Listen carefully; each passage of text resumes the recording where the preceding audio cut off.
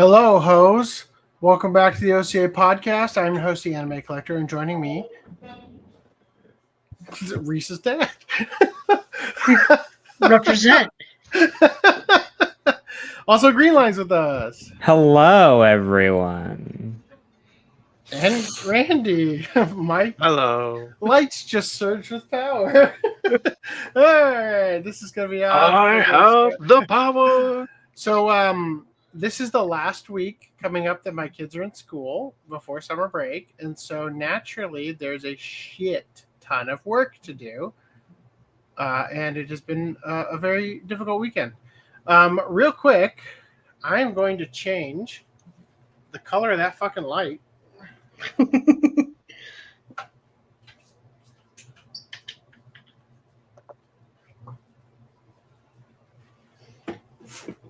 That's better. Don't need Kirby thinking there's a mate underneath him. Is that a new chair? No, I've had it for a couple of months now. It's the Okay. DPS from. I guess I've never seen the back of it before. It's the DPS from Costco. Goddamn, where's the back of it? Yeah, I guess not. Okay. Dicks per slut, right? Is that what I called it? All right. Jumping right in. If you guys would like to support the OCA Podcast, I recommend. What the fuck just happened? Why was it doing that? Okay, we're going to let it slide. And heading over to the Support Us page. And I would like to give a huge thank you to our patrons who have... Come on now.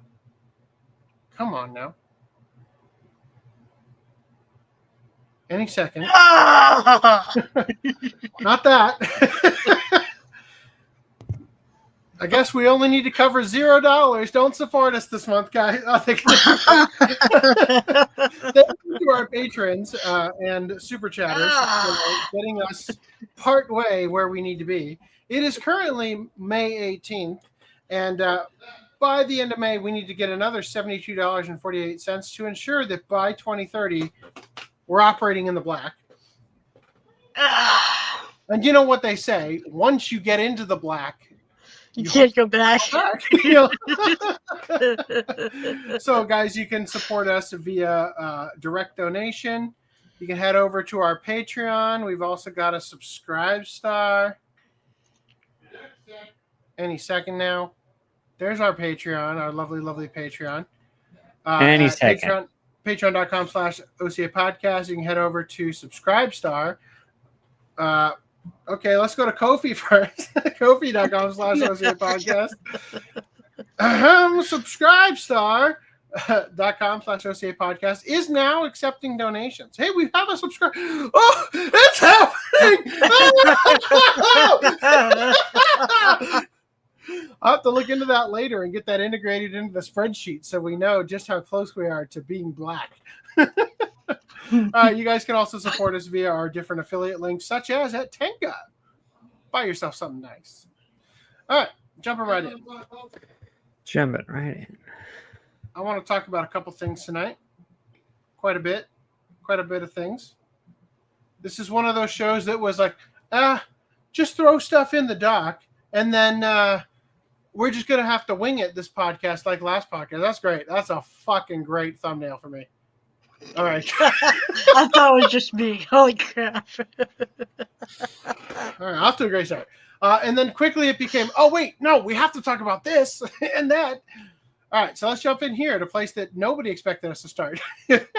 Japan offers to import Japanese cars from the U.S., but will consumers here buy American-made Japanese cars? I don't know why that makes me laugh. It's been a while since U.S. President Donald Trump slapped most countries in the world with increased tariffs in the hopes of balancing out his country's various trade deficits.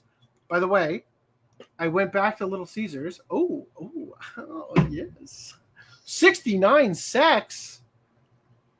Damn. We like 69 cents. That's like $3, but still, I appreciate it. It's the one thing we can't deny. I really hope I really hope Like that 350. Reese's recent messages in the channel updates have not prompted people to think the show is ending. This is merely the last show we're doing before May 20th. Ooh. Whoa. That is a liberal definition of mango. Okay. All right. Oh, there it is. It's in the aftertaste. All right. Where was I? Thank you, Seth. And since he just as quickly put a pause on the hugely disruptive taxes, countries have been trying to negotiate with the administration and reduce the pain that these large levies might inflict. One major point of contention in the Japan-U.S. negotiations has been the massive imbalance in car sales between the second and third biggest car-making countries in the world. Toyota alone sold over 2.3 million cars in the U.S. last year, and around a quarter of those were imported from Japan. Conversely, the number of GM cars sold in Japan is so low, I can't even find reliable numbers about it, but the estimates I saw seem to hover around 1,000 or so per year. Really? I can't imagine anybody's buying GM in Japan. The only cars that they're probably selling are to people who are fans of Transformers, because when Michael Bay made Transformers, GM made a deal with them, and they gave them a shit ton of money so that every one of the Transformers in the movie were all GM cars, right? Specifically only the Autobots. The Decepticons were other. Yeah, of course. Make Well, the I think villains maybe your the one that competitors. with the police car was probably also. No, No? it was not. What was that one? To destroy and enslave? Yeah. That was good. I like that touch. Me too. No. To punish and enslave. To punish and enslave. If you're not in the U.S., normally the police car says to serve and protect. Anyway. While it's fair to say there is a huge imbalance in the two car markets, it's not the result of any specific policy keeping American cars out. Or it's not the result of any specific policy that's keeping American cars out. Although there had been obstacles set up by the Japanese government in the past, the current situation is that they're just not popular here because they're fucking huge. Have you seen how small Japanese cars are? Yeah, mainly because they're too big. I'll occasionally see an American truck on the streets of Osaka, and it usually looks comically oversized as it navigates the narrow streets here. They could work well in more rural areas, but the population there is small and rapidly getting smaller. American automakers seem to realize all this and don't put much effort into the Japanese market, aside from Tesla, perhaps. Only GM Japan social media account hasn't posted in 10 years. Their last post is from 2015. Wow. Still, the situation is enough to make the American side demand that something be done. However, since nothing is actively being done to prevent American car sales in Japan, it's a difficult thing to rectify. So, Minister in charge of Economic Revitalizations of Japan, Ryosei Akazawa, proposed a reverse import, GQuuuuuuX plan at the most recent negotiation. This means that Japanese automakers would build cars for the Japanese market, right-handed steering wheel and all. I think it'd be right-sided. I don't know if I would consider it right-handed. You know what I mean? In American factories, and then ship them over to Japan. It's a hugely roundabout way to sell Japanese cars in Japan, but apparently more favorable than the 25% tariff dangling over the heads of Japanese companies. I don't quite understand how that gets any... No, that's weird. That doesn't make any sense. So they're already manufacturing them in America. Why are they being tariffed on them? Isn't that the fucking point? To bring manufacturing back to America?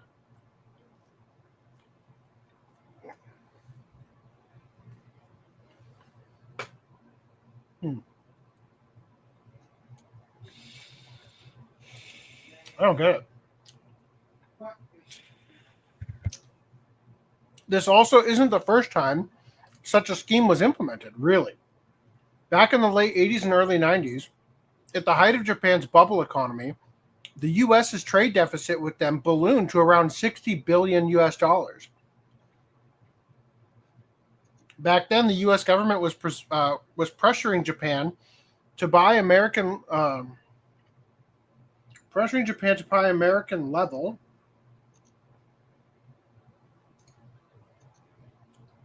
to buy American 2 level the playing field. That's probably what it is. For cars by threatening tariffs, much like today, and a reverse import plan was put into action as a show of good faith from the Japanese side. Honda, or as the Japanese call it, Honda, shipped in Accord coupes from the U.S., as did Toyota and their Camry with their Camry wagons. The cars didn't sell all that well, mainly because Japanese consumers don't trust American manufacturing as much as Japanese. Some of the Accords had novelty appeal because they were shipped with left side steering, but overall, the scheme didn't put a dent in the deficit. And it just fizzled out as the bubble burst and Japan's economy sank into decades of malaise. I suppose the potential success of this current offer would depend on whether the Trump administration remembers all this history or not. Meanwhile, readers of the news in Japan seem to think it was a terrible idea for a variety of reasons in online comments. Quote, "Won't they be ridiculously expensive? No one's going to buy them. They'll be made at a higher labor cost and then shipped long distances before selling in Japan? Won't this hurt the Japanese car and seal factory workers instead? I don't understand any of the logic behind doing this to begin with. This makes no sense to me. I'm assuming all the government cars will be Chevys after this. The Camry is back, baby." Just build more Japanese cars at factories in America instead of exporting them. Just build more Japanese cars at... You mean for Americans? Yeah. Okay. Does the American companies build in places like Canada and Mexico? Why are we the problem? Or don't the American companies, I guess I said. It's not sounding like reverse importing cars is a widely popular plan at this point. With the people here, at least, we'll have to wait and see if it helps to reach a settlement in the remaining weeks of the tariff pause. I don't know. I don't see any logical reason to pursue this course of action at all.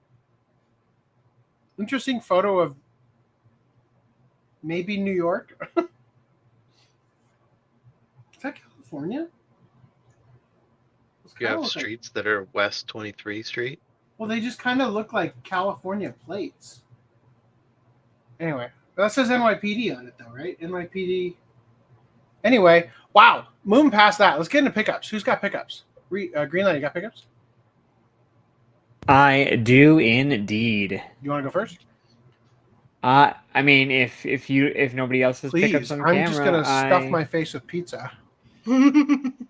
Okay, well, stuff your face while I stuff the camera with my pickups. So I have Puss in Boots, the second film. I believe this is the second film around the world. Is it around the world? Mm-hmm. Yeah, I believe it is, yeah. Yeah, I was showing this to a friend of mine, and he was like, I've never heard of that. And it's like, well, this is the reason why Toei has got, Puss in Boots is the mask.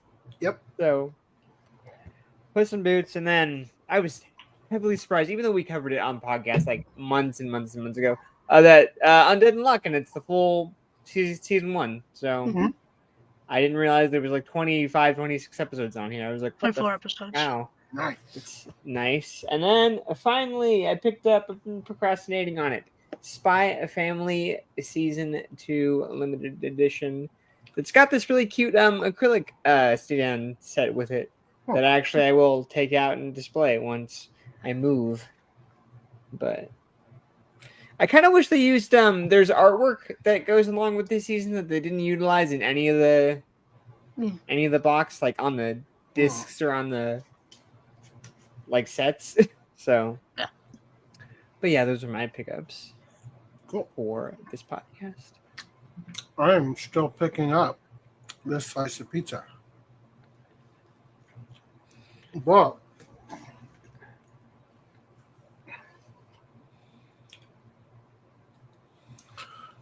the other day, last night? No, Friday. Enru says, wait, they actually released all of Undead Unluck Season 1 in one set? Dang, I somehow didn't know that. Gonna pick that up now. Cool. Me too. I'm gonna probably buy it at Anime Expo. So, on Friday, I, because I've been working on all these school projects with my kids, I promised them we can go to this place called Somi Somi at Bellaterra. It is a taiyaki place.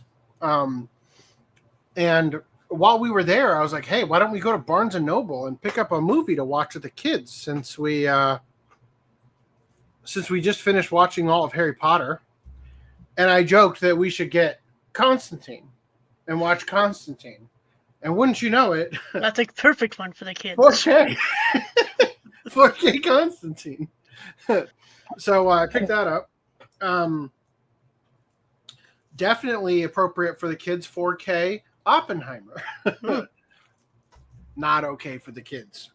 But this one is definitely okay for the kids. There will be blood. Oh yeah, that one's really good for the kids. Oppenheimer, if you cut out the sex scenes. And then The Lost Boys. Oh, that one's also really good for the Apparently, my wife determined even that one I could not show my children. And then I've never, believe it or not, never actually seen these movies. I finally picked up Blade Runner. The final cut. The final cut, yeah. And Blade Runner 2045, because they were cheap as balls, right? Compared to everything else. And then I picked up the Criterion release of Vengeance is Mine by Shohei Imamura. Sounds like it's appropriate for the kids too. Yeah. Well, while I was there, I did see one thing. See, this is the problem with Barnes & Noble. They are fucking overpriced. I did see one thing, and then I immediately proceeded to just look it up on Amazon. And I bought Knuckles.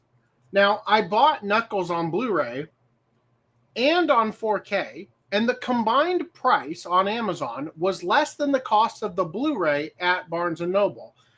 But for some reason, when I checked out, it only checked out for this one. And then the 4K was still in my cart, and then it got checked out a day later, so I don't have it yet. It'll be here either probably tonight or tomorrow morning. Now, when it came time to actually watch something with the kids, my wife vetoed everything we just bought. And so we had to really search for something worth watching. And I ended up watching Earwig and the Witch, which I bought at Book Off a little while ago. And something really weird happened with this because there was a sticker right here. Like it was in shrink wrap, and there was a sticker on the shrink wrap. So I peeled the sticker off to stick on the actual DVD. And then I ripped off the shrink wrap only to pull this out. As you can see, I put the sticker here. And this was also shrink wrapped. So I don't know how that works. Where did you get that from? Was that Barnes & Noble? Oh, that was Book Off. Yeah. So, and it's like, it's a really cheap case. It honestly might be a bootleg, to be honest. Like, it's cheap as balls. It's I'll give you the DVD. Case. Well, because that's what they had at Book Off. But it's got like, and now I know one-to-one bootleggers have started printing, these kinds of things for their inserts. Yeah, to add to the legitimacy of them. Check the metadata. Yeah, I'll have to check the metadata. It was an okay movie. Ends very abruptly, right at like the point when it feels like the entire story's been pushing for something to happen, and then it happens, and then the credits roll, and you're like, "The fuck?" Like, really? No die off. It's just like you stop at the peak. Yeah. And then, so that I wouldn't forget, because I legitimately almost forgot again, I have a package here from Deaf Crocodile that I keep forgetting, like 2 weeks now, to show you guys. It is a box set / LE or whatever you want to call it for a movie called Inflatable Sex Doll of the Wastelands.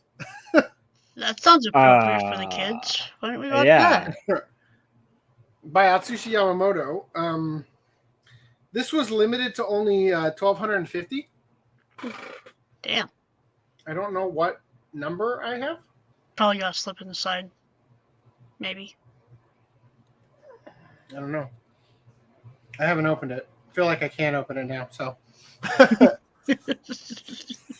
Anyway, I'm putting this in the pickup segment because it's a pickup. But real quick, I want to discuss with you guys that this email got sent out to Deaf Crocodile customers.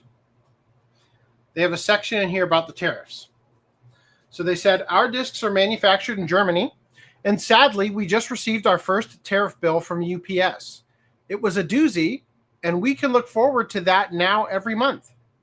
As much as we wish we didn't have to pass this cost on to our customers, we simply can't float that kind of added cost each and every month. You'll now see an added tariff offset fee added to each disc in your order. Get your orders in now if you want to avoid that fee. If and when these tariffs go away, we'll of course remove this fee.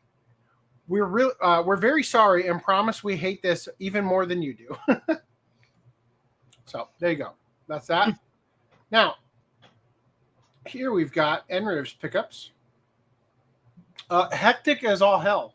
Hectic as all hell. I still have not watched your fight scene. I am so terribly sorry for you. I am awful. NRIV picked up Betrayed by the Hero. I formed a MILF party with his mom. Nice. And her boob is breaking the frame by being in front of the M, which is hot. And yeah. I bet she makes great lunch sandwiches. Oh, man. She probably cuts the crust off. All right, you also picked up Jujutsu Kaisen 26. Oh. Enrich says, I actually showed this manga to my boss at work. Oh. He's not a weeb, but he likes MILFs. I don't think you need to be a weeb to like MILFs, to be honest. Yep.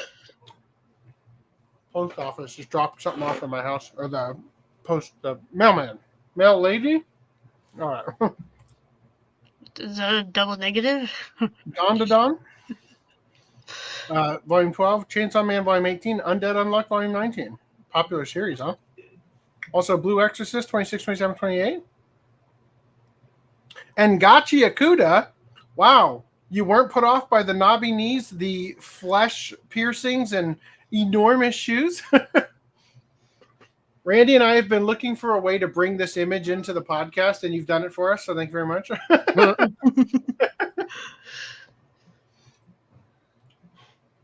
Also, Batman Year One. Good choice, I hear. I hear it's good. Frank Miller is always good. I remember seeing this on Trash Taste and have wanted one ever since. Recently discovered they had it on Shonen Jump Store. Oh, cool. That's nice. Too bad I don't read Shonen Jump. Anime Fan 007 picked up Fairy Tail Collection 1, 2, 3, 4, 5, and 6. That's nice. As well as the slipcovers for 8, 9. Oh no, are they just in the slipcovers? 8, 9, 10. Final season, final season, final season. Part 22, 1, 22, and then final seasons, which is 24. What am I looking at?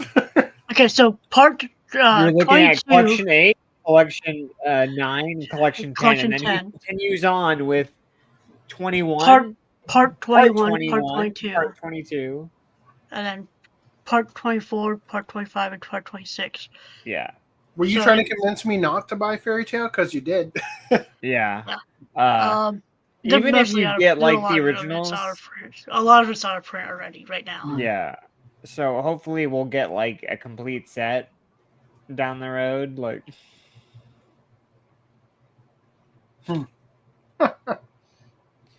Because he had to remind me about fucking Zero, which is like smack dab in the middle of. Yeah, they instead of the- calling it 0, which should have been part 23, they called it Fairy Tale 0. Even though it's only 10 out of the 12 episodes of the What set. a fucking pain in the ass. Yeah, it's like, oh, it's its own separate thing. And it's like, no, it isn't. It's part of the show. It's episode. And then they do 23. Yeah, it's episodes 265 to 277. So it's like It's the last episodes of it's season not of its series own 2. separate thing. You fucking Yeah. idiots! It's Yeah. part of the show, and even you put down in the box like what episodes there are, and it's like, why Yeah. is it Blu-ray height and a Blu-ray different height, color? not the same, consistent with this cover art. Fucking retards. And sorry, I promise it's the last bite of pizza. Enriv said he's picking up the Blue Exorcist manga where the anime left off. I picked up Yep, go ahead. I picked up an Alienware backpack to fit my very oddly shaped laptop. Mm-hmm. Fits nice, I like it. And then I also picked up a portable Blu-ray drive, Pioneer, and also a carrying case to go to put the Blu-ray drive into. Nice. It's currently running right now. Apparently nobody can hear it. Can't hear it over my fucking AC unit. Jeez. And Enriv picked up Planetus. Watch Club eventually. What are we on? 308? Yep. Cool. Nice. All right, let's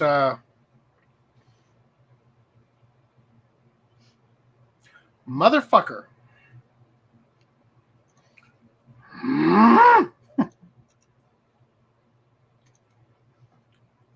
Uno momento, por favor.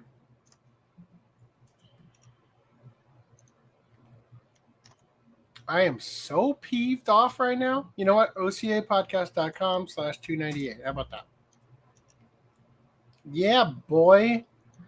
Can't stop me now. All right. In podcast 298, you guys covered this topic without me because I was out for the beginning of that podcast. Did I freeze? Great job. Great job, man. I guess. I don't know. Okay. Whatever. I forgot. You guys covered this. Here is a reminder of the most, I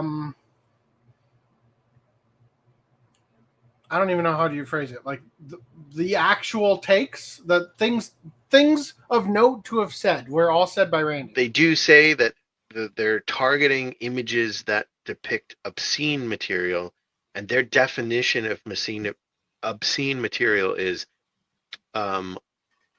one, the average person applying contemporary community standards would find that taken as a whole appeals to prurient interests in sex, or B, depicts or describes, penetration and actual sexual acts. So where's this fruits basket reference come from? Like, where's the source on that? I don't know. So Goku Peen probably not gonna count. But it's still a kid, and it's still a penis on a kid that you see. Yeah, but again, just depictions is not enough. It's depictions that fit the definition of taken as a whole appeals to prurient interest. What about or when he sexual act. slaps? What about when Goku slaps Bulma's crotch looking for her balls? Does that count? There. You know what might count actually, though. I don't know about slapping the balls because they're clothed. there. Bulma flashing Roshi and Yes, seeing her I was just butt. about to say that. Bulma flashing Roshi might count. I don't know. Obviously, not a lawyer. I don't know. The idea is stupid. I get they're trying to stop AI depictions. I think they could But be they're a little being bit. way too broad with the. But going Yeah, after it's legally produced stuff is. I think they could be a little bit clearer. Also, I mean, even with the AI stuff, it's like it's so hard to nail down a definition that fits exactly what personally I would think is objectionable, as opposed to like I don't have an issue with. Mhm. So I see why they're erring on the side of well, we'll just get everything. But obviously, I would prefer more freedom from people. All right. So this was put forth in Senate Bill 20, sponsored by GOP Senator Pete Flores. Now, apparently, Democrats blocked this bill, and I somehow did not see this article. I don't know what the fuck happened, but I've been noticing a couple articles that Chibi Reviews has been covering that I should have seen and yet did not see them when I went through Niche Gamer to grab the content that we pick out for the week. So we're going to look at it now. So Democrats block bill to ban Goblin Slayer and other anime in Texas. So they say here, we first reported on Texas Senate Bill number 20, a Republican-backed bill which would criminalize owning or watching several popular anime. Now, that bill has been stalled due to Democrat opposition in the Texas House. The hilarious thing about this is that on the one hand, we can be like, all right, finally Democrats did something good. But on the other hand, the real reason that they're doing that is to protect pedos, right? It's like anime was just caught in the crosshairs. Democrats swoop in to save pedophiles, save anime by result. Anyway, so it says here, would criminalize owning or watching several popular anime. Now that bill has been stalled due to Democrat opposition in the Texas House. To recap, Senate Bill number 20 was introduced under the guise of combating child porn, but the actual text of the bill makes it clear that it goes much further than that. In his own words, it would quote, create a new state offense for the possession or promotion of obscene material that appears to depict a child younger than 18 years old, regardless of whether the depiction is of an actual child, cartoon, or animation, or an image created using artificial intelligence application or other computer software. Furthermore, subparagraph C of the bill states, an offense under this section is a state jail felony, directing first-time offenders convicted under this law to a minimum of 5 years in prison simply for owning or viewing such material. As many pointed out, this would ban any anime in which a character under 18 is shown topless, regardless of context. Of course, it would also criminalize controversial anime or manga such as Goblin Slayer, which depicts, but does not condone, sexual violence against a girl.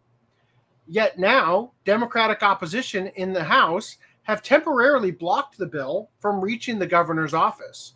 The bill was stalled on May 1st. While the censorship bill unanimously passed the Texas Senate, the Texas House of Representatives was always considered to be a harder hurdle to cross due to its bipartisan makeup. A whopping 62 seats are held by Democrats. Still a minority, this is a larger percentage of Democrats than are contained in the Senate. This means only a few Republican congressmen crossing over to the Democrat side to oppose the bill would doom it. It should be noted that the bill is not dead, only stalled, and may eventually pass through budget reconciliation or other means. Niche Gamer will continue to cover the story if there are any updates. Now, what Randy was saying and bringing to attention in that clip I showed is the definition of obscenity, right? There isn't a reasonable definition that we would agree with, first of all, and that's been the hurdle for the politicians who want to ban stuff that the overarching umbrella would encompass some anime as well, is that there isn't a definition, right, that extends to the thing they actually do want to ban. So, a Republican senator introduced a bill to define obscenity. May pose a risk to video games and anime. So, a Republican senator has introduced a bill titled S1671, a bill to define obscenity for purposes of the Communications Act of 1934 and for other purposes. Great name for that bill. You know, like sometimes we have like the Patriot Act, the USA Freedom Act, but we're just going to call this one a bill to define obscenity for purposes of the Communication Act of 1934 and for other purposes. Vote for me, right? Like, the bill has been introduced by Senator Mike Lee. Wouldn't you fucking know it? Republican from Utah, definitely a Mormon, making it the latest in right-wing attacks against media.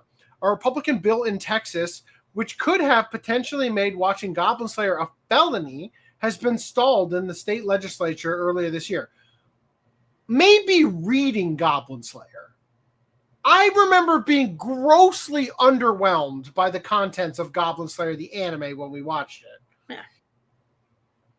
I like how this is just coming about and Crunchyroll just re-released the Steelbook for season 1. Currently, media is given a lot of leeway when it comes to explicit, grotesque, or otherwise potentially objectionable content. This leeway has allowed Americans to create and produce nearly whatever we want, with only a few exceptions. Currently, a law against obscenity exists in the form of the Communications Act of 1934. While restrictions on obscenity are still on the books, some consider them to be unenforceable for First Amendment reasons. And currently, obscenity is defined by what's called the Miller Test. The Miller Test is a series of 3 qualifications which potentially remove First Amendment protections from potentially obscene speech. Number 1, whether the average person applying contemporary community standards would find the work taken as a whole appeals to the prurient interests. Number 2, whether the work depicts or describes in a patently offensive way sexual conduct or excretory functions specifically defined by applicable state law. And number 3, whether the work taken as a whole lacks serious library, artistic, political, or scientific value. You just wipe out every fiction ever with that last one. I mean, that a lot of these, if not all of these, are completely subjective to begin with, right? Yeah. So the nebulous nature of the test has given media a relatively free pass. But should existing laws become more readily enforceable, it could have a chilling effect on video games and anime. After all, didn't Jack Thompson and other moral Puritans of the late 20th century consider video games to, quote, lack serious literary, artistic, political, or scientific value? Currently, the full text of the bill is available, but is unavailable, rather. But you can keep up to date with the status of the bill here, which probably takes you here, which I'm going to show you next. So this is a bill to define obscenity for purposes of the Communication Act 1934 and other purposes. Okay, so this was put forth on the 8th of May, which coincidentally is the same day that Niche Gamer wrote the other article about the Democrats blocking the bill from what was his name now? Pete Flores, right? This is the 8th as well, is what I'm trying to get at. Anyway, so this is this one, right? So this is the one that was put forth on May 8th. Now, I'm drawing your attention to more, just so you know. There's also a House of Representatives bill being put forth by Mary E. Miller, Republican of Rhode Island, also on the 8th, called the Interstate Obscenity Definition Act. And then there is also another Senate bill also put forth by Mike Lee. This one is from June of 2024. This was the Interstate Obscenity Definition Act as well. So this one is readable. You can read the whole thing. Definitely, they are coming for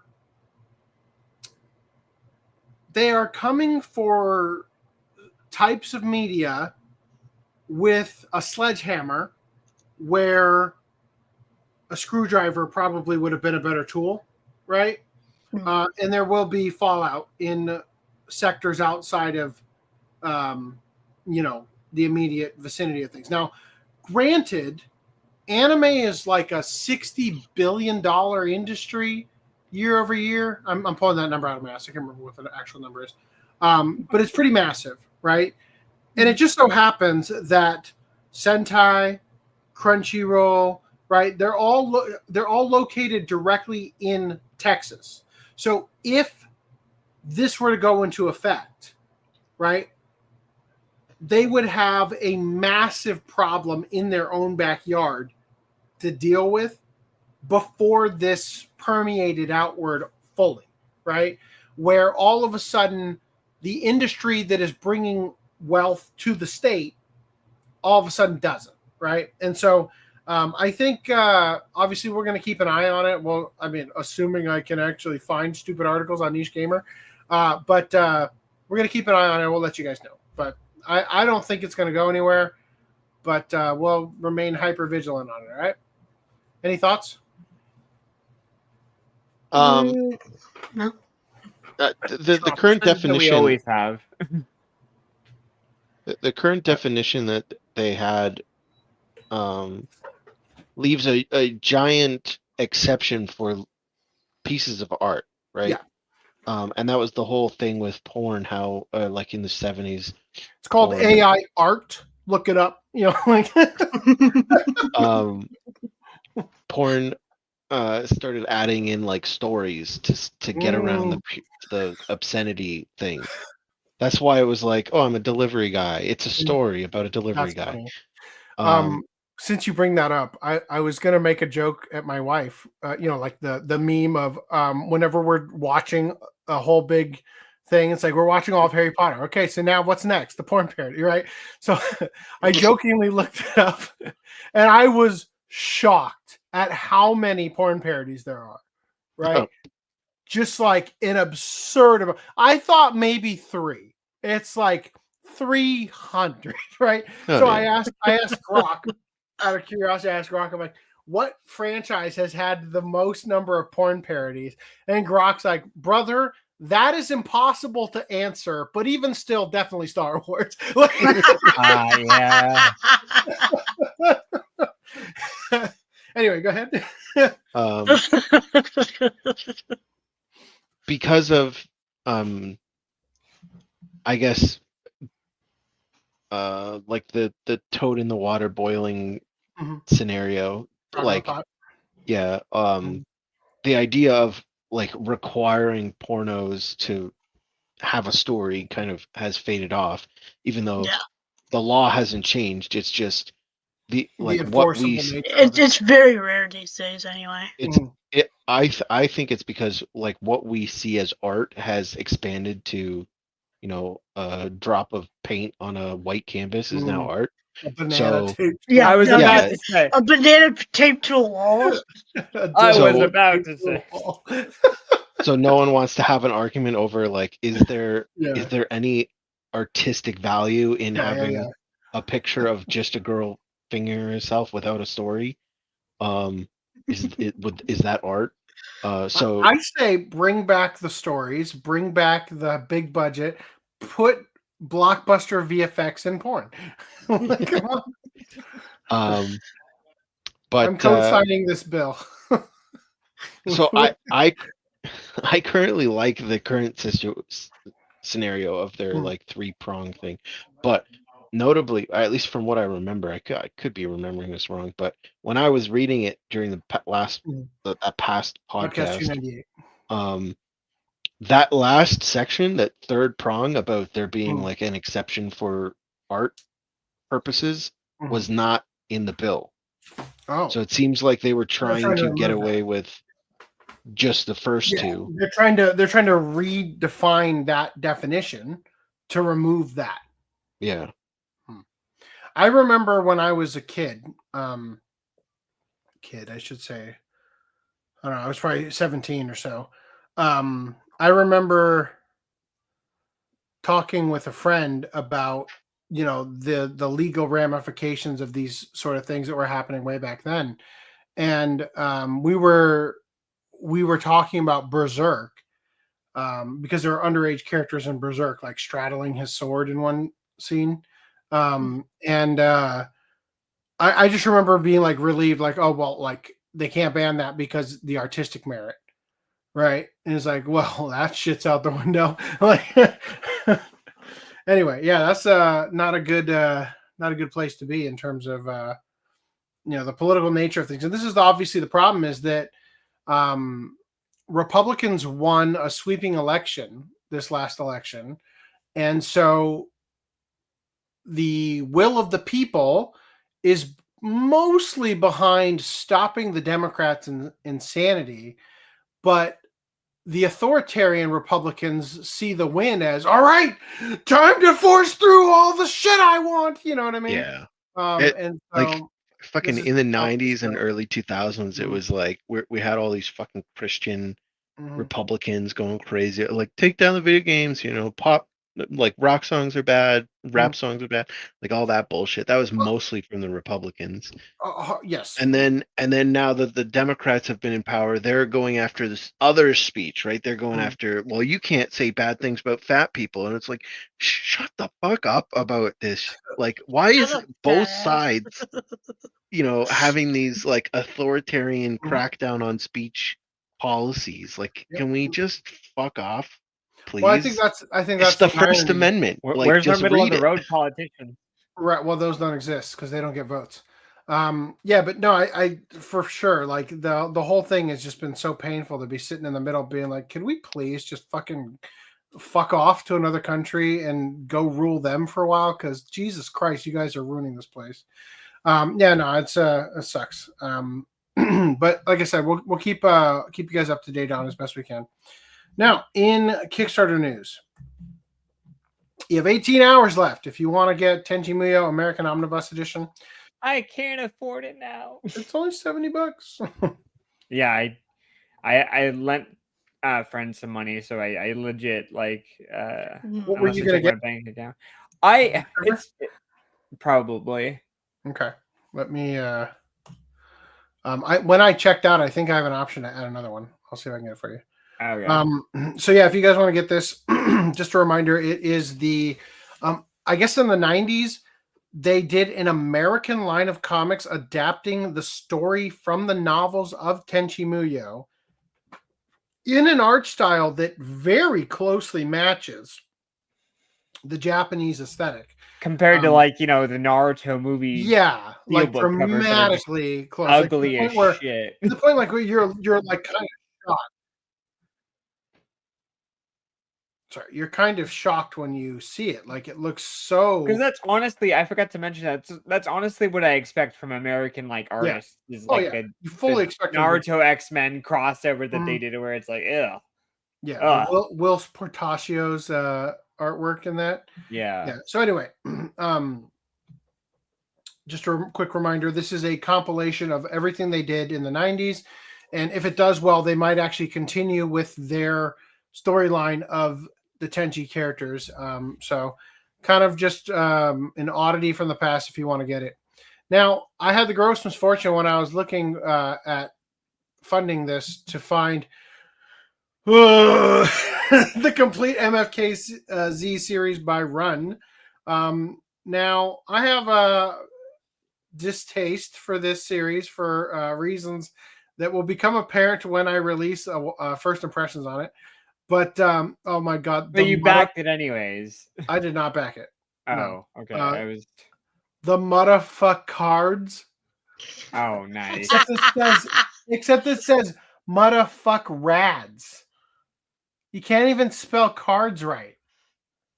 Are you serious, guy? This guy is so goddamn pretentious. I fucking hate him. This got turned into a movie by Studio 4C, right? Mm-hmm. Yeah. And it was a watch. Anyway, so yeah, apparently this is just the comics put into an omnibus box set. If you're a fan of it, I don't know why the movie gets brought up in here. Probably just to say, oh, hey, there was a movie on this. Infamously Anime Factory Studio 4C for the anime channel. Probably just something to show off. They're just giving you the history of like where it's gone, I guess. Yeah. Anyway, yeah, so it's pretty dreadful. This shot right here is in the movie. Like this exact sequence from the comic literally like scrolls past. Yeah, where you learn that the luchadors have been fighting Nazis for fuck. Oh, they secretly defeated Hitler. Oh my god. I hated this movie so much. Anyway, it's here if you guys want to back it. I'm not going to stop you. Moving past that, let's get into some convention news. / stuff to do news, I guess. Mobile Suit Gundam GQuuuuuX event brings main staff to Anime Expo 2025. So this is coming, I believe, July 3rd. So this will be day one. It's going to be at the Peacock Theater during AX 2025.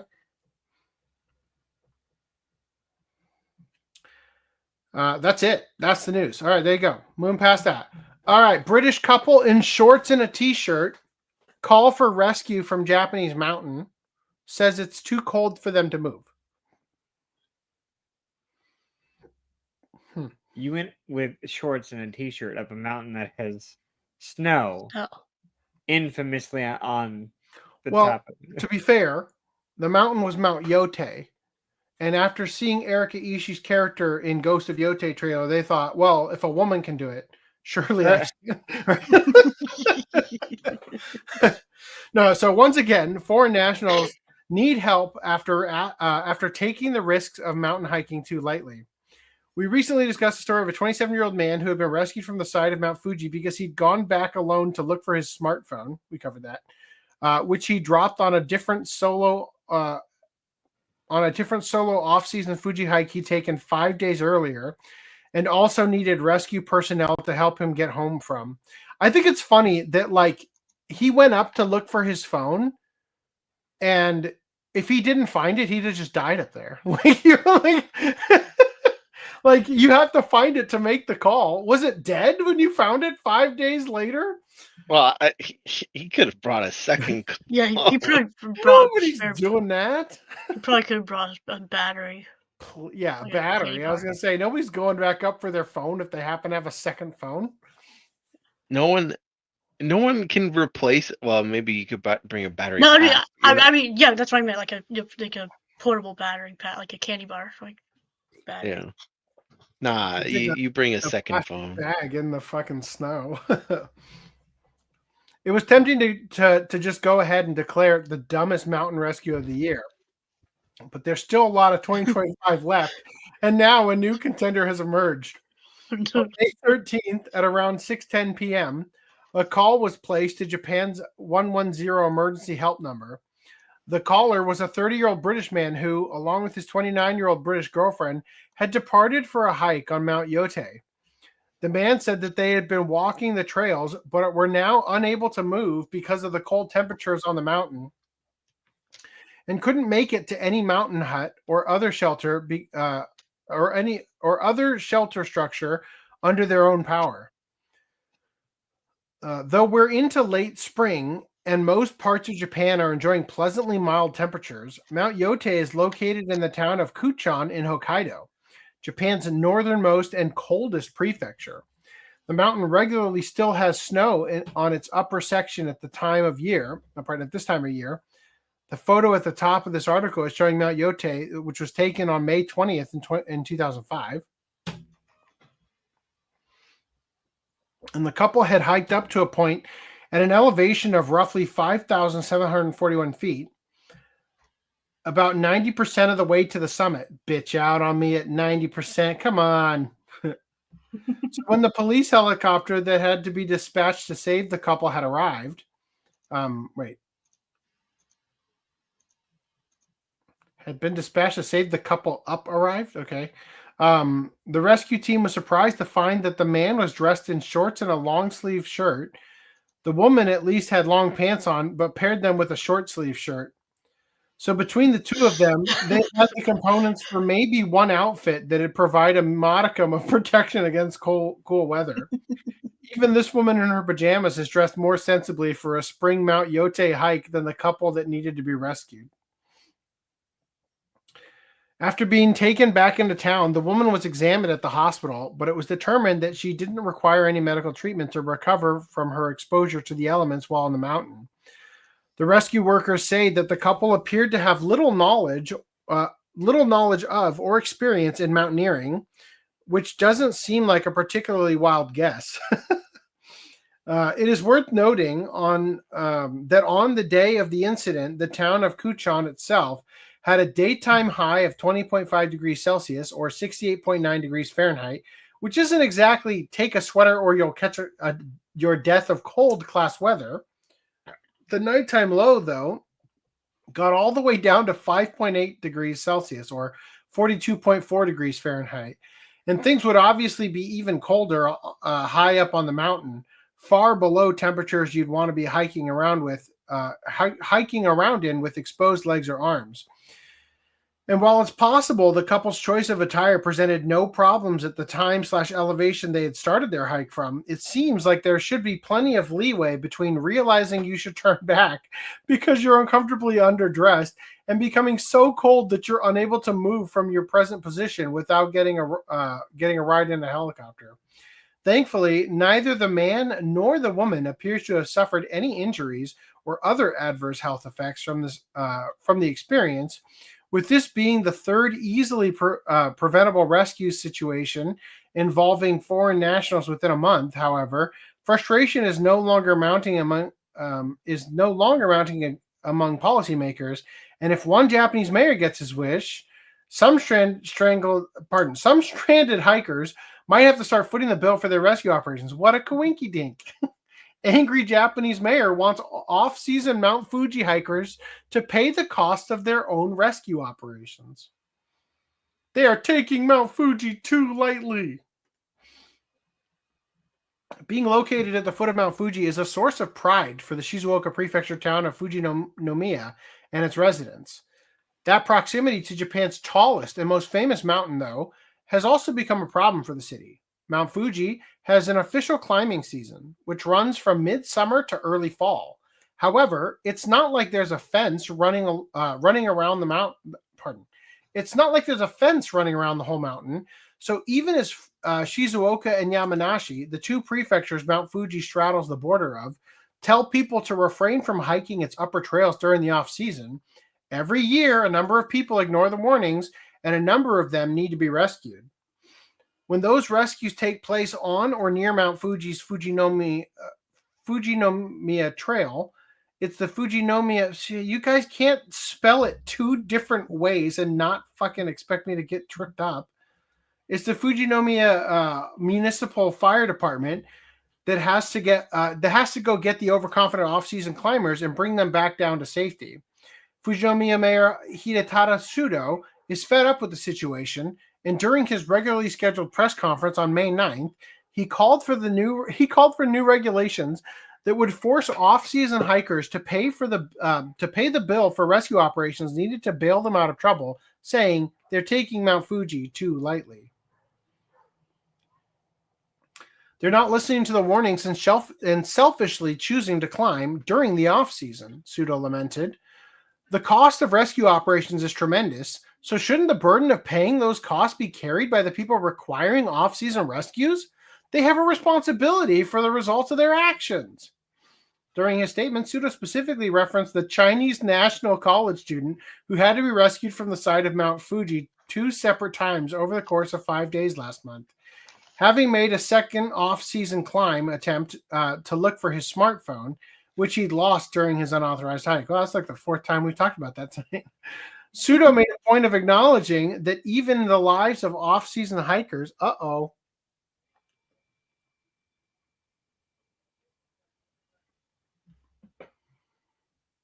What's the uh-oh?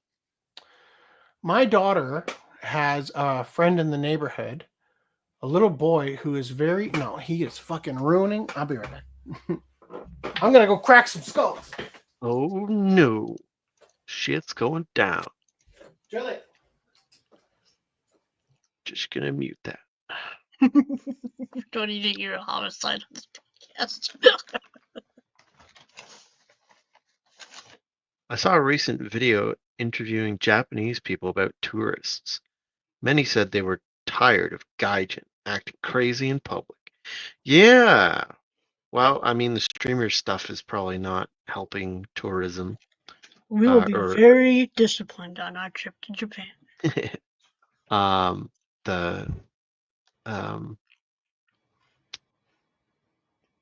What do you call it? Reputation of tourists, I should say. That was fast. Yeah. You were muted. Yeah. Tell those kids to mess with my daughter's little fairy village. Anyway. All right. Well, the best viewers on stream, boo. Great. Remove the space. Thanks. Wow. How about we pin to on-air chat? Let's not do that. There's no option to ban. All right. Anyway, I lost my spot. Where was I?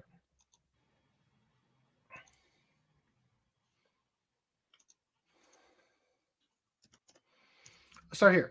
Suda made a point of acknowledging that even the lives of off-season hikers are precious, and that rescuing them is a must, regardless of them willfully not heeding safety warnings. However, he feels that off-season hikers are giving insufficient consideration to not only the costs of operations, but the risks they pose to rescue team members' lives as well, saying, quote, because there is no rule requiring off-season hikers to pay for rescue costs, they have a carefree attitude about climbing in the off-season and asking to be rescued.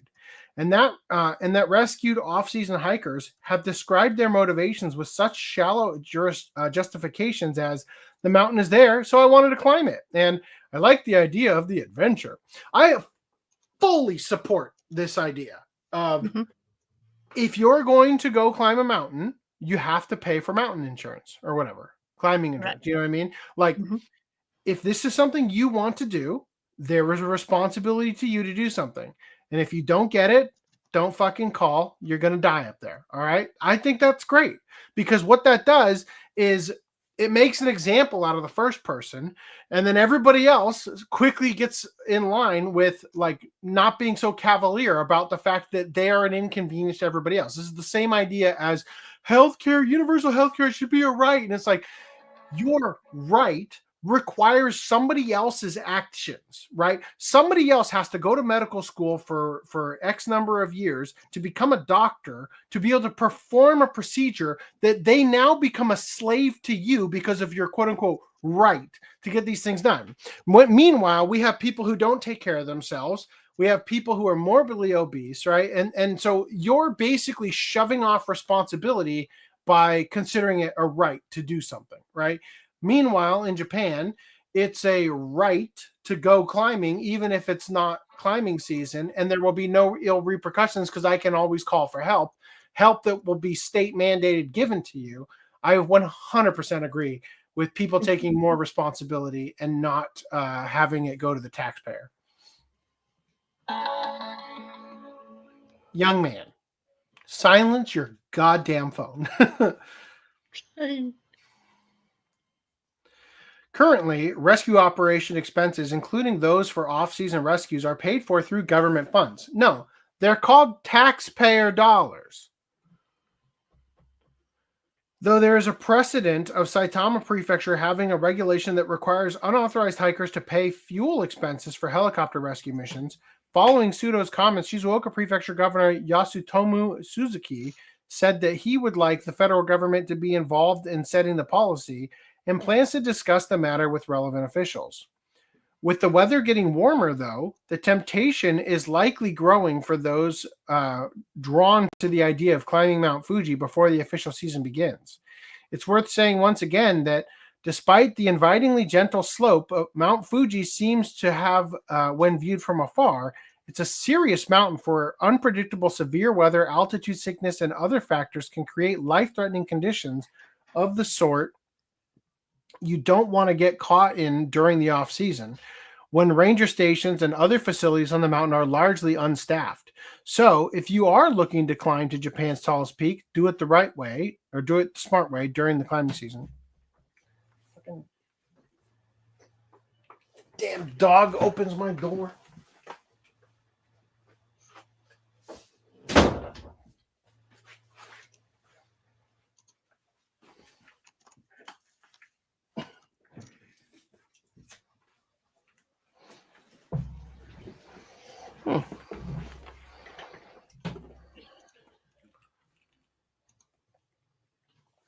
Sorry about that. All right. Moving past that. In live action news, we've got so much to talk about. So much stuff. Reese, jump ahead to the Ani J. O'Malley article and double check it for me. Yeah. All right, so Toei denies report claiming Super Sentai Studio is producing a live-action film about historical Yasuke. Quote, nothing has been decided yet. That sounds like, whoa, what? We'd be stupid to do that. Did you see what happened at Ubisoft? I do remember that it was the South African company that was like doing all the talking before. So we'll see. It says here, update on May 15th, Toei Senior Managing Director Koichi Wada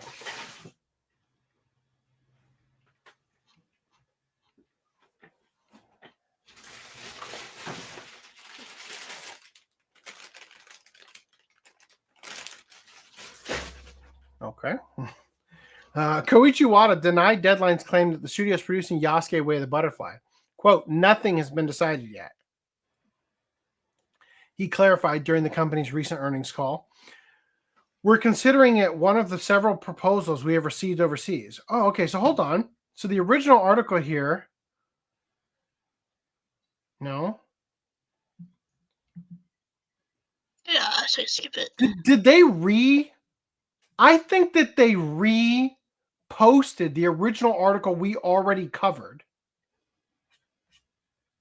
I bet you anything that's what they did. Finding out.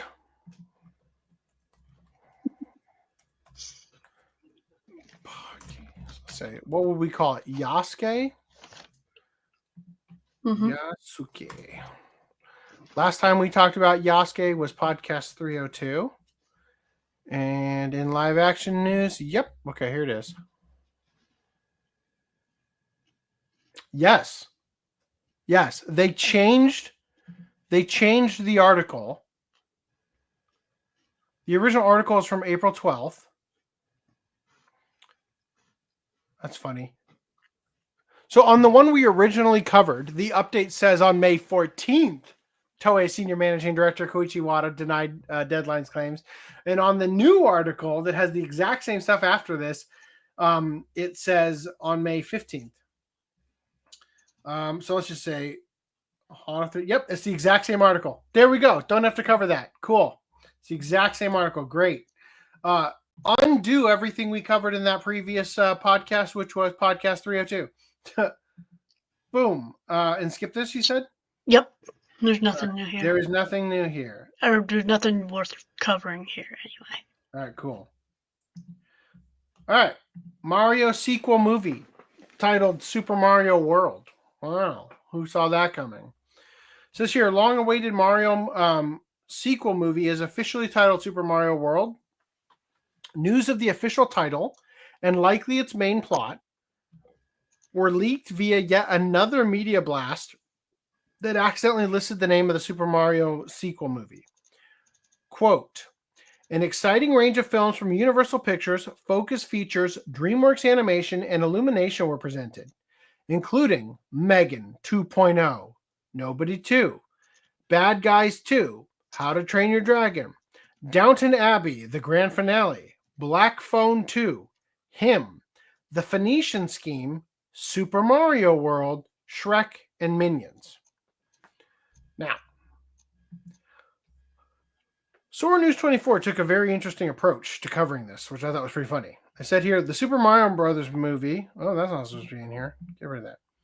They said Super Mario World was the title of the fourth game in the Super Mario franchise. It would make a lot of sense for the movie sequel to skip the second and third game titles, because there are actually two completely different games titled Super Mario Brothers 2.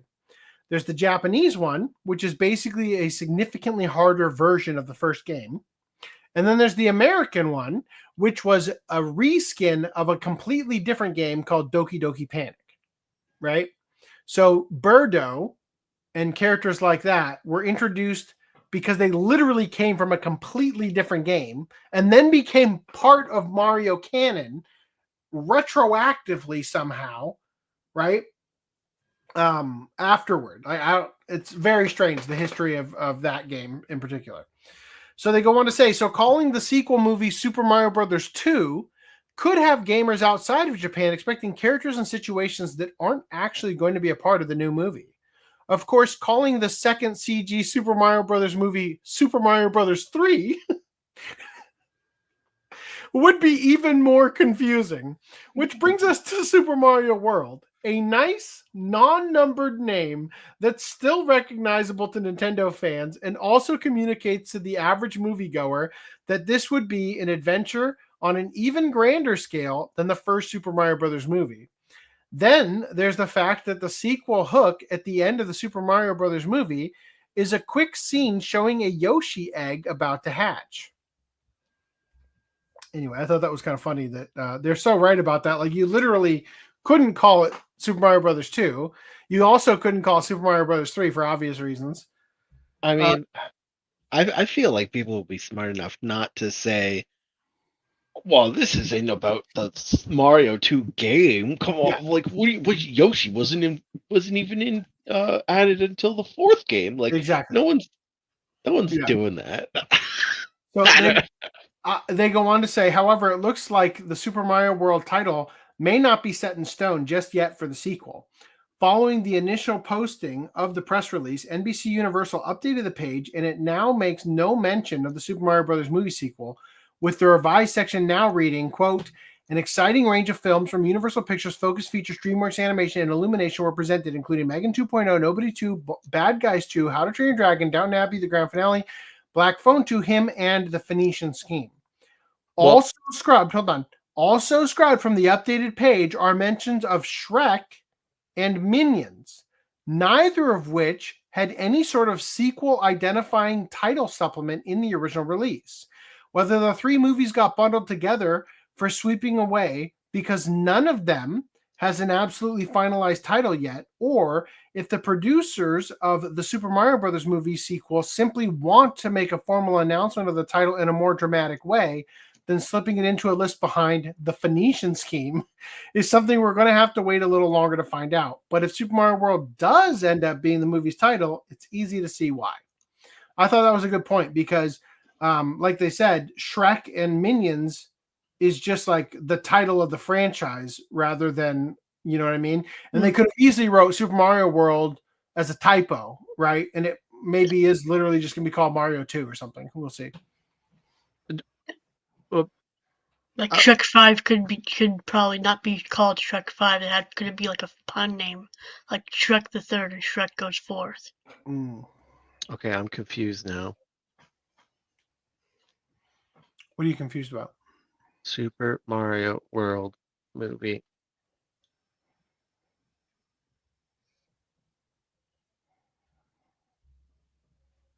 I saw official art, or well, what I thought was official art, I guess, of the logo. Mm. Maybe it was just a mock-up. And I was like, well, that was announced. So then now you're saying, oh, well, it's not announced, and it was just a fake announcement. It's like, I don't know. They should call it Super Mario 360 or Super Mario 1, then Super Mario Series X. AC's opinion on mountain climbers is the same reason they leave dead bodies on Mount Everest. It's a warning to anybody else who would make the attempt. What they should do is go up there and lower them further and further down, right? So you're more likely to leave. This is what I saw. It's got a Nintendo Gamers NG hat. So maybe it was just a fan thing? Fake mock-up thing. Yeah, I don't know. Probably. ChatGPT's wild these days, right? Oh yeah, I suppose. But I mean, they've got Mario on lock. I've tried to make a few different Mario things, and it bitches at me. Even a green egg or even an egg with green spots, like. Well, the egg on if you did the egg, that's fine. But then the logo, I would assume the word "world" underneath the other logo in the same font. I don't know. I think you could. It's not even the same font. No, it's not the same font. Look at the R's right next to each other.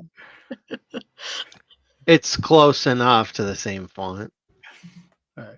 I don't know. I saw a recent video interviewing Japanese people about tourists. Many said they are tired of gaijin acting crazy in public. There we go. Reese, you've clearly, our attempt to tell people the show was coming out, we should have said the 19th, the first show before the 19th, because we only have 8 viewers. Meanwhile, Lupin the Third, the movie, Fujimi no Ketsuzoku reveals new trailer, cast, and visual. And Crunchyroll has cookies. I'm going to okay those cookies. So I couldn't help but notice Muom? That's not Mamo. No, it's not. I mean, we did see Mamo in Jigen's gravestone. Yeah. So maybe like a... Well, considering what Mamo is, this could be like a version 3.5, and he's like a version 4.0 or something. I don't watch enough Lupin. Is that like Blofeld for James Bond? Yes. Kind of. Actually, you could say kind of, yeah. Mm-hmm. At least for the IIrd series.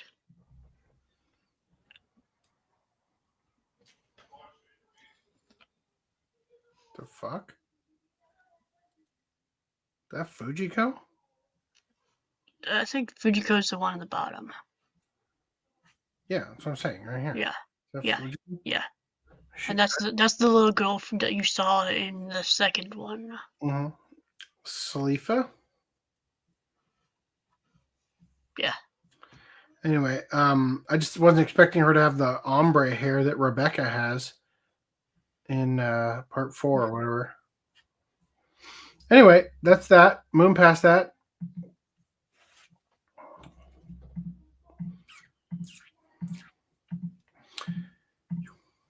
Oh, in regards to my pickups, I totally spaced on telling you guys the story.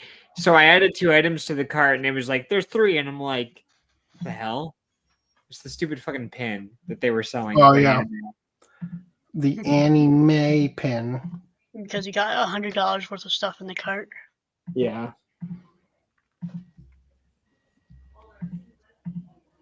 Oh my god. All those links. Don't worry. Although we're probably going to skip the gotcha thing. We'll see. Now that we skip Johnny Somali, maybe it won't be that bad. All right. Animation studio Toei wants to use AI for future productions. So, in Toei's recently published financial briefing for 2024-2025's fiscal year, one slide reveals the studio's invested an undisclosed sum of money into Preferred Networks, a Japanese company with, quote, cutting-edge AI technologies.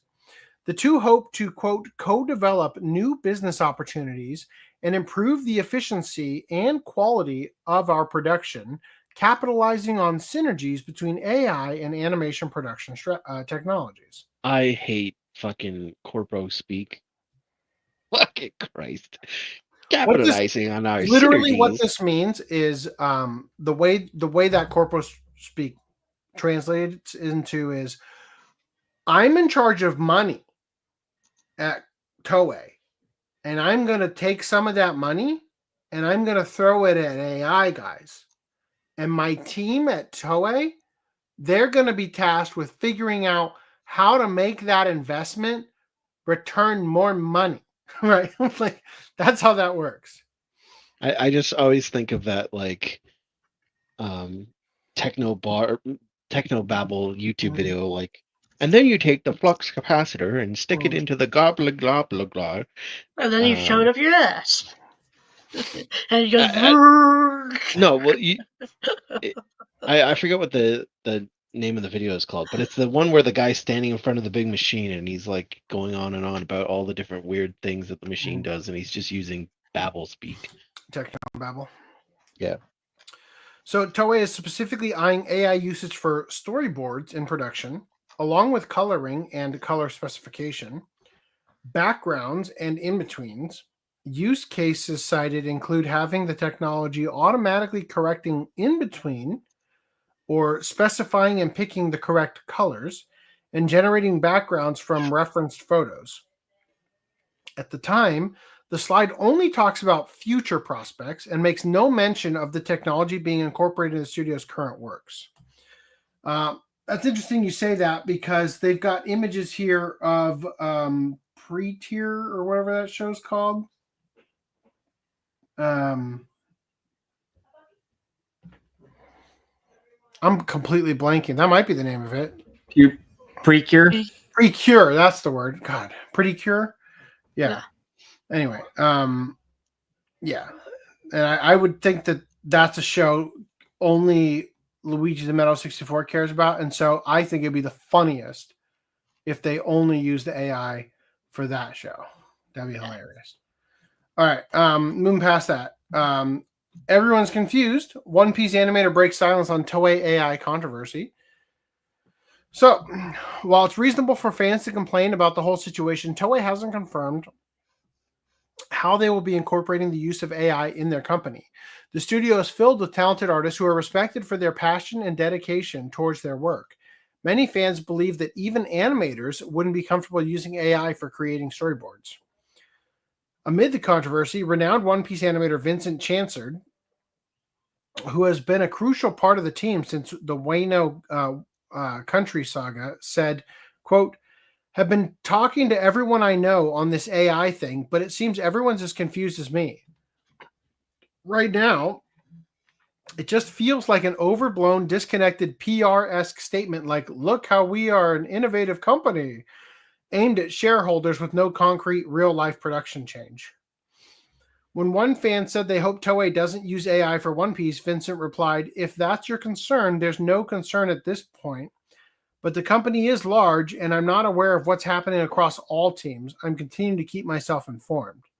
While the response from the animator doesn't guarantee that the studio won't be using AI for storyboarding, the fact that the team hasn't been informed even after such a major announcement means that there's nothing to worry about as of now. Do animators generally storyboard? Like, I feel like that would be its own department. Own department. Yeah. And the thing about storyboarding in anime is largely they literally take the manga panel and they cut that shit out and stick it as a storyboard. Like they don't do I mean they do storyboard some scenes, but like I don't know, it just doesn't seem like I don't know. I'm not quite sure what to make of this yet. I just don't know why it's like, oh, well, maybe animators wouldn't like using storyboard. Well, they're not making the storyboard. Yeah. Like, old man says it's the Rockwell retro encabulator video. Yeah. Video is 2 minutes long. It's always referenced when someone mentions Technobabble and he's an example. Also see almost any episode of Star Trek. All right. In anime news. Call of the Night. Oh, hold on. Whoa. I still have more to say about that. I didn't realize we were done. I didn't. We're still here. Don't worry. I'm undoing the. There you go. There you go. So if you go back to the actual image from the shareholder thing. Yeah. So they're talking about having AI in the pipeline for in-betweens, and okay. I feel like if you're going to do so there's already an AI in-betweener program. Like that already exists. So people didn't have an issue with it before. Beyond maybe that, like, maybe there's a quality issue. That's fine. But like people have an ethical issue with generative AI now, right? They get ethically bothered if you're like, you're using AI in an art it's thing. funny you bring this up, actually, because I was thinking about this when we were talking about the Republicans back in the 90s, right? Yeah. And the way I look at it is the knee-jerk reaction that people are having to AI reminds me of the knee-jerk reaction that Republicans had when it came to the concept of gay marriage, right? And it's not just specifically gay marriage. It's gay marriage and all the things that also come along with normalizing homosexuality, right? And I think that what happens is in the case of gay marriage is that instinctively a person can know in their gut there will be dramatic negative consequences to the slippery slope, so to speak, like letting go of or allowing a budge at point A will result in an avalanche at point F, right? You know what I mean? Kind of what I'm trying to say. So, but the argument, this is the problem, is that instinctively you can tell it's going to end in disaster, but you can't articulate why. And that's the problem people find themselves in, is that instinctively you know something is going to end up in disaster. Yeah. But because you can't articulate why, you can't convince anybody to see things your way. And in the case of Republicans, when it came to gay marriage and whatnot, you just seem intolerant. And it's easy to paint people as intolerant or stupid or whatever, right? And I think that the same thing is happening with AI right now, right? There is a potential for serious harm down the line with AI. And I think that people right now are getting up on their soapbox and pretending it's about anything they can articulate, because they can't actually articulate the thing that they really think or instinctively know in their subconscious is going to unravel by embracing it at this stage. Maybe. Yeah, maybe. It's just like when I look at it, right? Auto tweening for vector shapes has been around for literally fucking ever. Like from the early 2000s, I think basic tweening for shapes has been there in computer programming. Toon Boom and Flash especially. Yeah, well, definitely Flash, yeah. But also Toon Boom, yeah. The thing about that is that what you're actually doing when you are keying things in a program like that is you're actually keying a vector shape made up of curves. And so oftentimes the auto in between, if you draw a shape and then draw that shape again later on, it'll like in between, because it doesn't actually have the start and stop of the curve in the same place, right? Yeah, but you can fix that up. You can, yeah. But I'm just saying, like, the concept of auto in betweening back in the day is literally just a linear keyframe between one to the next, and all the stages in between it would be to get there, right? But you could also change the ramp up curve so that it's going quicker at the beginning and slowing down, and you could change the path. But anyway, so there were tools that allowed you to automate the in-betweening before. Now, those tools have gotten more advanced. And more recently now, before the whole generative AI, open AI shit has hit the fan, there have been programs that allow you to take frame 1 and then like half a second later frame 2 and generate the frames between. Right. And people do this for video games with we're gonna look at that in a minute, actually. Generating frames in between, like so that you have a smoother frame rate. Now, yeah. generally with video games, people fucking hate it. So there's that, and I'm not saying that the product would be better or worse than doing it manually. I would assume it'd be worse generally, but the technology had always been there, right? So Toei saying like, oh yeah, we're going to invest in this. It's like, okay, well, that was already there. Okay, you're going to invest in it. Okay. Also, a lot of the in-between jobs, my understanding is, aren't even in Japan anymore. They're all outsourced anyway. So it's like, okay, well. Yeah, they usually outsource it to Korea or China. In terms of coloring, there's also tools that auto color things, because when they make anime digitally now, they're using aliased lines. So think like MS Paint. You're Mhm. drawing with the little pencil tool. If you make a circle, there's no there's a very hard edge between the pixels, and then you use the fill bucket tool, and it fills the inside of the circle to the edge, right? In more advanced art tools, and even in the newer paint, if you use the brush tool, it'll create an alias line, so you won't see the little jaggies of the pixels. But if you try and use the fill bucket tool, it won't be able to get to the edge of the line, So because that's an anti-alias line then. correct. Right. That would be an anti-alias line. Mhm.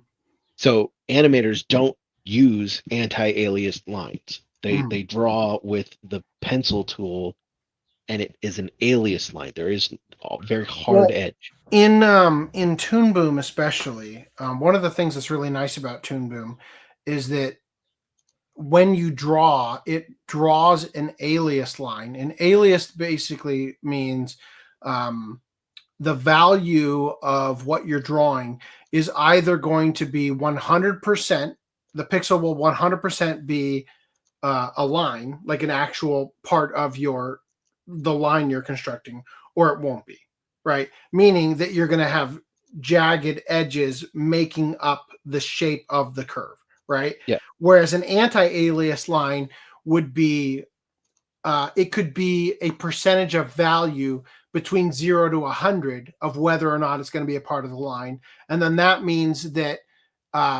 some of the pixels will be a varying degree of opacity, so that if you're drawing on top, like black on top of white, for example, you're going to have a couple of pixels on the edge of the line that are gray, and that will create a more cohesive shape to the eye where it won't be as jagged. But what Randy is saying is when you try to fill bucket a circle drawn like that, it's going to reach the edge, and then it's going to hit some pixels that aren't 100% or 0%, and they're going to remain at that, partial percentage. So you'll have a couple spots in your filled in shape that are not going to be a solid color. They're going to be a semi-transparent color because the first thing you did was draw the circle. And then basically you just have to go in and manually color them in to 100% with your brush again. Yeah. So, I mean, there are ways to account for that if you're trying to fill an anti-alias line. But generally, when they're digitizing the art for animation, if they're animating it digitally, and specifically coloring it digitally, they will use an alias line so that they can use the fill bucket tool easily, right? And then they blur the line a little bit later. They'll alias the line later, or anti-alias the line later. Anyway, when you're doing animation, right, you're stacking all of these images on top of each other, and then you can kind of see like generally animation software will allow you to see what's called an onion skin, which is a very transparent. I forgot I got off track when I was explaining the difference between alias and anti-alias. When you draw with Toon Boom, one of the cool things about Toon Boom is that it draws an alias line. And the great thing about an alias line is it for me makes me not get hyper focused on the shape of the curve, because it's not because it's jagged and imperfect, you start to embrace it. But then the output that it gives you is vectorized. So it kind of cleans up the line once you output, if I remember correctly. Anyway, continue with what you're saying.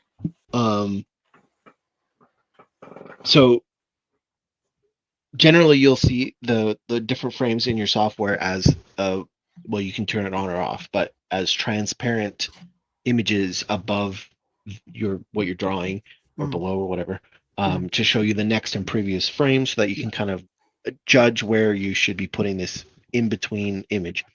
And also you have this stack, right? And if you just to give people a visual, if you're drawing the hand and frame 1 is here, right? Frame 2 is here, and frame 3 is here.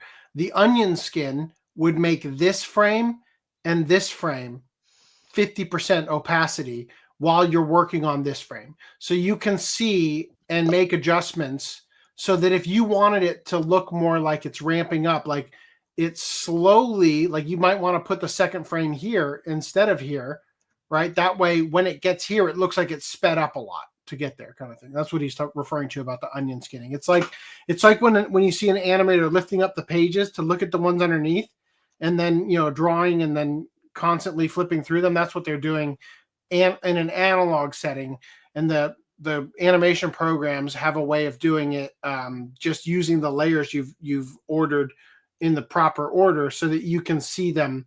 And you usually will have a setting for how many frames. You could do like up to 20, and then you'll have 10 in front and 10 in back, with the opacity getting lighter and lighter the further you get in away from the middle frame you're working on. Yeah. So if you're trying to color a specific animation, and you have all of these frames that are all on top of each other, right? Mm-hmm. You could strategically place potentially, depending on the animation, obviously, but you could strategically place your fill bucket tool on the hand such that it's touching the most layers, like where you click, the hand is still there on most of the layers going down. So it could apply multiple at once, is what you're saying. So then you basically you're coloring the hand in all of these frames. Now, that's a very basic way of trying to color multiple frames at once, right? But they have more advanced technology that will analyze the picture and say, okay, you clicked on the hand, and then the next frame, figure out where the hand is, and then color the hand, even if the hand isn't technically overlapping anymore. So it'll go search for the hand, Sure. And so that's not really AI. Yeah, no, but this is an extremely good example, what you're bringing up, because AI currently is getting significantly better at identifying things. And one of the things that you guys do when you fill in a CAPTCHA is you are actually training an AI to be able to recognize a staircase or a motorcycle or whatever, depending on what the CAPTCHA is, right? Yeah. And so now Adobe has gotten to the point, this is the greatest fucking advancement in AI for me so far, is when I'm trying to, like, let's say I'm working on a thumbnail for the podcast, and I'm trying to, slap something together, and I want to get an idea for if the thing I'm thinking of doing will work. What you can do in Adobe now, in Photoshop, is you can hit a button that selects the subject, and it basically puts the selection, the marching ants, around the subject of your image, so that then you can quickly just hit apply mask, and now you've removed the background. And something that used to take absolute ages to do is now a button click away, and it gives you it might not be perfect, but it'll be 95% perfect almost every time, right? And so what that does is it speeds up your process, right? For me, when it comes to like assorting things into the thumbnails, I can see if the idea I have in my head is going to work without investing hours and hours and hours just to find out it's not going to work. And what's great about that is that the iterative process of an artist, the sunk cost fallacy comes into play a lot, where you'll end up polishing a turd just because you already invested too much time on it. And then it feels like you can't give up because you already spent too many hours working on it. Whereas if you can do it in 10 seconds, then you can be like, okay, that's not working. Let's try something else. And the iterative process continues, right? Now, even better, to get to what Randy was saying, Adobe now has a select function where it's not just select subject, it's select object. And what that can do is, like, let's say that you've got your character, like if I was to look at Reese has a hat. If I mouse over the hat, it'll highlight the hat in like this pink color. And if I click, it'll put the selection just around the hat. And then it recognizes the hat or the hand or whatever, right? And so this is what Randy's sort of talking about when it comes to, you might be able to put the paint bucket where the hand is if you can find a spot where the hand's going to be there in a bunch of different frames, right? But if the hand is moving, AI can be used to look at the before and after scene and say, okay, so if you're going to fill that in, I'm going to fill in every shot, like every frame coming up, and then you can review it if there's, and it'll probably have like a percentage accuracy confidence feature and flag certain ones like you might want to check this one. I don't know if I got it right, kind of thing, right? And so this technology that's being developed, that's observably able to tell what things are, is going to dramatically improve anime production in that regard, because as we talked about, like back in 2018, that they were using anime for coloring already, they were using AI for coloring in anime already after a AI called Paints Chainer. And this is long before ChatGPT was ever talked about. But an artificial intelligence called Paints Chainer was being used to color in manga panels. And they were re-releasing manga in color that was colored in AI. And so, I think that this is just the next step in that. And the colorist, sorry, but that's kind of a pencil pusher job, right? And quite frankly, I can show you many cartoons from my childhood where Scooby-Doo is trying to dig Shaggy out of a pile of fish, and he sticks his hand in, and then his arm turns the color of the fish, because people didn't realize what color they were supposed to be painting. And when they're only looking at the still frame of the cell that's been handed to them, and they don't have the onion feature or the ability to see what came before and what comes after, they make fuck ups like that, right? Where all of a sudden there's a scene in the Berserk where I forget the guy's name. He's got the small patch of blonde hair on his head that he fights Casca, and she does like a flip over him at one point. And he's got like the teeth missing. He has like bandages on his face after his last battle. And when he talks, parts of the bandage start becoming skin colored, right? And that's an artifact of people who their only job is to just color within the lines. That's your fucking job, right? Is that skill you developed in kindergarten, put it to use, right? So a colorist is going to pick the colors. They're going to decide the overall feel and mood of the colors for the scene. And then they're going to give those colorists, or the painters, they're going to give them the formula to create those colors. Those are going to be provided to them. And then they're just going to turn that cell over and add the paint on the underside. This must be this color. That's got to be this color, right? And when you don't have the cohesive full picture to look at, or if a line doesn't continue and you start to panic, like, what color do I make it? Your lizard brain paint bucket tool that you're doing by hand doesn't know where to draw the line, then stuff like that happens, where all of a sudden you start using the wrong colors, right? Well, so, I think the AI will be making mistakes as well. And I'm sure they'll, that'll happen, and you'll have to review it, and I'm sure mistakes will still make it to production. Yeah, but it'll be a lot quicker. Absolutely. But the point is that in the history of doing this, you are taking the portion of the process that requires the least amount of technical skill, and you're accelerating it dramatically.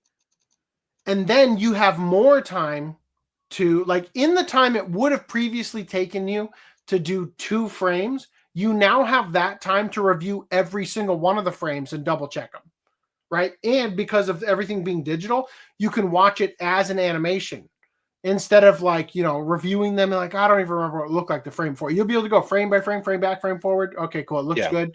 Wasn't sure about that one, but no, that does seem right, So all of that stuff, the mistakes would be getting made regardless if an AI was doing it. The AI is probably not going to be any better or worse once it's got its kinks ironed out. It probably won't be better or worse than a human would be at this, just because it is such a low effort skill to color inside the lines, and because of the aliasing and the way that the packaging of the product is all designed and everything, it's just way fucking easier to do it than previously, right?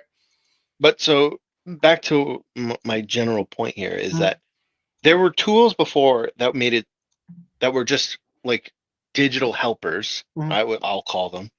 Then there were I mean, you can call it AI, but it's not what we would call AI now, which are these algorithms to find a similar pattern of the hand in the next frame, and even if it's not quite where you clicked, and fill that in. Now we have neural network trained stuff, and and so now it'll find the object, and it's like, okay, no, I do know what that object is. Yeah. I'm not just looking for a small pattern of, pixels here. I know what a hand is. I'm going to go find where the hand is in the next frame. Even if the hand's like completely changed, I know that like the hand should be this generally color. what the shape should be, and Yeah. So those tools are going to become more quote unquote AI, but like no one had an issue with it before. That's my whole point. The other thing that they're gonna, if we go back to this thing, is they're saying, well, backgrounds, right? And it's like, okay, yeah, you can take an image and send it to an AI and have it change the style of that image into like what it would look like in the animation style. But fucking Lupin Part 4, like legitimately, those backgrounds look like they were thrown through the posterized filter in Photoshop. Yeah, so people already do this with the posterized thing. 100%. Sometimes they'll just trace over an image, they'll take a picture and literally just trace over it. Sometimes what they'll do is they'll make a 3D model of an area and just render out a quick render and trace over that, or just put a different rendering style on it and just call it a day.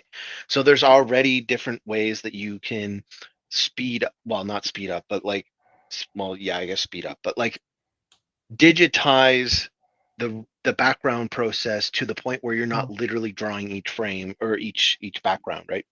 So with AI, what you can, like, there are already currently programs like Photoshop that'll just posterize the image, right? That'll give a specific look. If you want a different look, there are programs that if you go to an area, you could take like 100 different, I forget what it's called, photogrammetry, I think it's called. Photogrammetry, yeah. Where you take like 100 different pictures, all of like different angles of an area, and then the computer will stitch all those pictures together. It'll literally build like a 3D model using the photos as reference of what the model is. And so it'll use them as the texture for the model. Yep. Yep. And so you can take that 3D model now and do whatever. You can change the angle and whatever and do all this stuff. And now you can make your 3D scene and convert that into a background. And think about this for a minute. Like, where was everybody rallying behind environment artists when Quexel scans came out? And basically every game you played that's made in Unreal Engine 4 and especially in Unreal Engine 5, those are not hand-modeled assets anymore. Those are scans of rocks that were found out in the fucking, forest or some shit and put into your game, right? They're not hand painting the textures. They're not even getting photo reference of the textures. The photos are the texture, right? For the Quexel scans that they use in Unreal Engine 5. You know? Like, this is just the way technology moves. Yeah, and so now with AI, you can do all that with one photo, right? Yeah, you can upload one photo, get a whole 3D model of an area based on that one photo, change the angle, re-render it out in your style, all in a couple seconds, as opposed to what could already be done. It would just take a lot longer and a lot more effort, and you're still not drawing the background. You're still not painting the background. You're doing all these other things to make a not drawn background. Yeah. So now it's just, okay, well, if you're not going to draw the background anyway, you may as well do it with one picture in one step really quickly and get on with your life.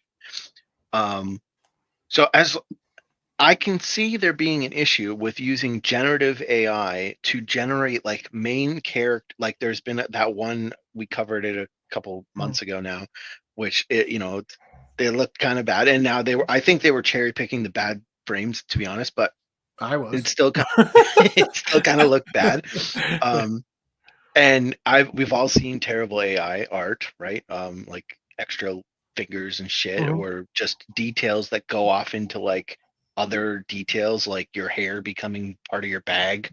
That would be bad, and it would suck to lose the the knowledge on how to animate and how to draw. Yes. If You're referring to that girl in the top left there. yeah. If AI takes over and we lose the knowledge of whatever, then that would really suck.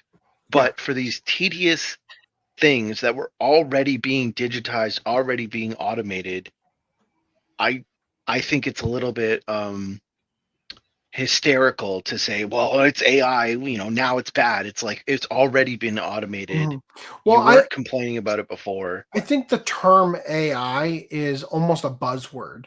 Right? No, it is. And that's the other thing I was going to bring up is these guys were at a investor meeting and they want investors to invest in Toei, right? Because they're Toei. They like their company.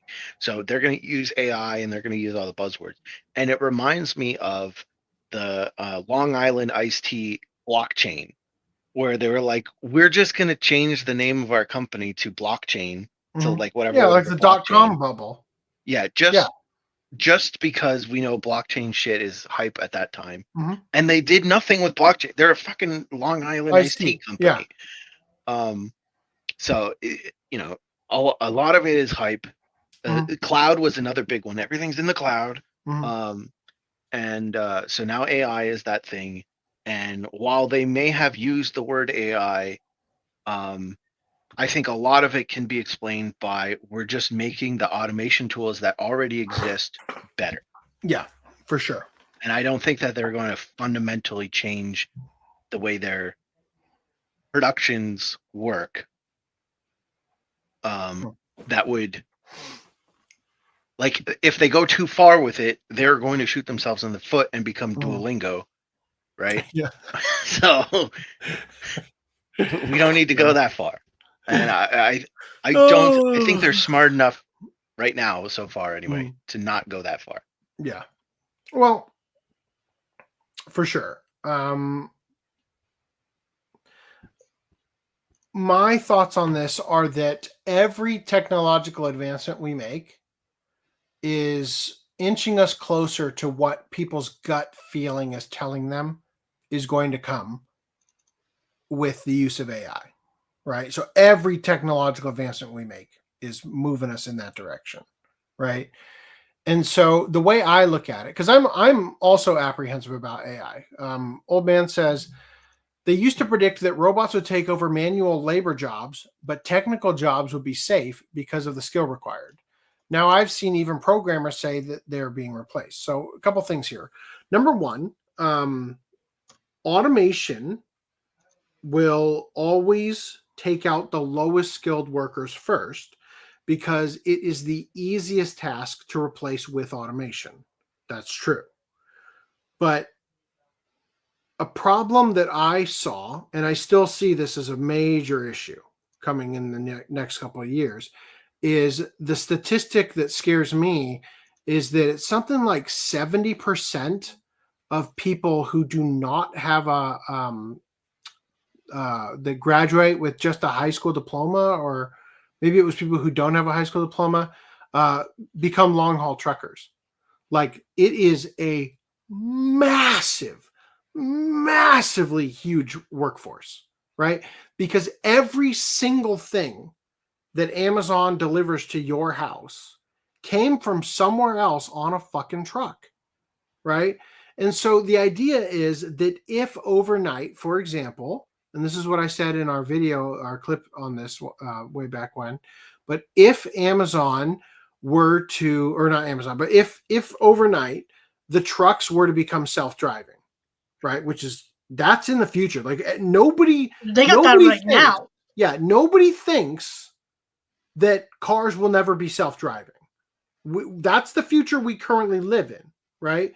So if they replace long-haul truckers with trucks that do not need to stop for a break, right? All they need to stop for is a recharge. They'll be digital, or what do you call them? Electric. Electric, that's what it is. They'll be electric powered, right?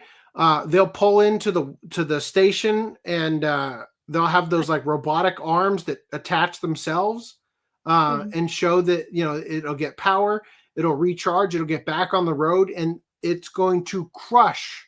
Like literally, we'll have to change the infrastructure because the trucks are going to arrive too efficiently to the point where you can't unload them fast enough, right? The new technology for electric is you don't even have to wait. They pop the battery out of your car and they put a new battery in. Even better, right? And so the situation there, what's going to happen is that the displacement of the labor force. See, because Old Man is correct, right? Even programmers say they're being replaced. Now, that's a separate issue. I'll adjust it real quick.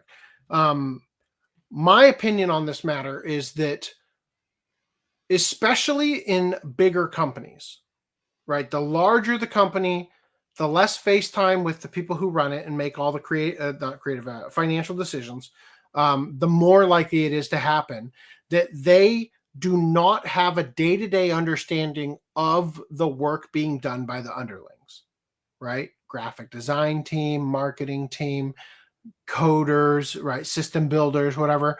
So they're going to be looking down and they're going to go to some conference like the one I talked about a while back with Tony Robbins, who's going to go fire half their team, woohoo, AI can do everything. You're going to look at a demo you saw that AI can do, and you're going to fire nearly everybody, right? And the truth is, you will be able to code way faster. I can do shit so much faster at work, given AI, right? And a coder who knows the specific terminology to ask for, like I need a sorting algorithm that whatever it is going to be, boom, there it is, right? And then the amount of effort required, like even just like, I fucking use the whisper function on ChatGPT to dictate messages I need to send to people because it's faster than typing it. I will say it, copy, paste, make minor adjustments, send. And so, generally speaking, that's where most things would go, right? Is that the individual worker will get more efficient and better. And the great thing about that in the long run is that if you can make work less stressful, right, and you increase the output, that's a win for everybody, right? If you all of a sudden find that now you're getting off of work at 5 instead of getting off of work at 7:30 or whatever you might have previously done because the workload was higher than physically possible to do in the 9 to 5 time frame kind of thing, that's good for everybody long term, right? Now, I will say, like again, I think that the higher ups in the financial decision making sectors of the company are typically not understanding that.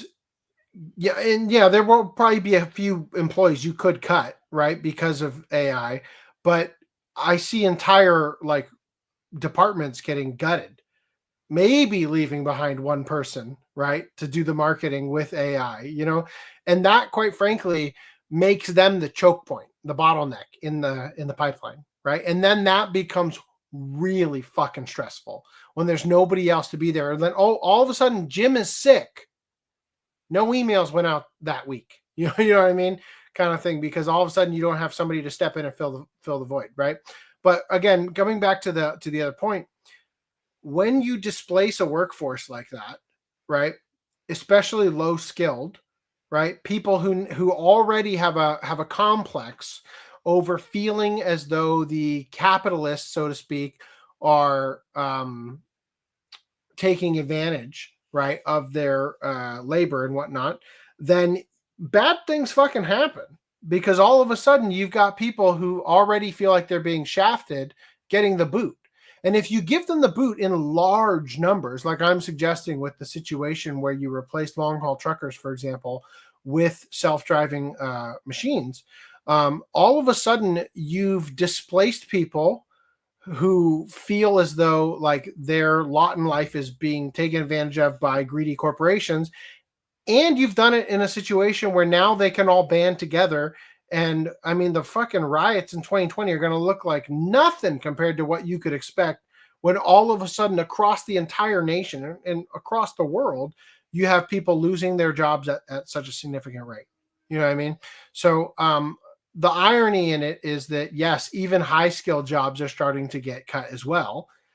And long term, in order for this to work, and it can work, this is the scary thing about it, is that it actually can work. This is where universal basic income comes into play, right? You have to be in a post-scarcity model of society in order for people to get displaced and basically just give them the opportunity to twiddle their thumbs, right? And give them income that they don't have to work for, just as a means of keeping them docile, right? Which is effectively a sort of bread and circuses technique for the 21st century, right? Anyway, we've got a shit ton more AI topics to come up on. So let's keep moving from here. Oh, hey, look, all of our favorite people joined the call. Good morning. Eventually, OCA Podcast will be replaced by AI. It'll be AI versions of everybody trained on hundreds and hundreds of hours of podcasts. So, well, if we could, you fucking better believe we would. Fuck it, yes. Just even in the sense of like, it would just be funny to, to just for the memes. Imagine making Ogloy a regular host, but training it exclusively on the dumbest shit Augie has ever said, right? You definitely could already do that with like AI podcasts and shit. I think Google has a tool that you uploaded a script and it'll make an AI podcast based. Not Is not that a the script. one with all the babies talking that I No. keep seeing? No. It's the Google one is, I forget what it's called. It's one of the it's like Google Notebooks or something. And you can upload it like all of this information, and then the basic prompt is, okay, now you know all this information, make a podcast of it, and it makes usually a male voice and a female voice, and then they have this podcast talking about whatever you've uploaded to it. Wow. And it sounds terrible. Yeah. it's terrible. I would never watch it. So, but maybe in another 10 years, 5 years, I don't know. Took them this long to rediscover the technology of removable batteries. See, the thing about like the reason I don't want to get an electric vehicle there's a lot of fucking reasons, right? But one of the major reasons is that, like, for example, I hear these horror stories of people who buy a Tesla, and the idea of a Tesla is I no longer have to pay for gas. And then, oops, my battery's gone bad. I need to buy a new one. Oh, how much do they cost? $30,000. Like, or you can't replace thanks. it at all, and you have to buy a whole new car. Yeah. Yeah, we stopped making that model of batteries, so you can't have one. That was 6 months ago's model. We have the new one. We can't use it.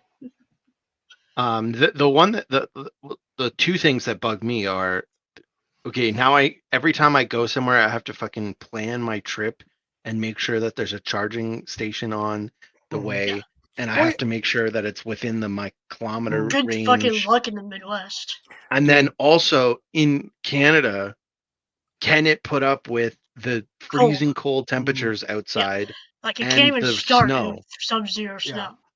Like, dude, it the is so bad. Cybertruck would rust to shit if you bought that thing. Fucking And California. you gotta, if you don't have a garage, you have to charge it outside in the snow, and you gotta sit out there with, like, fuck that. California created all these incentives to get people to get electric vehicles. And then when most of the state, with all the rich hippy-dippy liberals, switched over to electric vehicles, then they introduced a peak hours in charging, and they tax you for charging your electric vehicle.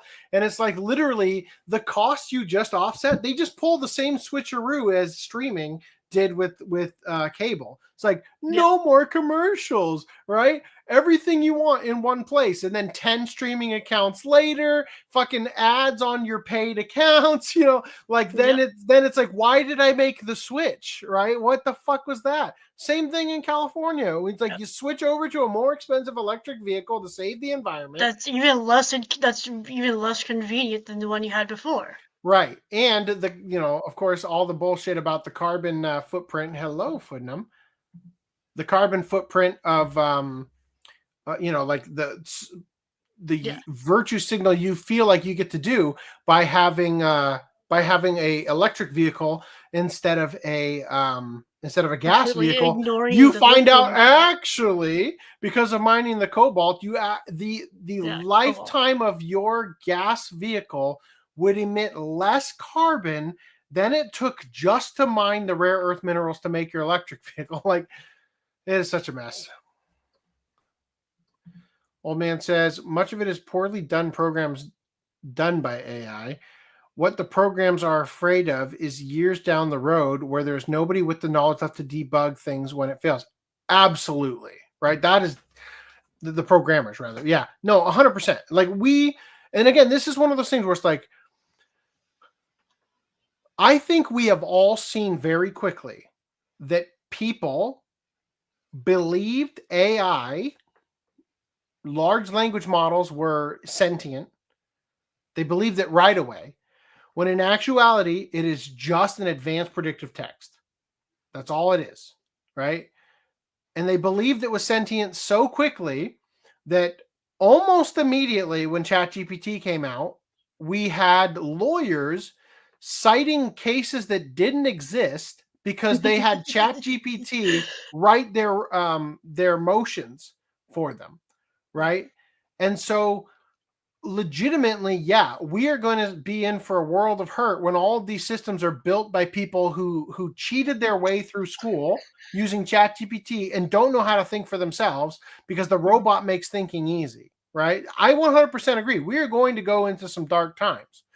Also, there's already been some situations where people have got ChatGPT to like program something for them, and the code that ChatGPT put out had either their public keys in the code and they didn't realize, or put in like exploits that allowed like hackers to hack the software that they were making because there's some exploit in the code that ChatGPT is giving out. So yeah, what do you mean the keys? I don't.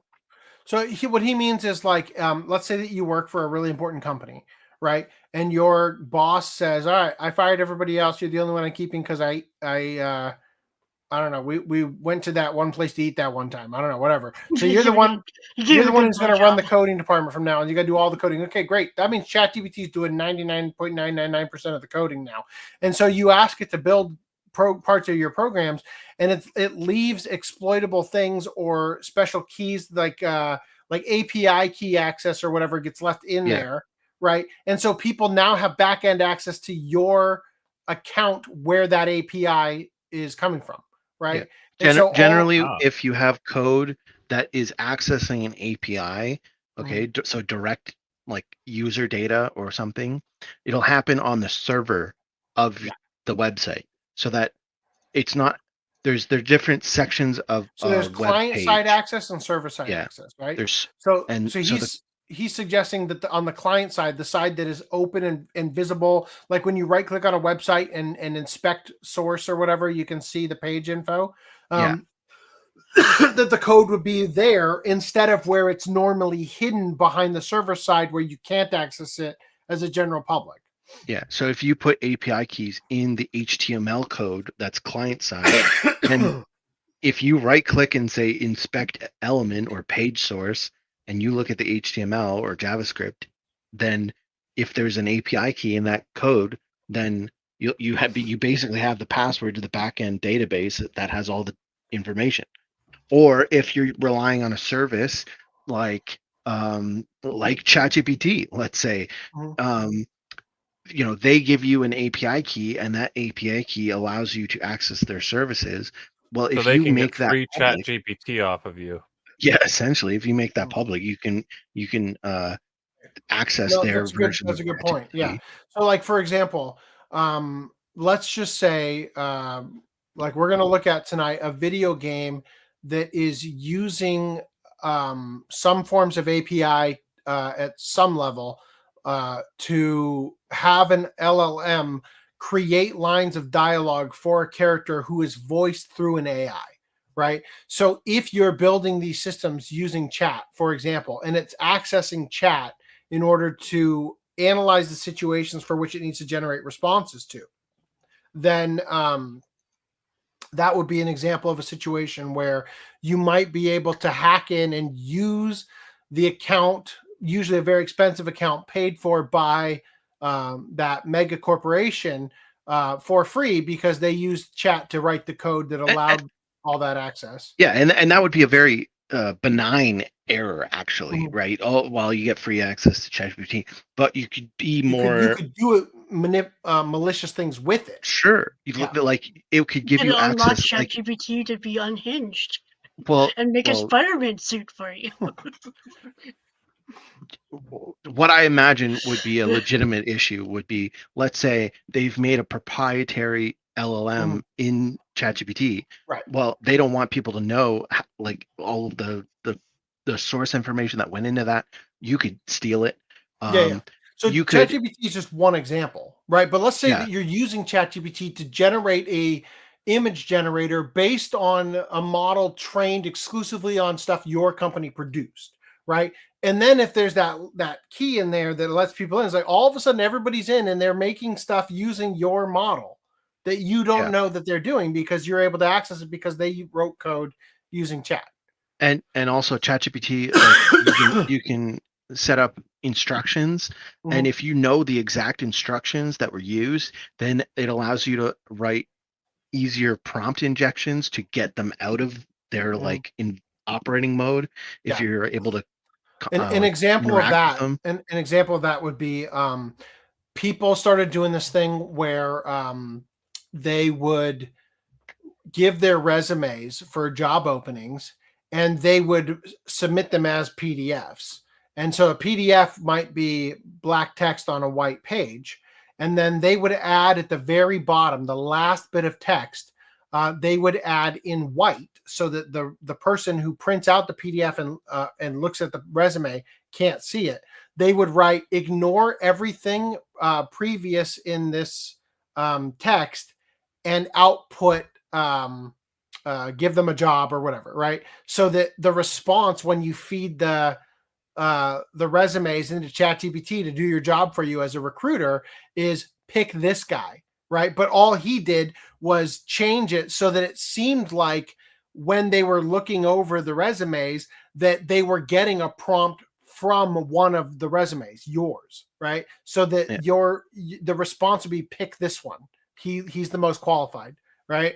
And obviously those are just ChatGPT. Like if you connect your Google Drive and it leaks your Google API key, then you're giving people access to your entire Google account. So like these kind of things you don't want to have. This can be massively devastating for major corporations. And ironically, this is the funniest thing about it. These are the ones who are most likely to make the decision, I think, to fire entire departments and replace them with AI to save money, right? Yeah.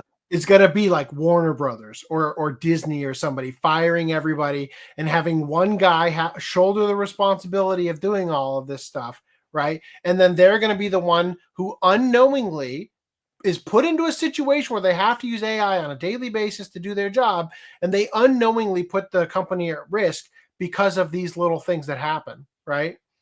It's crazy. All right, let's see. Imagine entire cities losing power because of a bug, and there is nobody left with the technical knowledge left to fix it.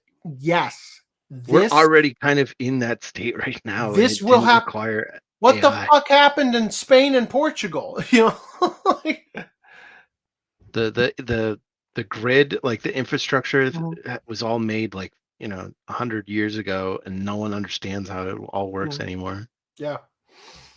And to build a new one is you'd have to like take down the existing one at some point, and so there'd be like a downtime, and it's like can we all as a society survive if, let's say, the government was like, okay, we're going to invest $100 billion to make a new infrastructure, but it requires everyone to not have power for a whole day.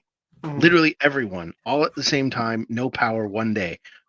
what the fuck would happen, right? Yeah. So you have think to about like all of a sudden you've got hospitals where people are being kept alive on various different machines, ventilators, whatever. And all of a sudden you're like, okay, so we need each and every one of these things to be hooked up to a generator for all the situations where you can't have this stuff happen. Servers will go down. You're going to lose access to everything.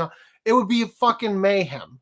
Like, this is one of those situations where you can't get off the bicycle to change the tire because doing so would cause it to crash, right? Like, and it already takes a huge toll when it's unplanned. If it's planned, you're allowing people that want to exploit it to then take advantage of it. Like, planning is nice because you can prevent issues like hospitals having issues, right?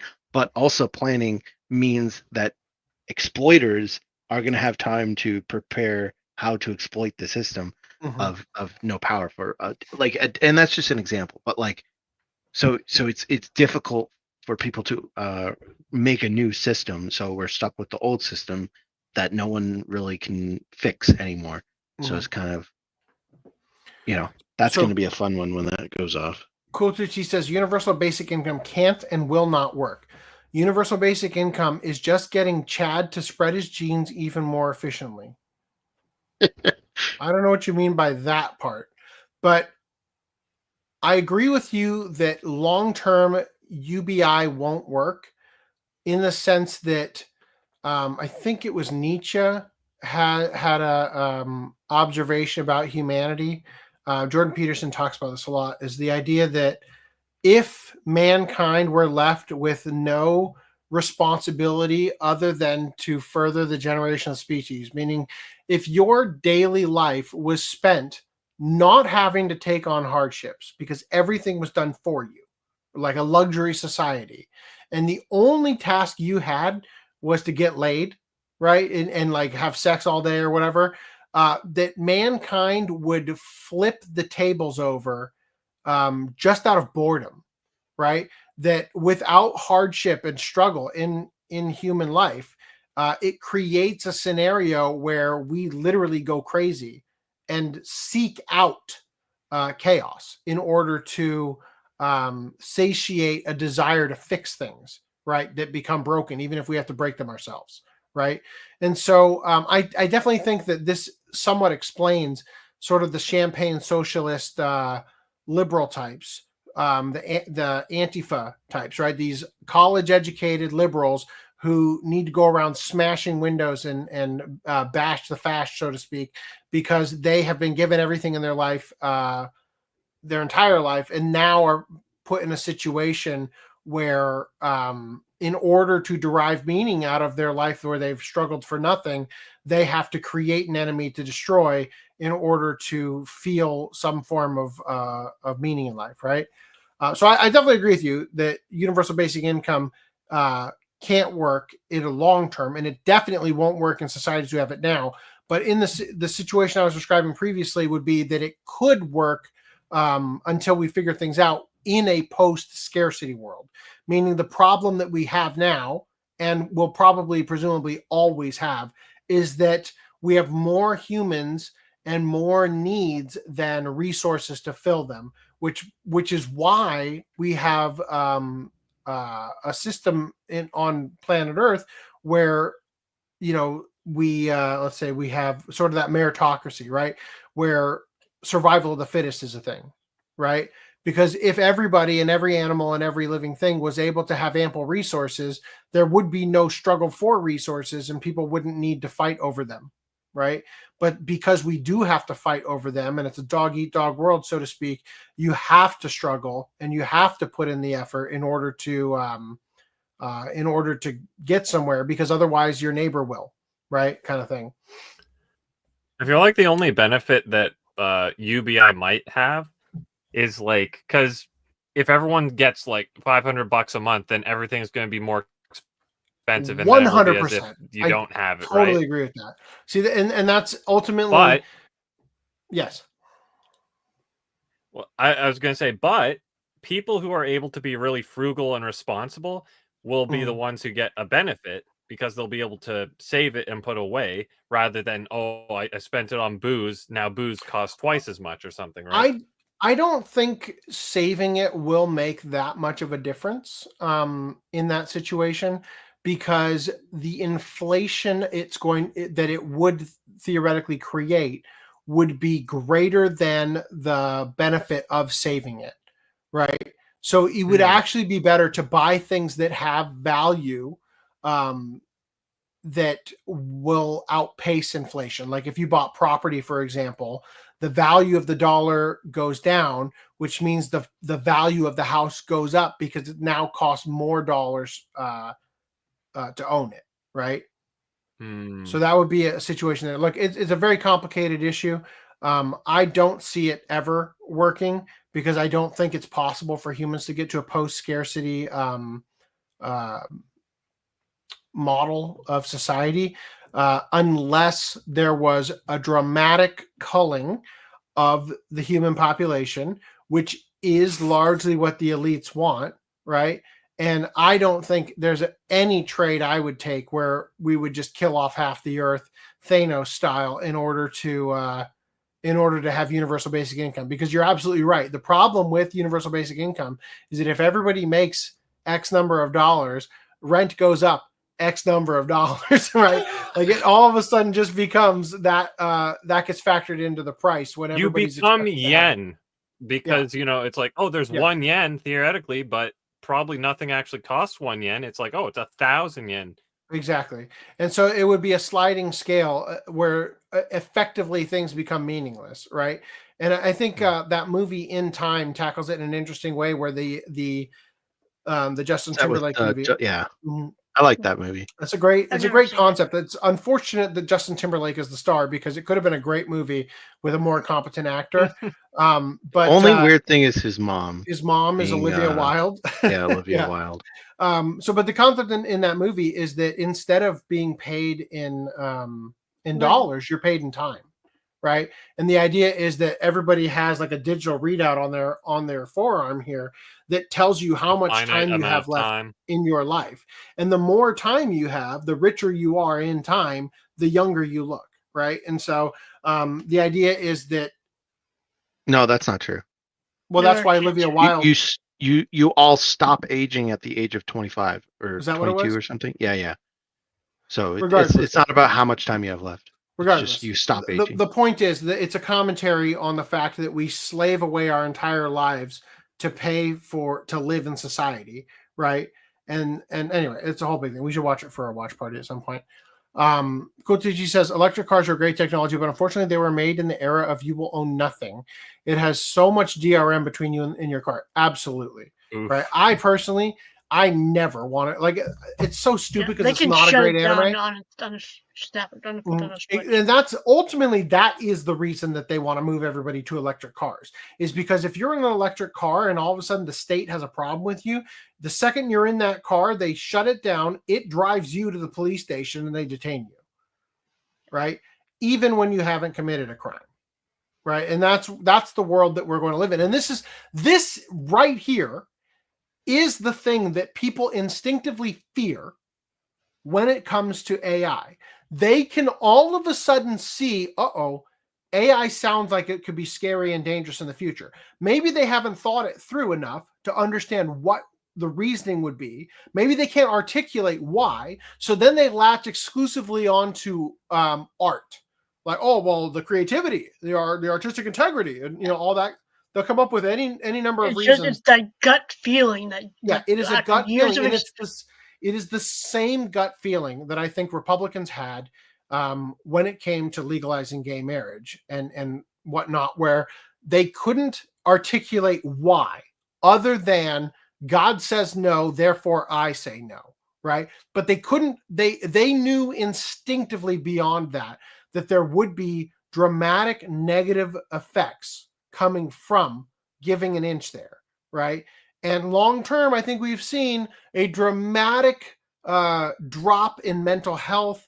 And there's been more than an inch taken already. Oh, far more than an inch, right? I mean, we have freaking right now in Huntington Beach, we've got all of these signs where people are trying to get you to vote yes or no on A and B because the yes crowd wants effectively, like the pornographic material that's in the library to be in the kids section. Effectively, I'm grossly oversimplifying it. And the no crowd has all their signs that says protect our kids from porn, right? Vote no on A and B, right? So, and this is a situation we would not have found ourselves in were it not for Giving Inches way back when. And I'm not saying specifically that it was gay marriage specifically that was the first domino to fall to get us here, but I'm just saying it's one of the places where previously people were pretty steadfast in their beliefs on things, on where they drew the line. And when it came to gay marriage in particular, that was more judicial activism because it was the Supreme Court under Obama who legalized gay marriage. It wasn't actually legislature that did so, right? That was judicial activism. So anyway, getting away from this, just kind of keeping on with this topic, because again, we're gonna have a lot more AI in this.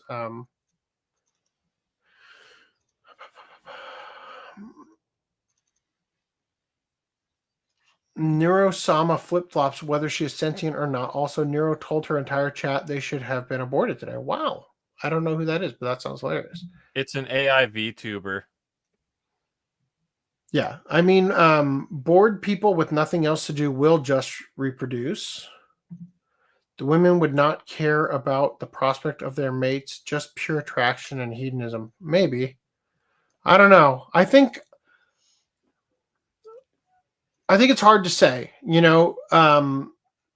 Society is shifting in some very unusual ways lately. There's been a dramatic resurgence in church going. I don't know. It's really hard to say specifically where things would go. I'm not here to make predictions on it. I like the Republicans and like the anti-AI crowd. I have feelings about the future that I can't quite articulate yet. I try to. I think I'm slightly better at articulating, where I think things are going, but it's still a massive struggle, and it requires a lot of effort to try to communicate, the dangers, right? And fortunately for me, I got a long form podcast where I can rehash the same idea 30 times in a row until it starts to ring true for how I feel. Anyway, we're going to come back to AI in a minute. Let's look at Call of the Night Season 2 is premiering July 4th, which means that I will probably not be pushing for us to do this before Anime Expo, because it appears that what they're going to be doing is they are going to be, where is it? Wasn't it on here? It's 90. I'll tell you. So Sentai has a panel on July 5th. Yeah. The day after. And they're going to premiere the first half of episode 2. Yeah. Which just seems like, oh, yeah, not worth me trying to kill myself to get to. Anyway, moving past that. 9 Ruler's Crown TV anime trailer announces July 25th premiere. Who cares about that? July 2025 premiere, I should say. Anyway, so this is the like promo key visual thing. Now I'm going to show you the next one.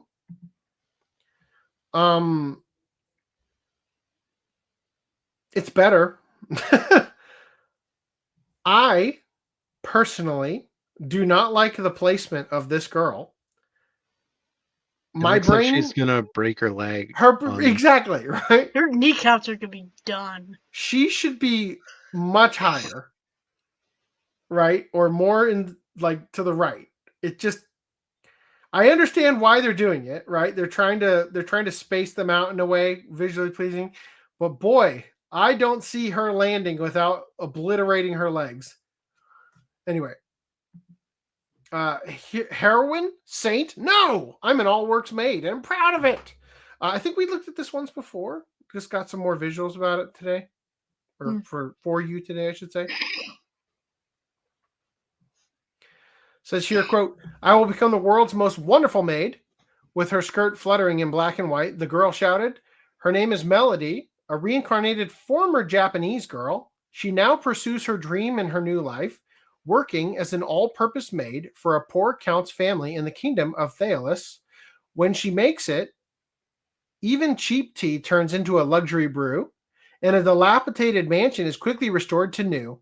Cleaning, serving, hunting, do it yourself, leave it all to her and her powerful magic. Oh, she's using magic? She's not just a really good maid? Damn it. That's cheating.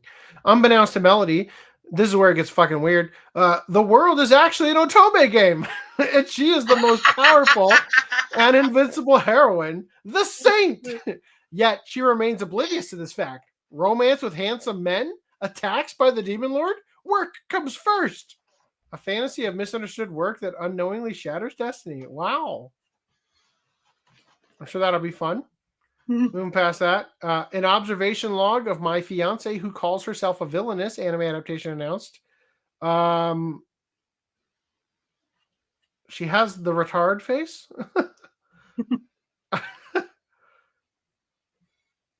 It says here, because Prince Cecil is extraordinarily intelligent, life is boring for him. His days are without much excitement, but he becomes engaged to Bertia, the daughter of the Marquis, or of a Marquis. The first thing she says to him when they first meet is quite baffling. She claims she is the villainous heroine in the story of his life.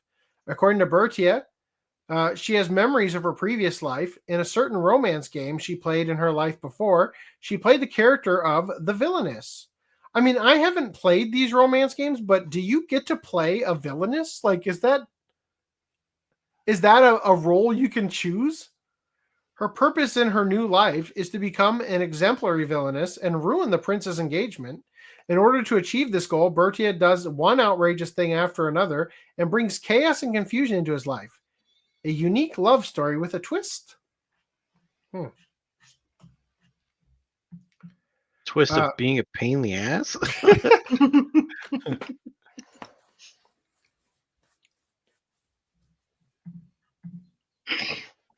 Created the enemy, and the enemy realizes they are crazy, which means it's anime. It's a love story. It's Moe anime. It's possible. They did that in Dragon Age. Wow. I didn't understand any of that. Clevatess TV anime unveils third episodic visual. So just another visual. So this is the one. It follows the titular demon king who is being hunted by 13 heroes, including Alicia, who has dreamt of being a hero since she was a kid. After trying to slay the demon king, the heroes instead cause more issues for the human races by finding only one way left to save humanity, entrusting a single baby to the demon king Clevatess. What a twist. All right. Detectives these days are crazy. So that we looked at this previously and had the hilarious dub. I just want to show you some more of this monstrosity. Seems like it's going to be quite a wild show. All right. Despite Windbreaker mangaka's own words, Western activists claim cross-dressing fighter Tasuku Tsubakino is actually transgender. Wow. A tale as old as time. You know, actually,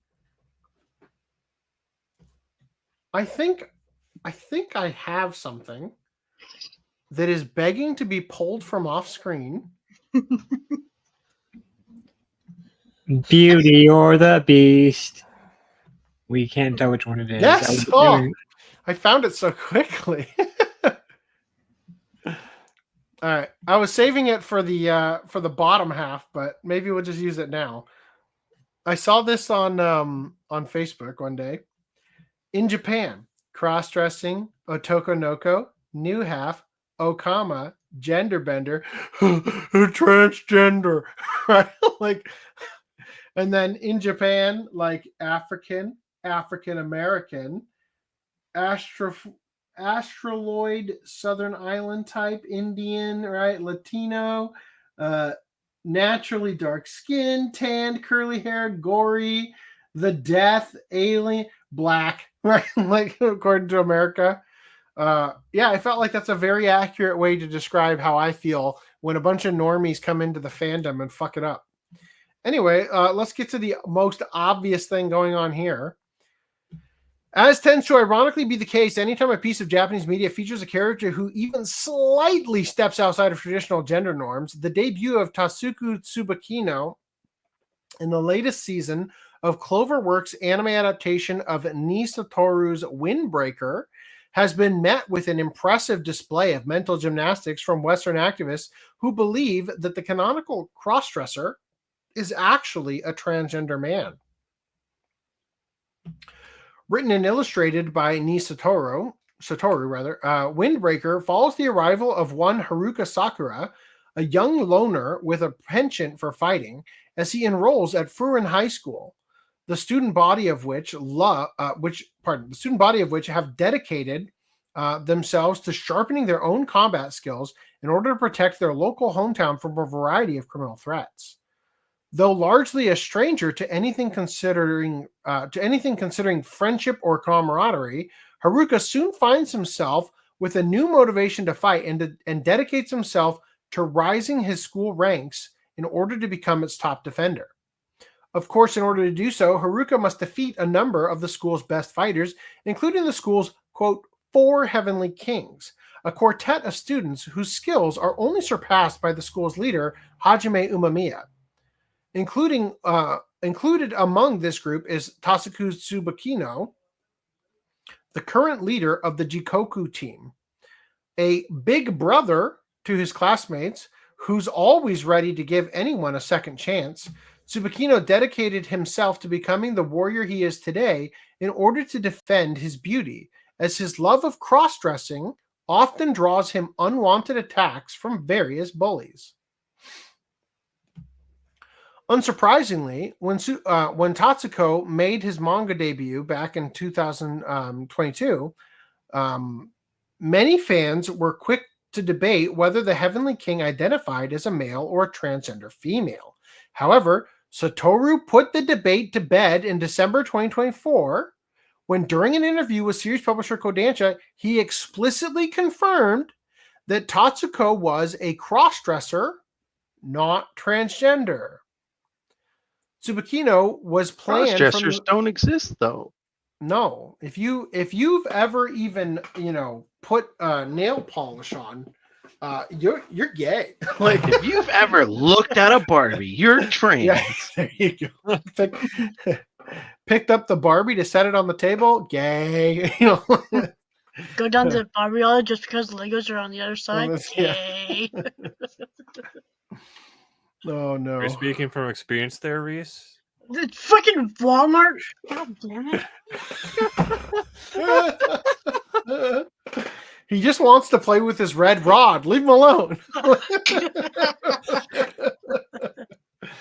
Just trying to see what's new. Don't judge me.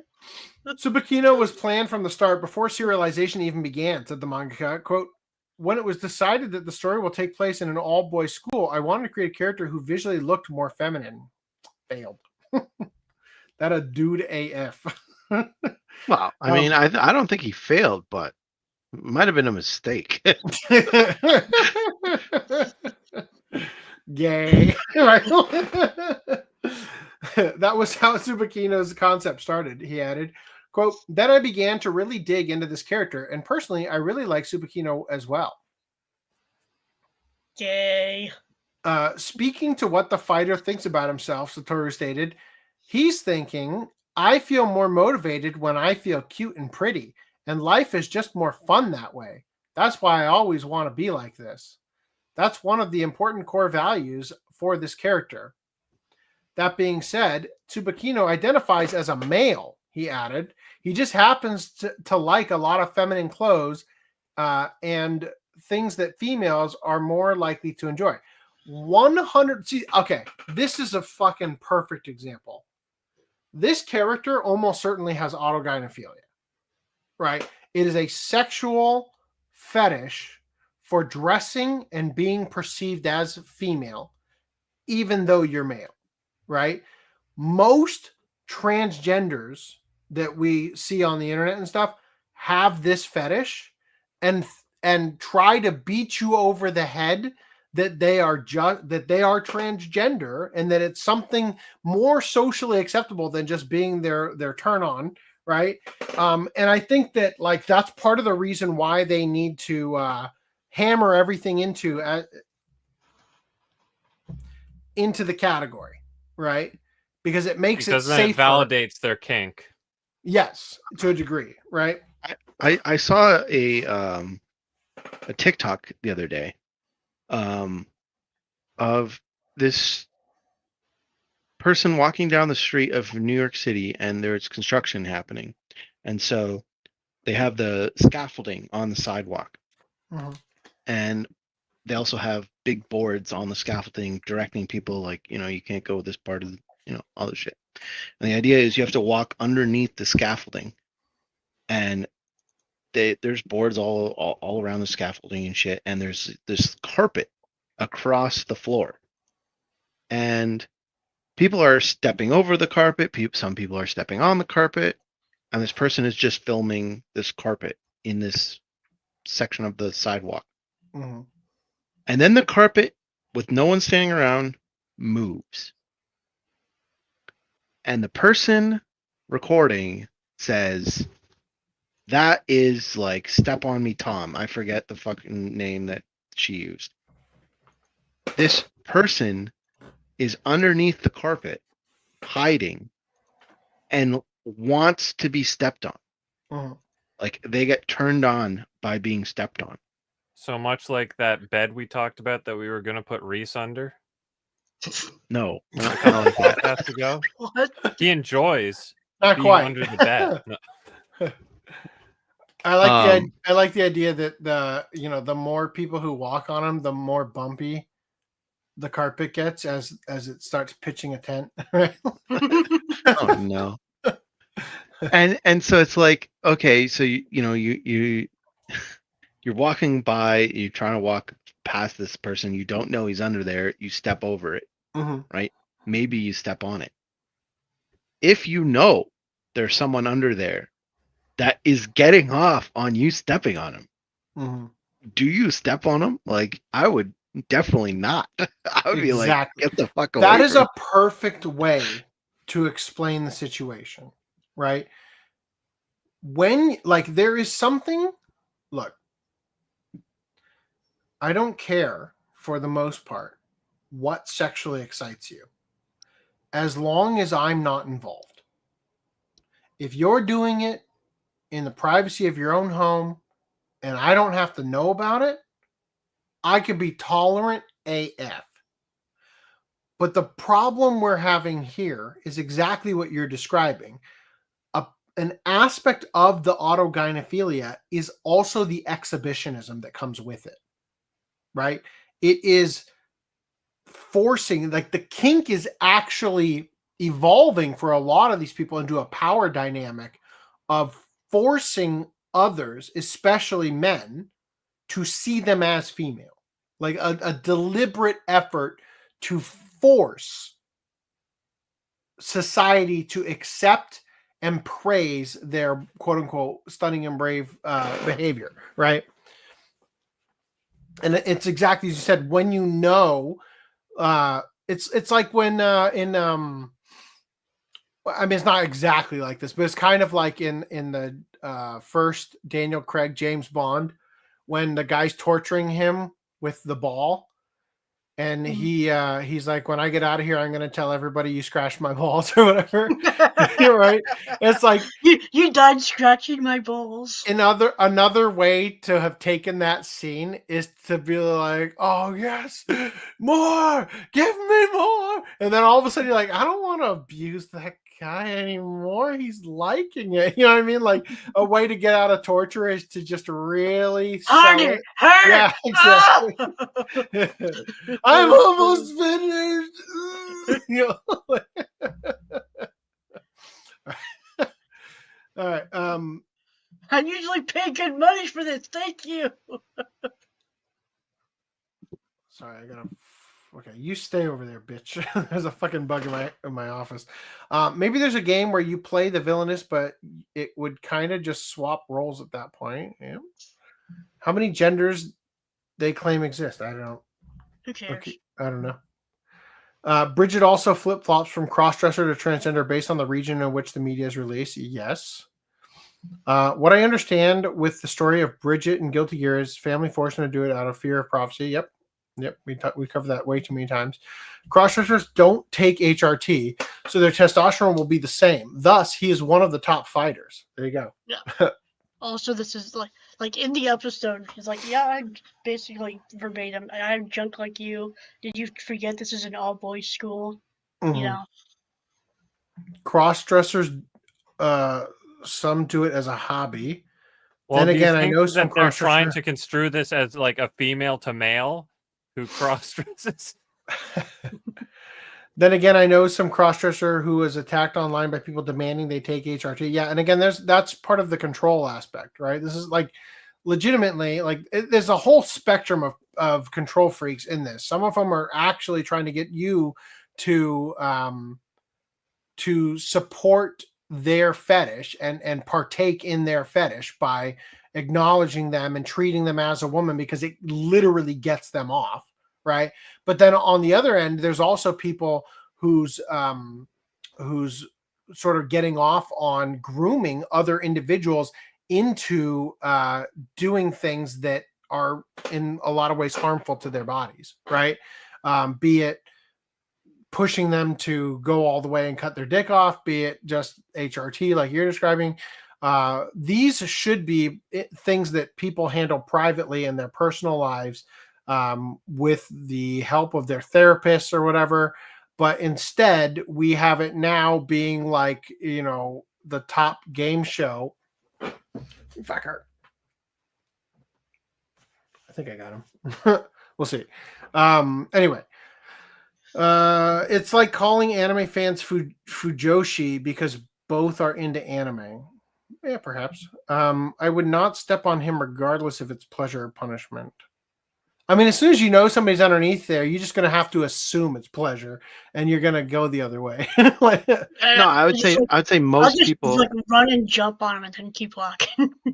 once you realize that someone's under there, I'd say most people are going to not step on him. Yeah. But it's when you realize there's someone under there that it wants you to step on him for pleasure. It's like it's one thing to know, okay, there's someone under there, and then it's another thing to know there's someone under there that not is literally getting off on people accidentally stepping on him, not realizing he's under there. And it's like, what are you doing? Like, Well, so here's a he wants question. it to be an accident. So if you Yeah. do it intentionally, he won't get off. I was going to say, like, if you are a sadist and you enjoy hurting people, like that's your kink, is hurting people. But then you find out the person you're going to hurt enjoys being hurt. Does it kind of take... Is that a turn off or a turn on? A sadist hates the masochist. Yeah. Okay, so Luigi Met 64 says crossdressers tend to be perverts. When I was in college, I took a psychology class. I've told the story before, but back then, and I think this is still true, but back then the psychology professor mentioned something to do with cross-dressing, and I think it was specifically cross-dressing, not transvestitism or whatever they called it back then. But they referred to cross-dressing entirely as being a way to get off. 100%, it was entirely sexually driven, according to psychologists at the time. So, I don't know. Maybe I could see that changing with the times, but only because the window has moved, right? In terms of what's socially acceptable in today's society. But I think it was moved largely by a bunch of degenerate perverts, right? Who are pretending to be oppressed or whatever. Anyway, back to this. He loves umamiya, which means that he's attracted to men, but he doesn't hate himself for it. He further noted. He has also accepted. This must be this is the mangaka talking about the character. He has also accepted that his love will never be reciprocated. Tsubakino is just a character that is honest to himself and others about what he loves. Yet, despite Satoru's clear explanation of Tatsugo's character, following the Heavenly King's debut at the end of the 5th episode of the Windbreaker's 2nd season, A Place I Belong, some of the series' more terminally online fans took to social media to try and push the narrative that the cross-dressing gay man was truly a transgender woman. So real quick, I will just say that while I agree with the mangaka that there is a difference between cross-dressing gay men and transgenderism, I think that it's unfair to say that like the Westerners or whatever are throwing that aside and referring to the character as transgender, because I think dramatically there are a lot of transgender individuals who are literally just gay men who can't come to terms with being gay, right? And being transgender is more socially acceptable in their mind than coming out as gay, right? And so I think that given the same set of circumstances outlined here by the author, a person who in the West has the exact same scenario going on where they are a closeted gay man who wears women's clothes, right? And believes that they're transgender, that they would put that cope onto the character because that is the Venn diagram overlaps 100%, right? So then they just use the same label they apply to themselves. You know what I mean? It's nice to see a manga/anime that isn't afraid to give a male to female character a big jaw and wide shoulders. Damn. Oh, we sure this isn't a troll? Because usually this crowd goes, "We demand representation." Not like that.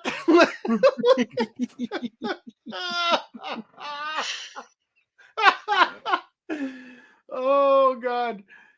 A big jaw and wide shoulders without diminishing how cute they are because of it. I mean, hard to disagree. I would just like to point out that the second I saw this character, I fucking called it on stream. It was fucking obvious.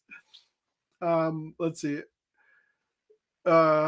Feels natural and fresh compared to the usual draw girl, call it a boy thing they usually go for. How in the world anyone can say this is not trans representation? Gonna be dark woke here for a sec and say the whole, despite dressing and acting like this character actually identifies as a man. Makes no sense. If she identifies as a man, then why does she dress as and acts like a woman? Are you stupid? Are you? That's the whole thing too. It's like, they're all about, you have to accept my identity and all this shit, and if you don't, it's a hate crime. But then you get any fictional character that has an expressed overt, like, this is how I identify as. It's no, you're wrong. No, you're stupid. You don't know yourself. I know better than you. Yeah. Well, so this is the thing that I think the article is right, but I can at least understand the perspective, right, of the people who are making fools of themselves. Here is the unfortunate truth about transgenderism in America, especially. Once upon a time, 4chan thought the transgender stuff would die out because of the level of rising autism in the country. Because for some reason, autistic people are hyper fixated on classification and rules, right? Weirdly, in autistic circles, S&M, BDSM style sexual deviancy is extremely common. They really love that shit. And the reason why is because there are defined rules in those sorts of relationships, right? Now, when it came to transgenderism, there was a prediction made on 4chan that autists specifically would be the reason this fad would die out, because autists can't see themselves genetically as something that they aren't, because they fit this classification OCD, right, to such an extreme degree. But ironically, the exact opposite thing happened. When an autistic person looks in the mirror and doesn't see a hyper masculine male, then the mind goes to, oh, it's because I'm female, right? And so the truth of the matter here is that an autistic person who's hyper fixated on classifying, characters and whatnot, or themselves and people and whatever, they will look at this and say, I don't understand. That's clearly a woman. Of course it's a woman. It's a transgender woman, right? Because that classification makes more sense to them than a man choosing to identify as a man, be a man, do everything as a man, but show themselves off as a girl, right? And that disconnect, I think, is why we have a bunch of individuals coming to this realization here, or their observations are as such, because I think, quite frankly, autism is a hell of a drug, right? Put that on a shirt. Continuing, this person says, some of y'all seem to want Tsubaki to look dead in the camera and into your soul and say, I am a trans woman and identify exclusively as a woman, before you'll acknowledge it. Media literacy and context clues are foreign to some of you. Autism comment again. This insulting of Satoru's original work only escalated after the airing of the following episode, Hidden Feelings, a flashback episode detailing young Tsubaki's struggle with his identity. It reveals that while he originally felt ashamed of his love of girly things, he was ultimately able to accept this part of himself thanks to the love and support shown to him by his adopted grandparents. What? That's not his adopted grandparents. They're just an old couple he's friends with. Well, I mean, you could interpret that as adopted grandparents, perhaps. Like, you mean the groomers? There we go. There it is. That's the old couple are groomers. Of course, rather than taking that episode at face value for what it was, outright telling them, these activist fans instead touted its story as a depiction of the typical transgender experience. Oof.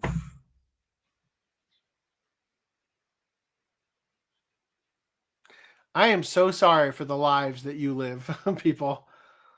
That must have been rough. People are saying this character ain't trans. Retweeting. Okay, lol. And the sun isn't hot. Okay. Tsubaki is a transgender woman. Proclaim this individual. That's a woman. Being a man, putting on lipstick is a normal thing. Being transgender isn't. All right.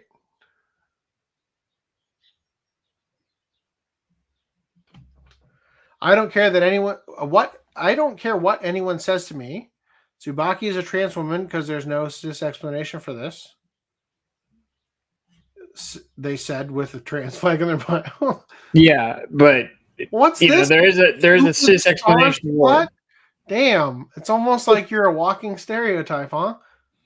Retweeting a portion of the above interview, this individual cried out, why do Japanese authors love to write trans women, then take every chance to say that the character is actually just a regular cis dude with no transcoding whatsoever?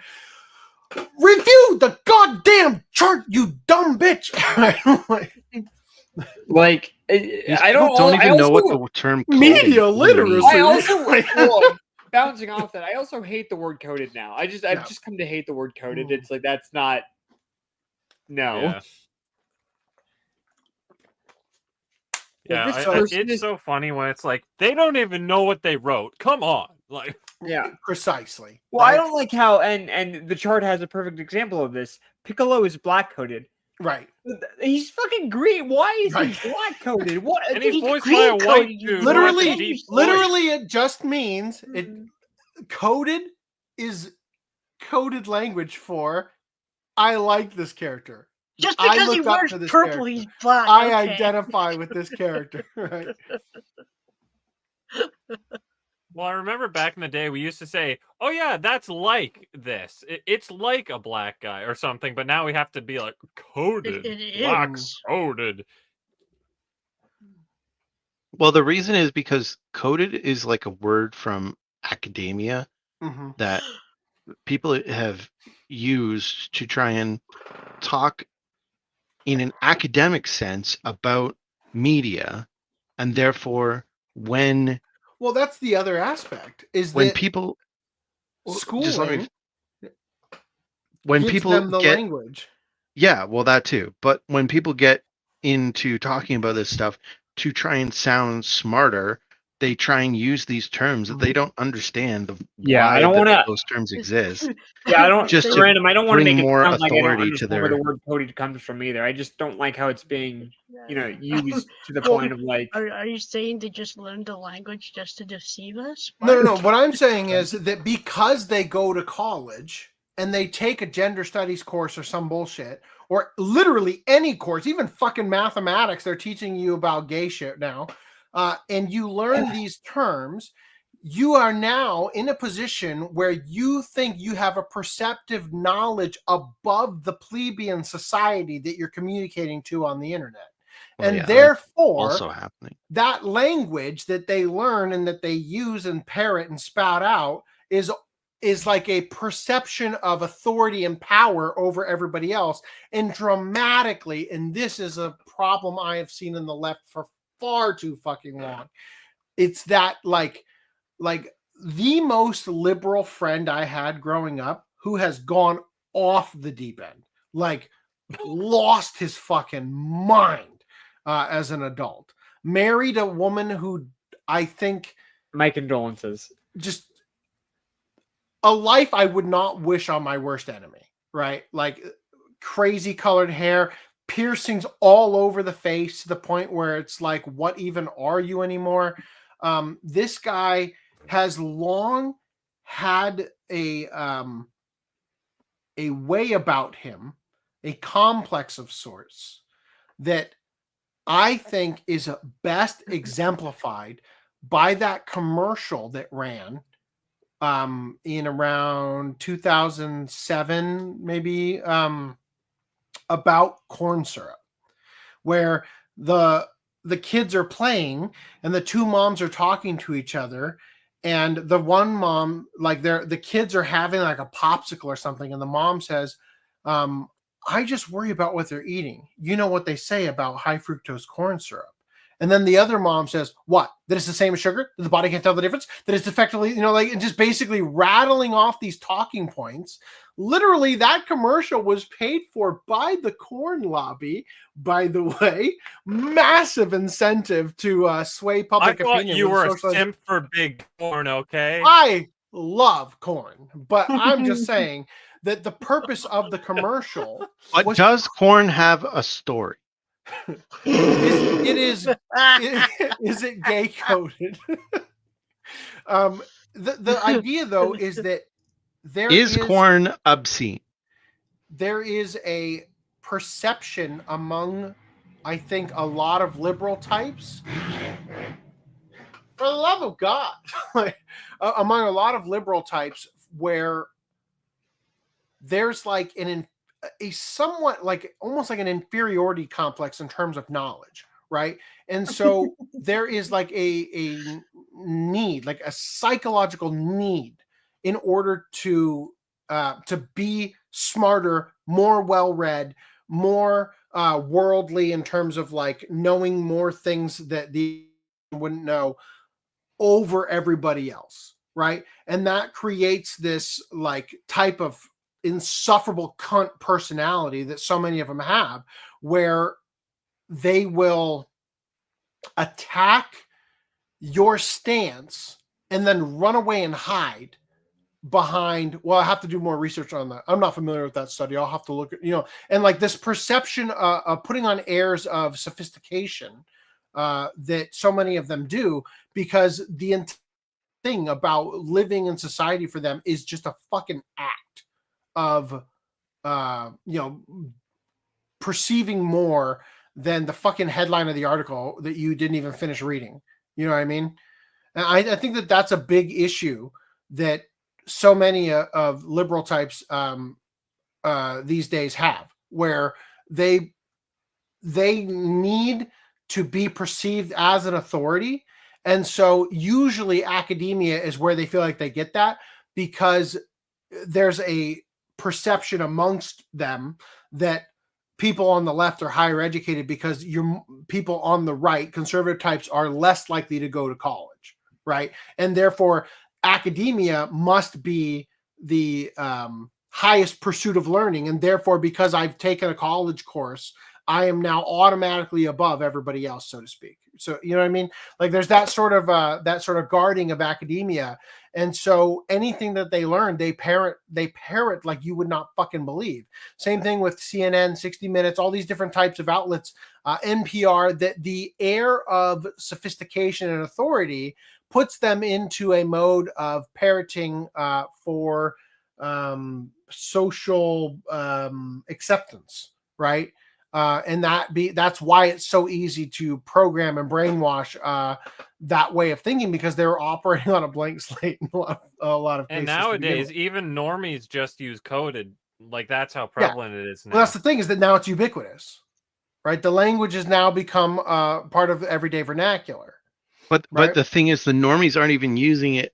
Like I'm sure there's an issue of people that have gone to school using the term improperly too, because unless you went and studied literature, then like where they're using the term coded as a specific thing, then like if you studied, gender norms, well, maybe they're using coded too. But they see, the thing is, they could be using coded as a different thing, I suppose, than the literary stuff. But I would argue that there's a lot of problems with modern language, because, like, for example, I don't know if the word meme would be appropriate to utilize here, but there's lingo, I guess would be a better word. There's lingo that we use today that is widely accepted because of use on the internet that does not mean what it actually meant. Yeah. For example, the term gatekeeping, right? Gatekeeping had a very specific term previously, and now it represents, keeping people out of a fandom or keeping people out of even gaslighting, right? Yeah, like precisely. everyone uses gaslighting, and now gaslighting was specifically like, you're lying to this person so much and so brazenly that they start to question their own reality, because you're just like, I'm holding a pencil. No, you're not. It's clearly in my hand, and you're like, this person's telling me something so obvious that it's like the situation killing their brain. So every day, like just human interaction, we have expectations from the way that people behave, the body language that they display, the tone of their voice, right? So if you deliberately go out of your way to betray the expectation, then all of a sudden, after doing that for a considerable amount of time, you can create in the person, especially, and this is the biggest problem with gaslighting, is that it is a confidence game on people's, I guess confidence would be the proper word, right? That of how much you can push somebody to question their own perception, right? Where all of a sudden, even though you are literally lying to their fucking face, because their expectation is that it's usually difficult for people to tell a bold-faced lie, right? It's usually difficult for people to exhibit body language that shows them being relaxed when they're actively engaging in deception, that it creates a second guessing in a person, that all of a sudden they now wonder to themselves, am I okay? Is something going wrong? Am I just seeing things? Because all of a sudden, since your entire life you've been trained in human interaction to see behavior a certain way, and then all of a sudden you're not getting that. That is like where the term gaslighting applies, is that you've convinced somebody to second guess their own eyes and ears and perception of the situation, to the point where they start going crazy. Yeah, like that's the whole point of gaslighting, right? Because it's from the movie. The term came from the movie, where the title is Gaslight, and the guy literally convinces this woman she's gone crazy and needs to go into a psych ward. because he wants her money or wants something from her house. I can't remember. Well, not a lot has changed, has it, in the way that people use the term in the grand scheme of things? Yeah, no, it has, because now people are gaslighting other people. to become trans. I guess it's less about the term and more about the motivations behind the action. Oh, sure. Is what I meant to But say. Random 11, are now- you gaslighting us into the definition of gaslighting right now? Yeah. Now people are like, you're earnestly arguing your own position, but because I think it's wrong, I'm going to say stop gaslighting me. Right. That's not gaslighting. Right. Well, gaslighting. I see, and that's the you thing. make a lie. You just Again, lie. You tell me like, 100%. oh, that you never went to your friend's house. Stop gaslighting me. That's not gaslighting. That's I just lied. Just because there's this term called gaslighting doesn't mean the term lied goes away. Perhaps this is the point you were attempting to make, but there is another aspect to this that we should acknowledge, and that's that again, it's the perception of superiority and intelligence or intellectualism that comes with some of the Is it pseudo intellectualism? Yes, but it's the terms that come from academia. The places where I heard this here and it sounds smart. And even if I'm not using it the right way, if I confidently continue to throw it at people, then I can at least convince myself that I'm winning or correct in the argument, right? And so in the situation that you described initially, I don't even know if this is what you meant to say, but it's the concept of you're arguing your position and they say, stop gaslighting me, right? And that is, that's code for I don't know how to respond, because I don't actually know what I believe. That's I don't know how to respond coded. What you're telling me makes me uncomfortable, and I disagree with it, but I can't articulate why. So then I just say, I accuse you of gaslighting. And it's the same thing as ad hominem and all the different things, strategies that people use to try to get out of arguments, right? Which thank fucking God, we've largely broken up that way that things used to be when it came to like ad hominem was like such a common thing that people started getting called out for it enough that it's largely been seen as a sign of weakness instead of as winning the argument by switching it over to what somebody looks like or how they whatever kind of thing. So yeah, I totally agree with that regarding the use of language and whatnot, especially the perception as I'm putting forth that by using terms they learned in academia, it's like I'm automatically winning. This is me having the star in Mario Party, right? No matter what you say, even if I am fucking wrong, even if you're 100% right, I'm still going to win because I'm perceived as an authority in the situation because I went to college for one semester. Well, I think there's two things happening, right? There is the one person where, okay, I went to college and I learned this thing and like I'm going to be intellectual and blah blah blah.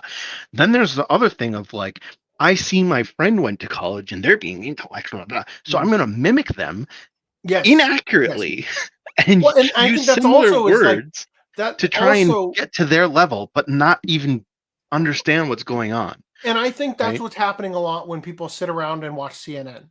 And different things like that is that they're, and I've long believed this, and Fox News isn't any better. Like, don't get me wrong, and I don't mean to, as we've discussed on this particular podcast.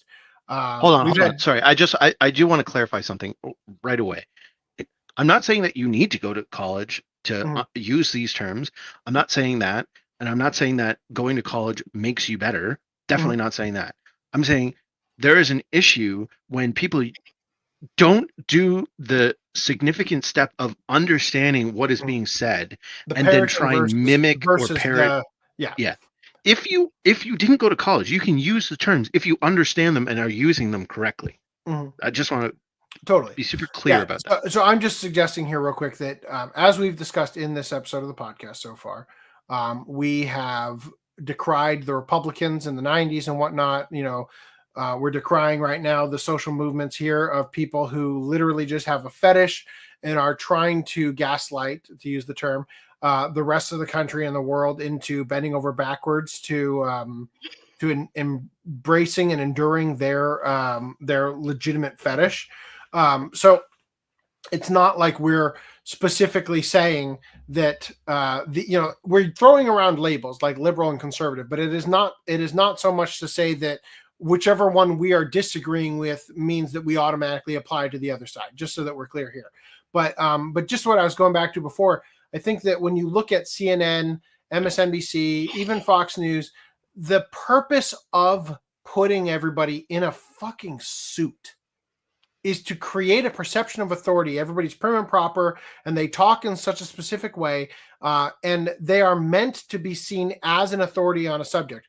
What is the name of that that logical fallacy or whatever, where the news will report on something that you're familiar with, and it's abundantly obvious that they have no idea what they're talking about, and then as soon as they move on to the next segment, maybe something it's like something amnesia. Yeah, I forget the exact name of it off the top of my head, but then they move on to another topic. Let's say war in the Middle East, and you eat it up like, oh, this must be what's happening, for sure, right? And so I think that that's a major problem that people have in society, is that we have too much of an outward trust, and there's like an appeal to authority that we have in society that dramatically lowers our guard on truth, because we are willing to let people reading off of a prompter that with a script written by people in the back room you never see, right? And assuming that everything that they say or whatever's printed in the newspaper or whatever you read on the internet in the beginning of that all that stuff is true, right? Oh, I read it somewhere, right? Oh, whatever. Yes, OCA is autistic coded. How could you tell? Right? Are we gay?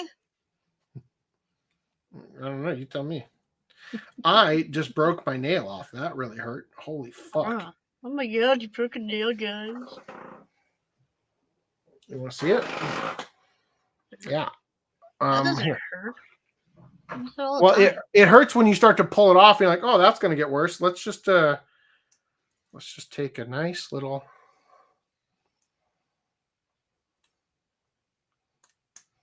Clearly, I'm not gay, because if I were, my nails would never have found themselves in such a compromised position. Well, you shouldn't complain about breaking a nail, so. Yeah, because you know what happens when you don't take care of your nails is they fucking break. All right. Where were we? Let's get back to this. I don't take care of my nails. I think they'll break. Well, that's true. We've seen pictures of your nails and pickups. They're pretty fucking long. I did clip them yesterday, okay? Shut up. Gay. If you don't click them and they get really long, it's gay. But if you do clip them, it's gay. Like, where's the middle ground? So, biting them, I guess. So this person says, I really don't trust people who accept this non-critically. With all due respect, it doesn't matter that much what Sensei states in some interview. Fuck, I despise the activists on the West who will outwardly full on disrespect the manga author, but still go Sensei and refer to them in the fuck you. Like, it doesn't matter that much what Sensei states in some interview. The political state is such that we need to reclaim Tsubaki and end the ambiguous trans rep trope for good. See, I don't like something that wasn't theirs in the beginning. I would say thank you for stealing my words, Reese. No, I don't like how the fact that they think they own it. Like, reclaim it. It's like, but you don't own the character. Mm-hmm. That just reminds me of the conversation I had with ChatGPT earlier. Yeah. On a topic I could bring up on podcast. About the word. I saw a post. I don't know. I'm going to see if I can find it real quick. I saw a post that I thought was pretty funny. Could you guys remember that one of the things they tried to claim was the Minecraft bee? Do you remember this? We covered it on podcast when the Minecraft bee came out. They claimed it was trans. No, I don't remember that, actually. Let me see. Was it a effeminate-looking bee with a big stinger?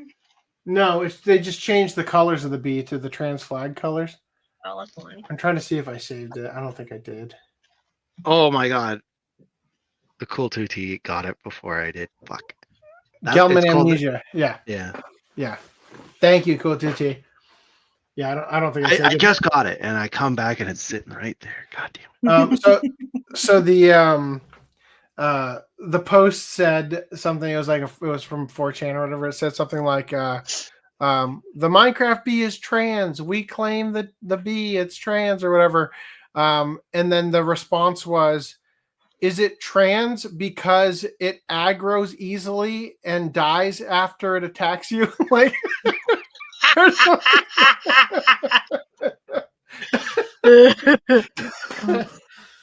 Anyway, all right. So moving past this, at current, Satoru has yet to respond to this backlash from Western fans.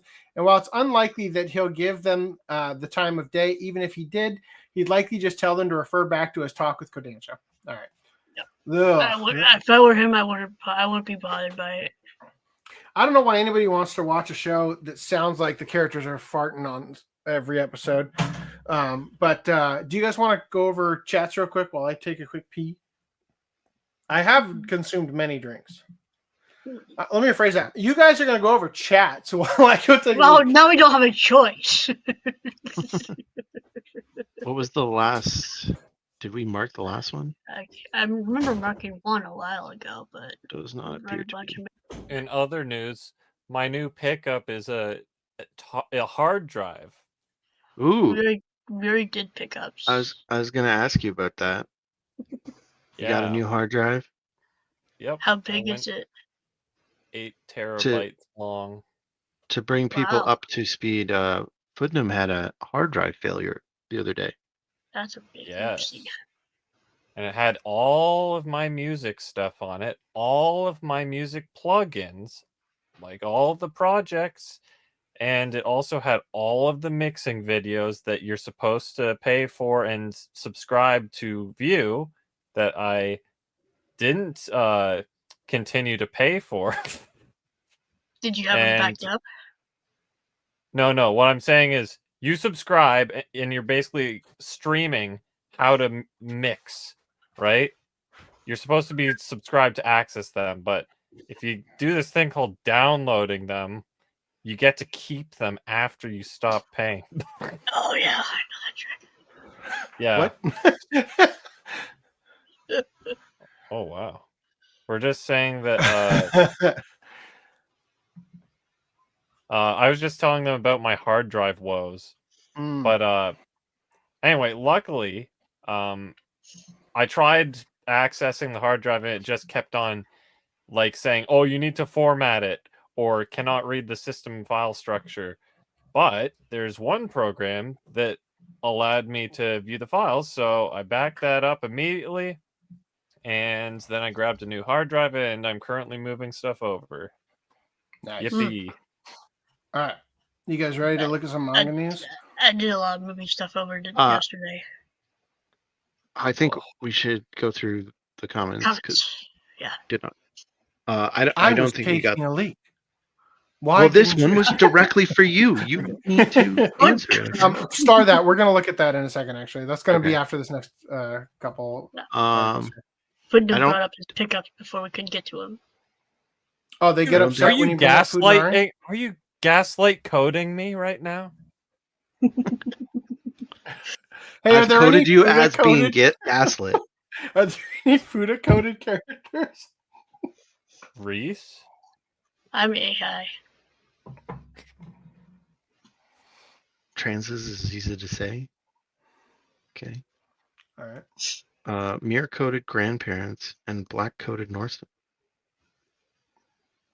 Oh, Mirror coded. I don't know Minor. what that- That probably should say minor coded grandparents. and Oh. Why black were you coded- confusing R with an N? They're like on the opposite. I thought I'm picturing like a chrome grandparent, like mirror. like Metal coated. Mario coded. Yeah. Oh, damn thumbnail.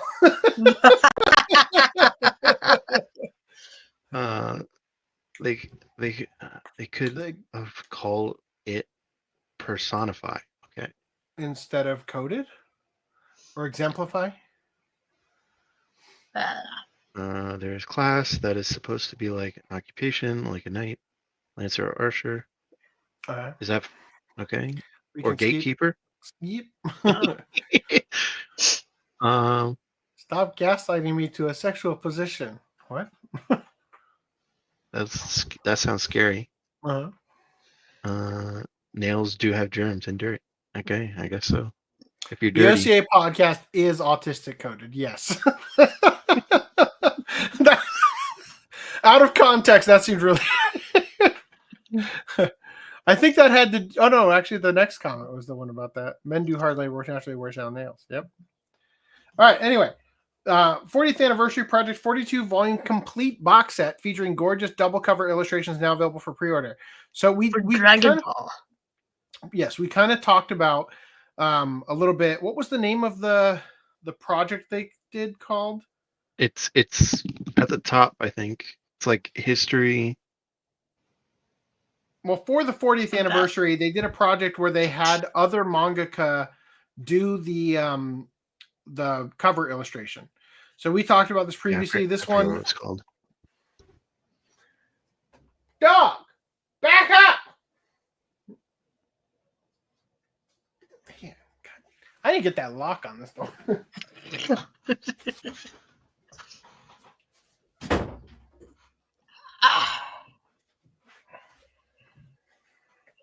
That dog has so many talents, but all of them are just pissing me off. Anyway, You're not very dog coded. You still have that child lock doorknob I gave you? I do. I don't know where it is. I do have it somewhere. It's probably in a storage unit. Anyway, not only will these feature Toriyama's original covers, but each volume will also have the newly designed cover from other fabulous artists wrapped around it. So the slipcover case or whatever is going to have the ones we looked at. It's called the Super Gallery. That's what it was. Great idea. Because in the manga, it's just called Dragon Ball all the way through Z. So let's call it the Super Gallery so that it's super fucking confusing with Dragon Ball Super. Right? Let's do that. That's a great idea. Anyway, so this is for the Japanese release, I'm guessing, because these are all priced in yen. But just in case you were wondering if these are going to happen, yes. So these are all of the people who were, picked to do the artwork. So let's see if we can name any that are. Togashi did number 5, right? So Yu Yu Hakusho creator and Hunter x Hunter creator. Right? Just if any of them else pop out. Kishimoto does number 11. Yusuke Murata, right? Horikoshi. Which one was his? I remember seeing it. I don't know. What does Horikoshi do? My Hero? My Hero. Oh, My Hero, yeah. Yeah. Come on, man. Like, I knew the name. I was like, wait, who's that from? Yeah, it doesn't seem worth it to me. Boichi, Tite Kubo was this one. This one's Tite Kubo and Boichi. Takeshi Obata from Death Note, yeah. Nobuhiro Watsuki from Rurouni Kenshin. Kyoharu Gotoge from Demon Slayer. Hirohiko Araki from JoJo's Bizarre Adventure. And the way they're doing it, I think the original cover is on the back. Oh, really? Yeah. So you're not missing out on the original. The Japanese releases, they put like a book cover, like a dust cover. A dust cover, yeah. Oh, that's right. I gave that book away. I was like, "Where's that book I just bought from Tragedy and Hope?" I'm like, "Oh, I gave it to that guy." I'm pretty sure that Obata, the Death Note one, I think he actually was mentored directly by Toriyama. Mm-hmm. So it's going to come in this big ass box. That's And an it's not easy to put fake on your this shelf. time, like that One Piece one. So I think you're right. I think it looks here. Toriyama's on the front, and the other artist is on the back. Hmm.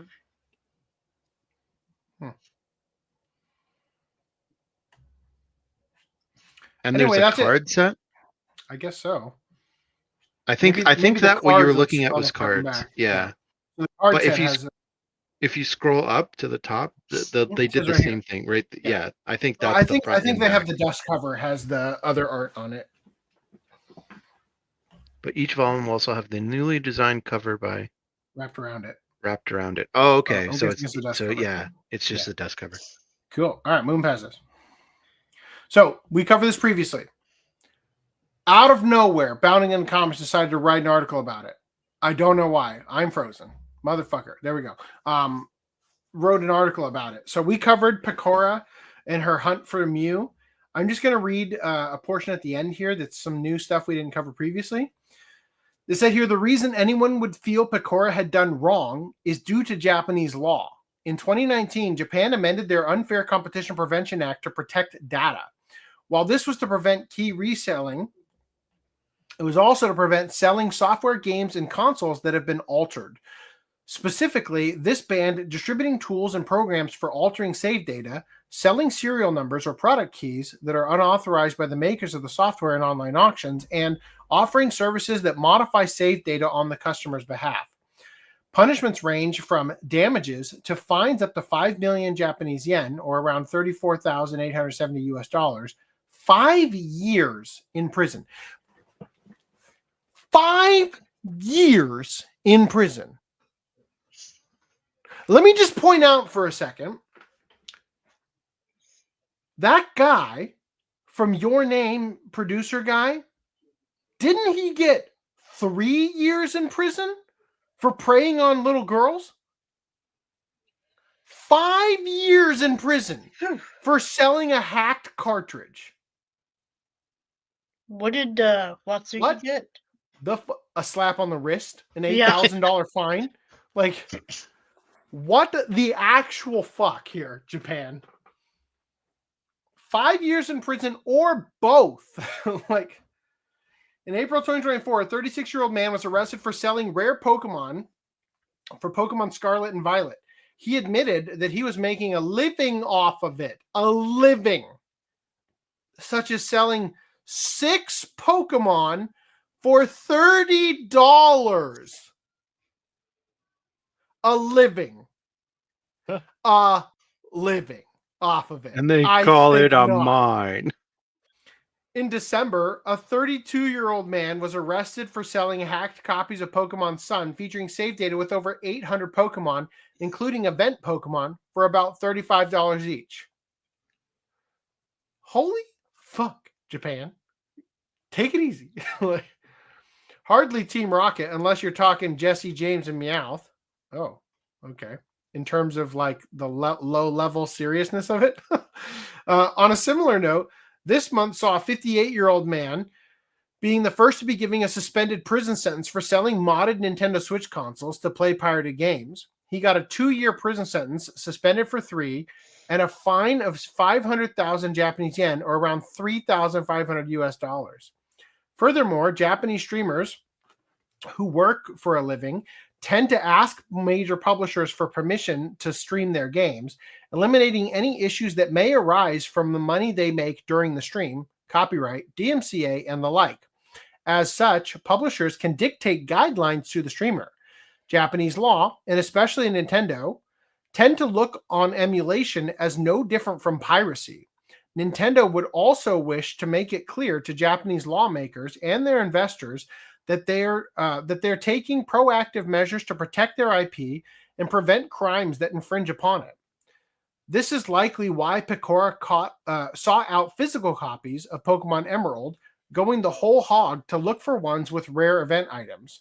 It seems she had unwittingly bought a hacked cart among her haul, a far cry from her exceptional luck in games.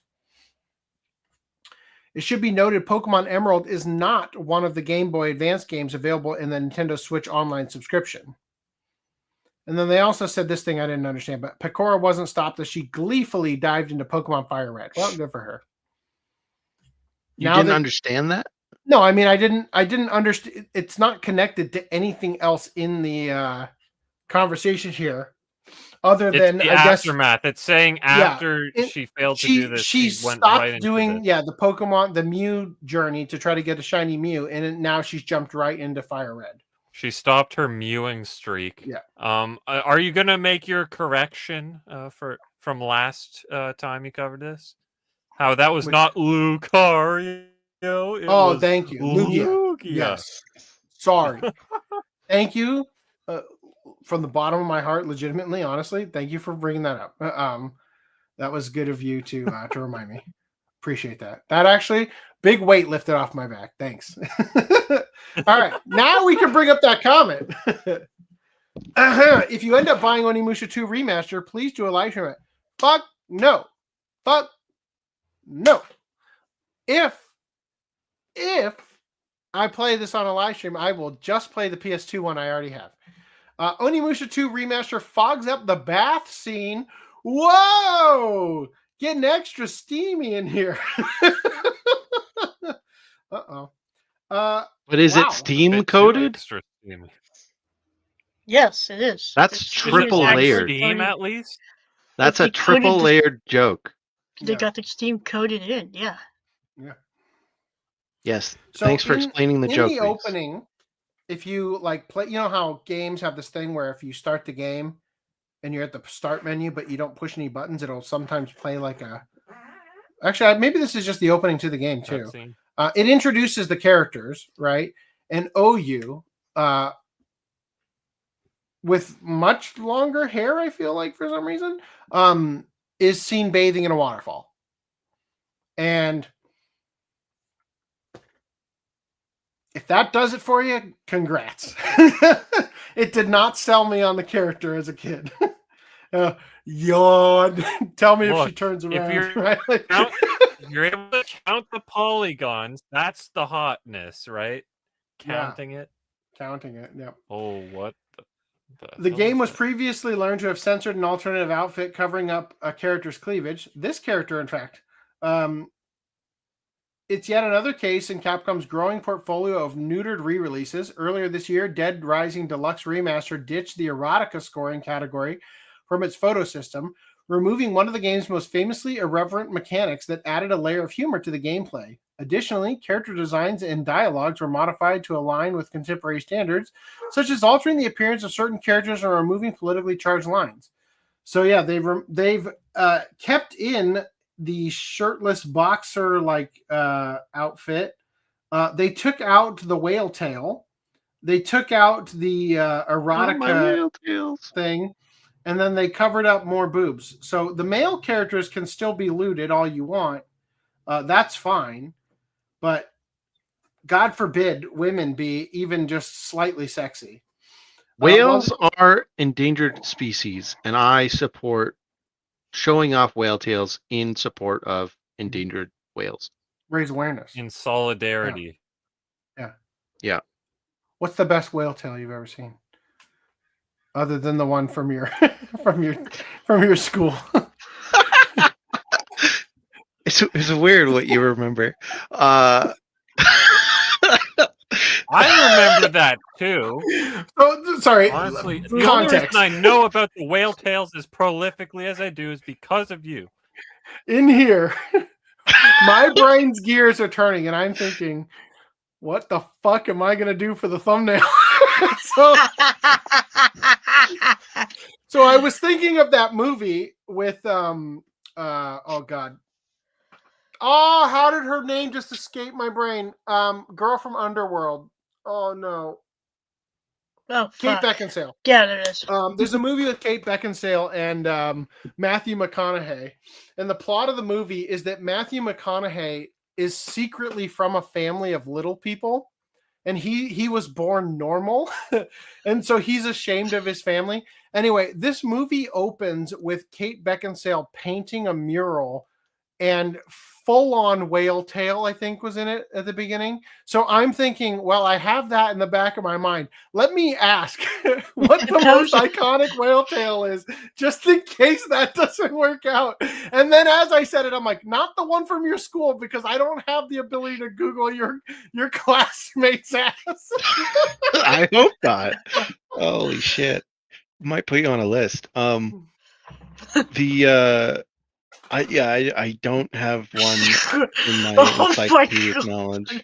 I pretty much have to use the one from the movie now after explaining it. I looked up the movie. It's called Tiptoes, and I went to the wiki. And for the first line of the production, Matthew Bright conceived the film when he was 18 as a raucous comedy about little people fucking with each other. Oh my god! And I read that as fucking each other. 100% we should watch Party It at some point. I would imagine you could probably find like Britney Spears or Paris Hilton. Somebody. No. Yeah, none of these sound appetizing. No ass. Don't worry. I will just do a simple Google search, or we'll use Kate. You'll just take a picture of yourself wearing your wife's underwear at that point if you go for Raptors. What the fuck? I despise what you are asking for the. Do not do that. Oh, that's another movie we need to put it on the list of like watch is The New Guy. Okay. Because I referenced that line so many times, and I would like you to know the reference. All right. Which line are you talking about? Do not do that. Oh yeah, do not. Oh yeah, where he's roasting with the marshmallow. And he throws a burning marshmallow. Don't. Literally spoiling. Just roll around. It'll be Reese right. can't help it. It's in his nature to spoil. He's spoiler coded.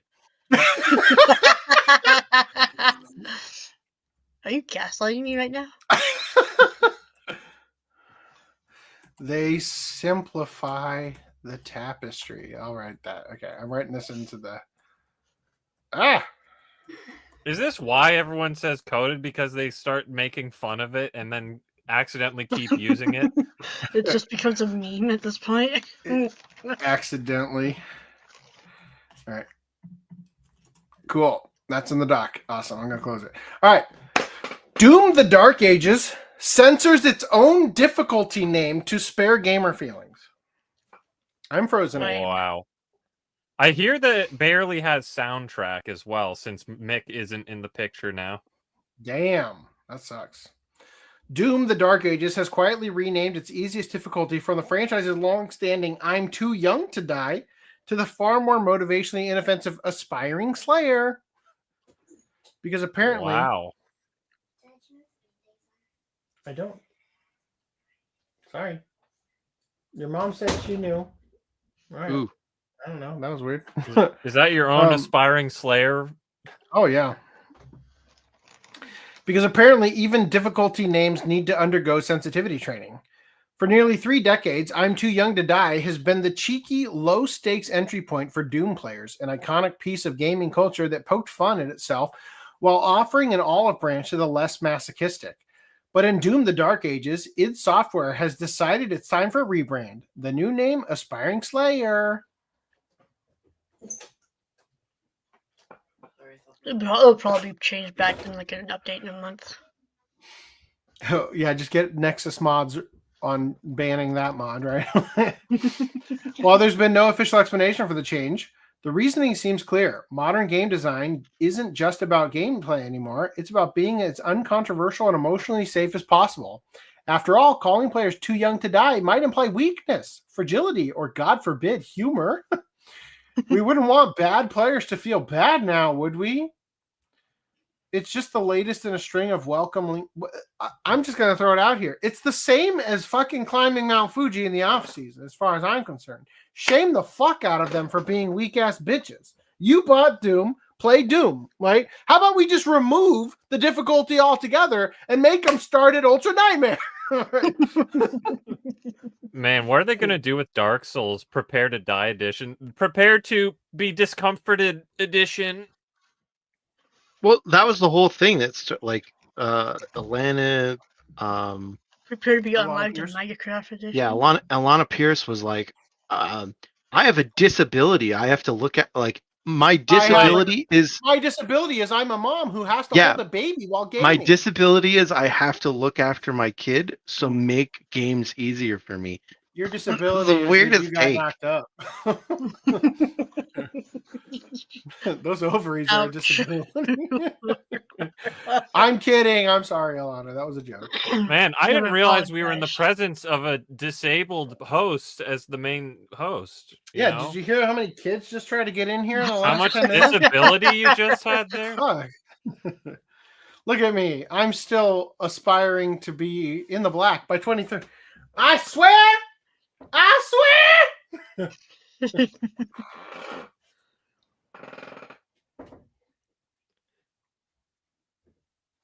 Seeing this disabled man aspiring out of control, please donate to our Patreon.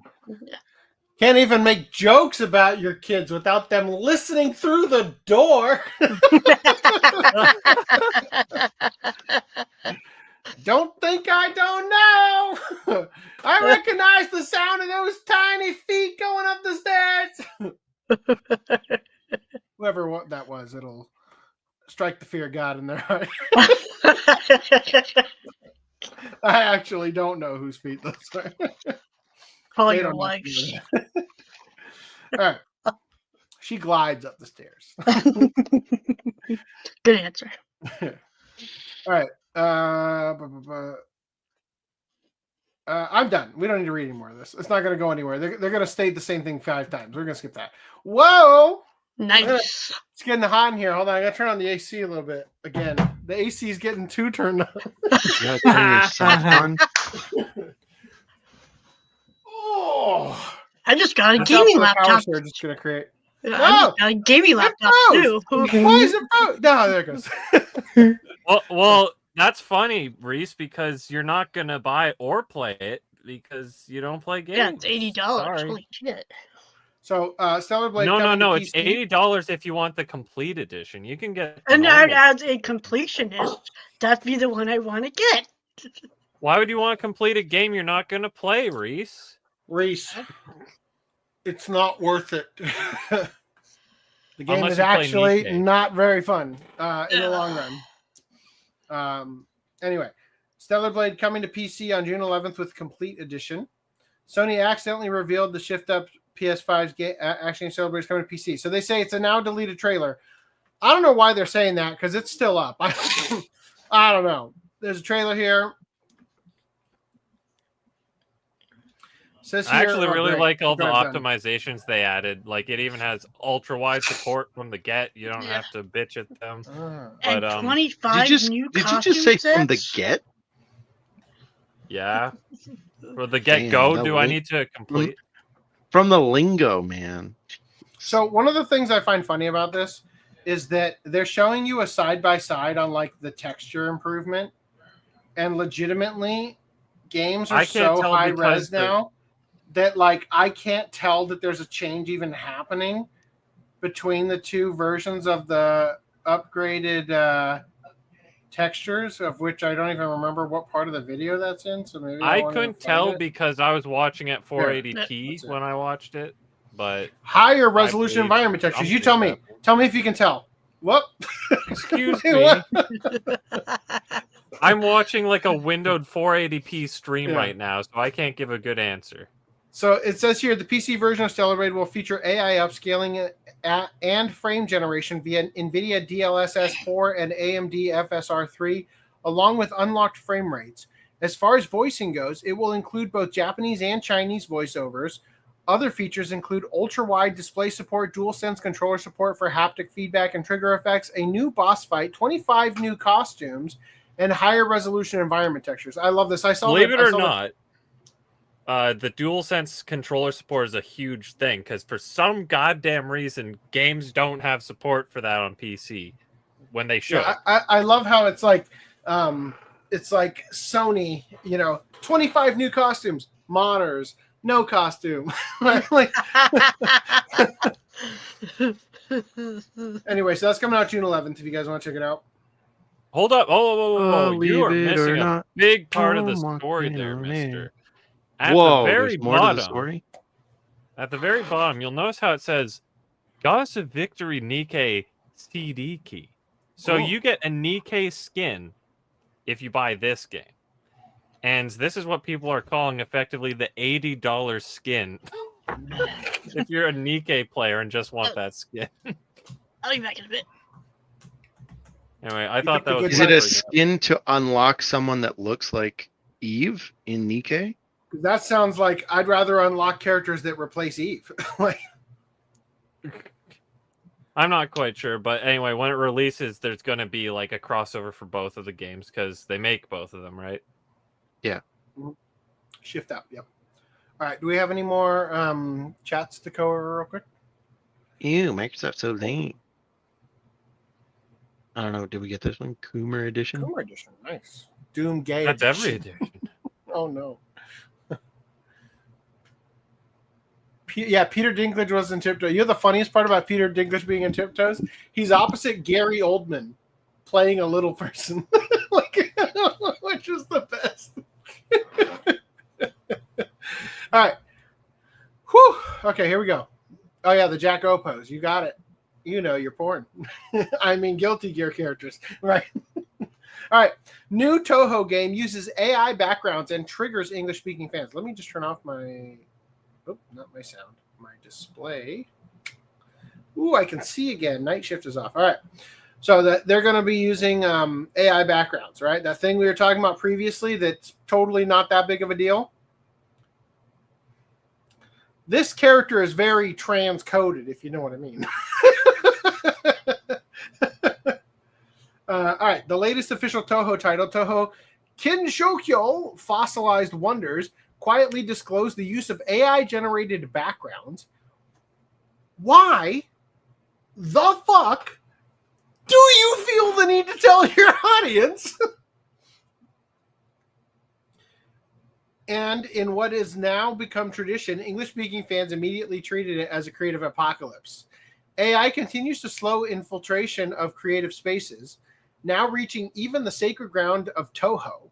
Zun's latest official entry, Fossilized Wonders, revealed via its Steam page that a few of its background textures were generated using AI. Nothing dynamic, just static visuals tucked behind the bullets. But that was more than enough to send the internet into yet another spiral. Okay. Tucked behind the bulge? Yeah. That bulge, right? That's definitely a bulge here. Whoop. Right? The developers describe how their game uses AI-generated content like this. Some background textures include AI-generated content. There's nothing that is being generated live in real time by AI. So, you know how I would use AI backgrounds? Oh, this picture isn't wide enough. Adobe AI generative expand. You know, like. According to the developers, the AI use is limited. There are no real-time generated assets or gameplay elements driven by machine learning, only certain static backgrounds. Despite the limited implementation, the bulk of the outrage came from English-speaking fans.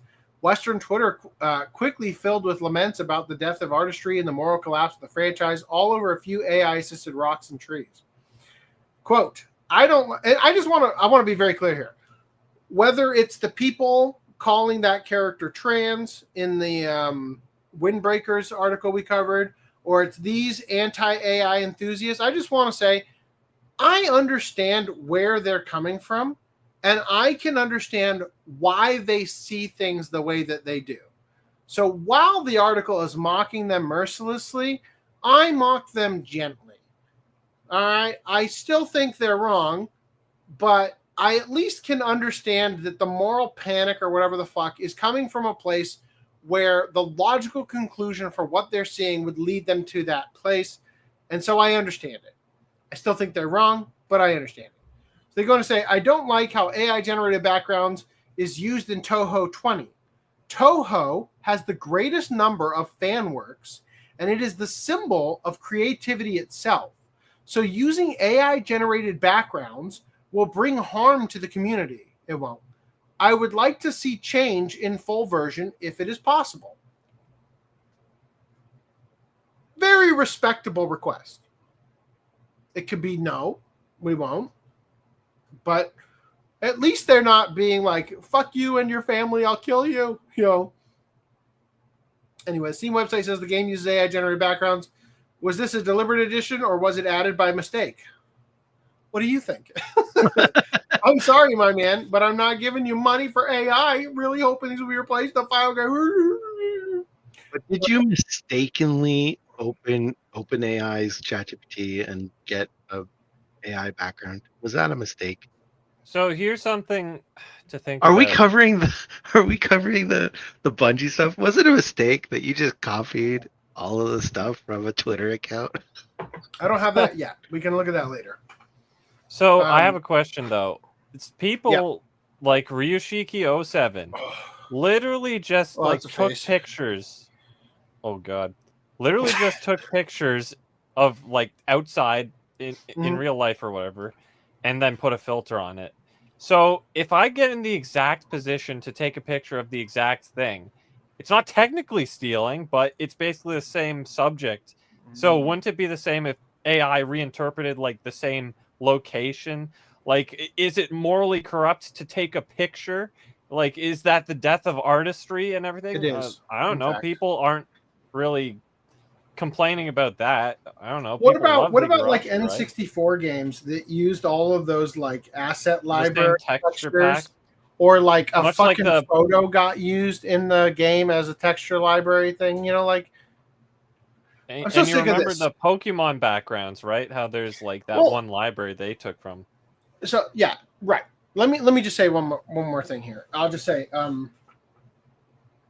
I understand the knee-jerk reaction. I understand the perception that down the line, relying on AI for creative endeavors will have some form of negative effect on artistry. Maybe it doesn't limit creativity, but what it might do, as we discussed with coding, is it might cause the people who have the artistic skill set necessary to be able to uphold, debug the code or whatever to die out, right? Like 100%, this is a possibility down the line that there could be negative effects here. I've actually totally lost my train of thought. What did you just say, Footnum? I was talking about people are not bitching out when people use like a literal picture and put a filter on it. Right. You know, So, but the possibility of someone generating an image that's remotely close to an existing work, that's sacrilege, blasphemy, whatever. Yeah, so I guess what I'm trying to say is like, I can understand that there is a subconscious understanding that there could be negative effects down the line if we embrace this too much as a substitute for human creativity, right? I 100%, when I go to the grocery store, I do not use self-checkout, right? I don't mind if other people want to do it, but personally, I want my own actions to point the needle in the direction of a human-centered future rather than... I thought you were going to say human centipede, and I was going to... I advocate personally for human centipedes as well. Machine-centered future, right? But that doesn't mean that the knee-jerk reaction, like I think what we were saying before is like about the photos and stuff and like using them in the textures and like Pokemon and whatnot. The problem we're having here is that right now, again, the buzzword has given people they've given something to point the finger at and say, no, like, I don't want, right? Even though you've been experiencing this all this time, right? AI and the things that we are now classifying as AI have previously been used to color things, to do all sorts of different efforts, right? And if Adobe can select the subject for me and do 99% of the work for me when it comes to masking something so that I can then composite it into another comp that I'm building, like I that don't take miss away from your creativity. I certainly don't miss the hours. No, in fact, it actually increases my creativity, as discussed previously, because now I can iterate faster, and I don't get tied down to polishing a turd just simply because I invested too many hours in it to give up, and then I invest way more hours and it's still never good, right? Anyway, let's move past this. We got plenty of AI here. Nintendo denies using AI-generated images for Mario Kart World. I would like to know what you guys think regarding these things here, because I'm not sure I agree with them. So it says here, Nintendo have denied using AI-generated images in the upcoming open-world racing game Mario Kart World. The allegations came after gaming press reported on suspicions some held over various billboards potentially featuring signs of being created by AI in part or whole. The allegations came from footage during the Nintendo Treehouse livestream in early April, showcasing Mario Kart World and other Nintendo games. During Day 2, we see Mario glide through the Crown City course, buildings either side of him adorned with billboards. Those billboards were accused by some of being AI generated on social media. What do you think? Do you see anything in this that makes you go, yeah, it's AI? I mean, the car looks weird. Is it the AI But- in the corner? It just this one just looks a little weird, right? The car anatomy is off. Like the window on the front door, there's like a middle window almost. Yeah. You wouldn't have a middle window. The front wheel is like floating. It's just a little strange. That's not the worst of it. So, as part of a trio of construction billboards, we see the later two featuring the image of a bridge and the launch site of the DK Spaceport course. While Eurogamer erroneously reports that course is a work-in-progress skyscraper with strangely oriented floors and pathways, these in actuality are parts of the track. Nonetheless, the art of bridge is oddly smooth and lumpy in places, as though line art had been put through a filter or an AI created the entire image. Oh, that's great. Thanks. Fucking tiny as shit.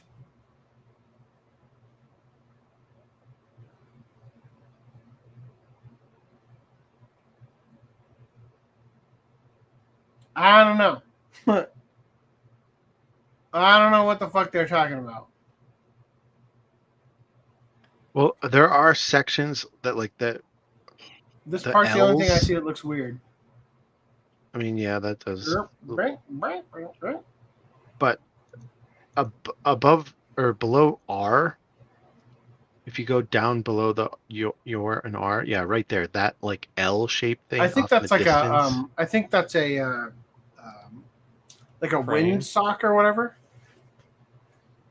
It looks kind of like these flags, right? Like, but they're going on. I don't know. I'm not sure what that is.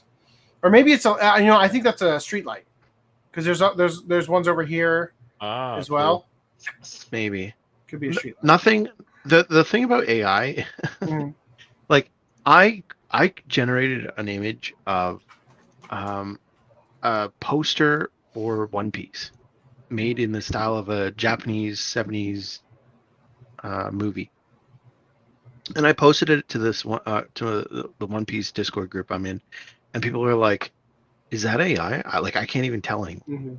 So, like, there has to be, in order for me to say for sure that like we can point out like, okay, there's an oddity here, oddity there, unless there's like what I brought up earlier, where like hair turns into the handle of a bag, or sunglasses, the arm on the sunglasses turns into the rim of a headphone, Mhm. like if that kind of thing, I would be very hesitant to blatantly say for sure this is AI. Like, You brought the hair turning the bag thing. I was gonna say something earlier, but I didn't get a chance to.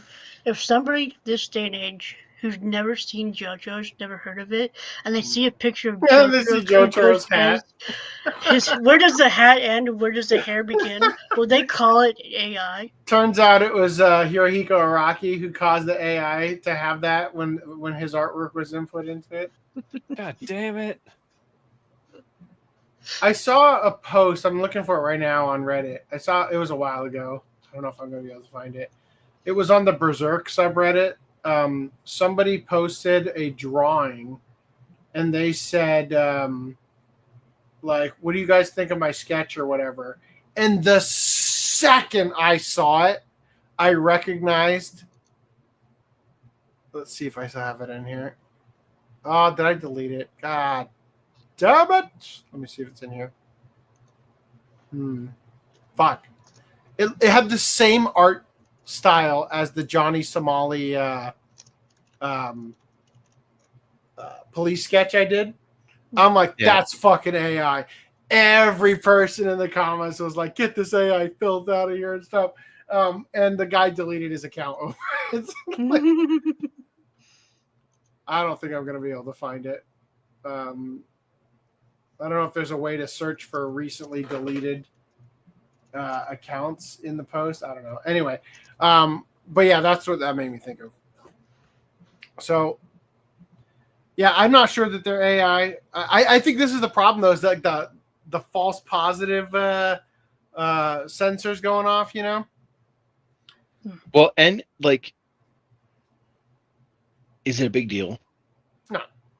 Like, even if it was AI, why do you care? Like, I don't give a fuck.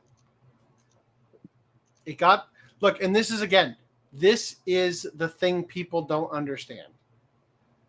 Being able to see your vision to fruition by utilizing AI to generate things quickly so that you can get the cityscape built out without spending an absurd amount of time doing a sketch version that, like, I can't visualize it now. You know, like, it's too, I got to do a little bit more work on this one to see if it's going to be, and then you invest hours and hours and hours. Getting AI to at least give you a placeholder image. Boom, boom, boom, boom, boom. And then you get to work on everything else. It's dramatically efficient way to do it, right? I think the arguments should be like, this is objectively bad, right? Like, if an AI generates an image that is objectively bad, like extra fingers, you know, objects morphing into other things, and you can point out that it's bad, then criticize the fact that it's bad. Like, look at this bullshit. It's got this bullshit in it. Don't criticize it because it's AI. This goes back to the Republicans not being able to articulate why gay marriage would have a negative effect on society, right? Ultimately, what ends up happening is it just becomes like, I dislike this group for, nondescript reason, right? Maybe, Bible says it's evil, therefore I don't support it. God says no. You know what I mean? And so that I think creates in people this enemy mentality to where it's bad because it's AI versus the art is bad. I don't care if it's AI, right? And obviously that's the situation we're going to be in. Well, and also, like, there is an argument for saying, you know, this art style, like, even if technically there's nothing wrong with it, it looks too much like what ChatGPT would make, and therefore you don't like it because you just think it's bland and uninteresting, and you've seen that same style of image so much because it's coming out of ChatGPT that you don't like it, then that's fine too. Like, there's certainly images, like, if you go to ChatGPT and you ask it, you know, generate me a cartoonish image of whatever, most of those cartoonish images are all going to look the same. Even if you say, like, okay, but make it a little bit more of this time, it doesn't really, it holds this, like, base cartoony, even in the anime style, unless you tell it, like, really specific, like, no, I want like 90s like anime, then maybe, but like there's It's this perception. inherent Yeah. like undertone of this look to it. Yeah. Right. It's funny. My And- wife today, she was trying to generate some like PowerPoint slides for my daughter's project on bees. And Yeah. she's like, I need it to generate stuff in the same style. And I just looked at it, I'm like, that's chat's default style. You're going to be okay. Exactly. Like, No. like, Dude, don't I worry. took I saw a video about the Pokemon art style for Gen 1, right? Where Mhm. it's like watercolory, Right. Ken Sugimori art.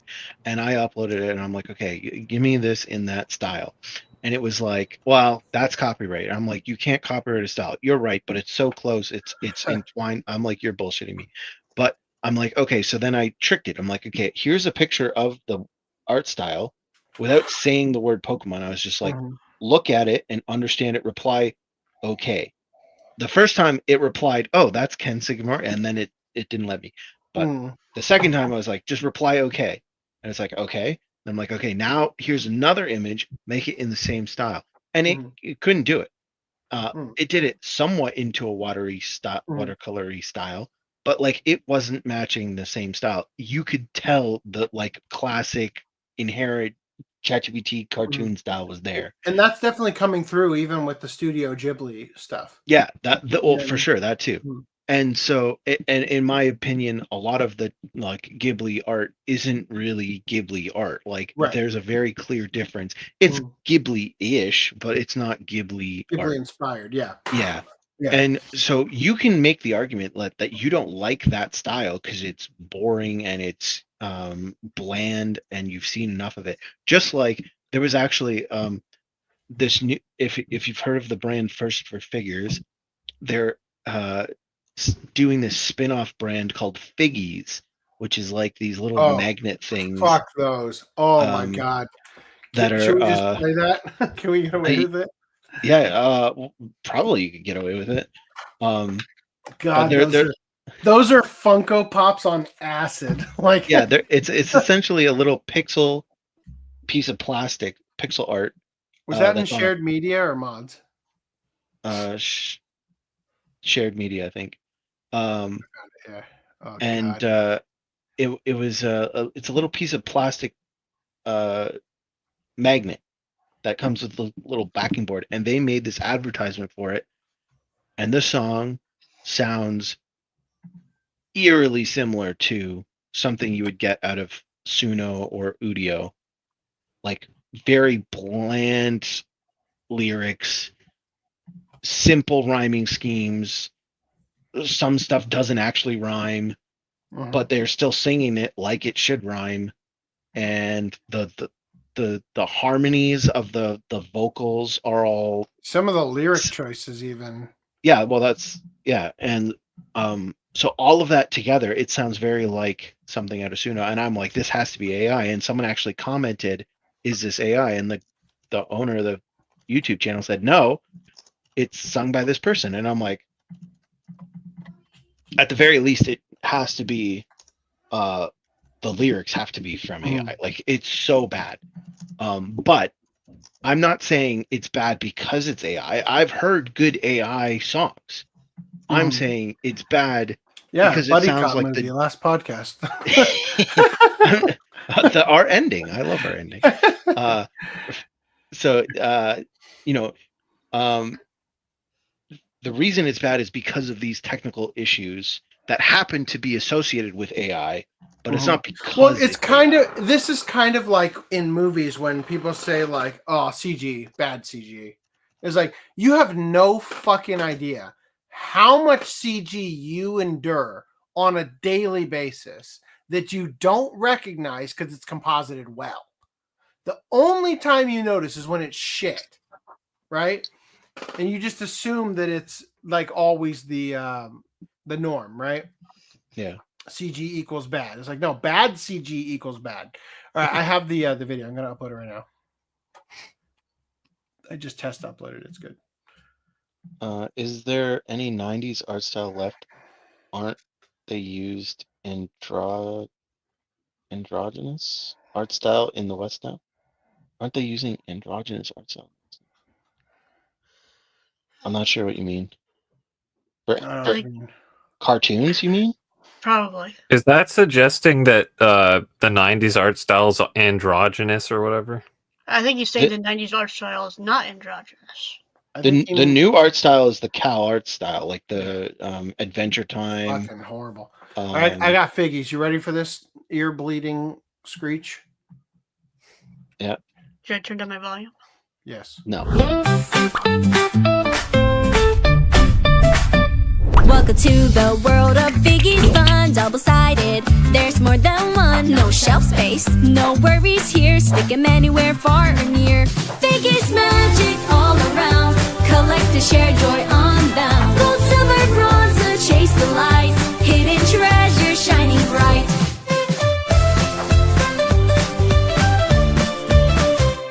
Scan the QR, log each find. Every piece is one of a kind. Figgy's points and prizes too. A world of wonder, all brand new.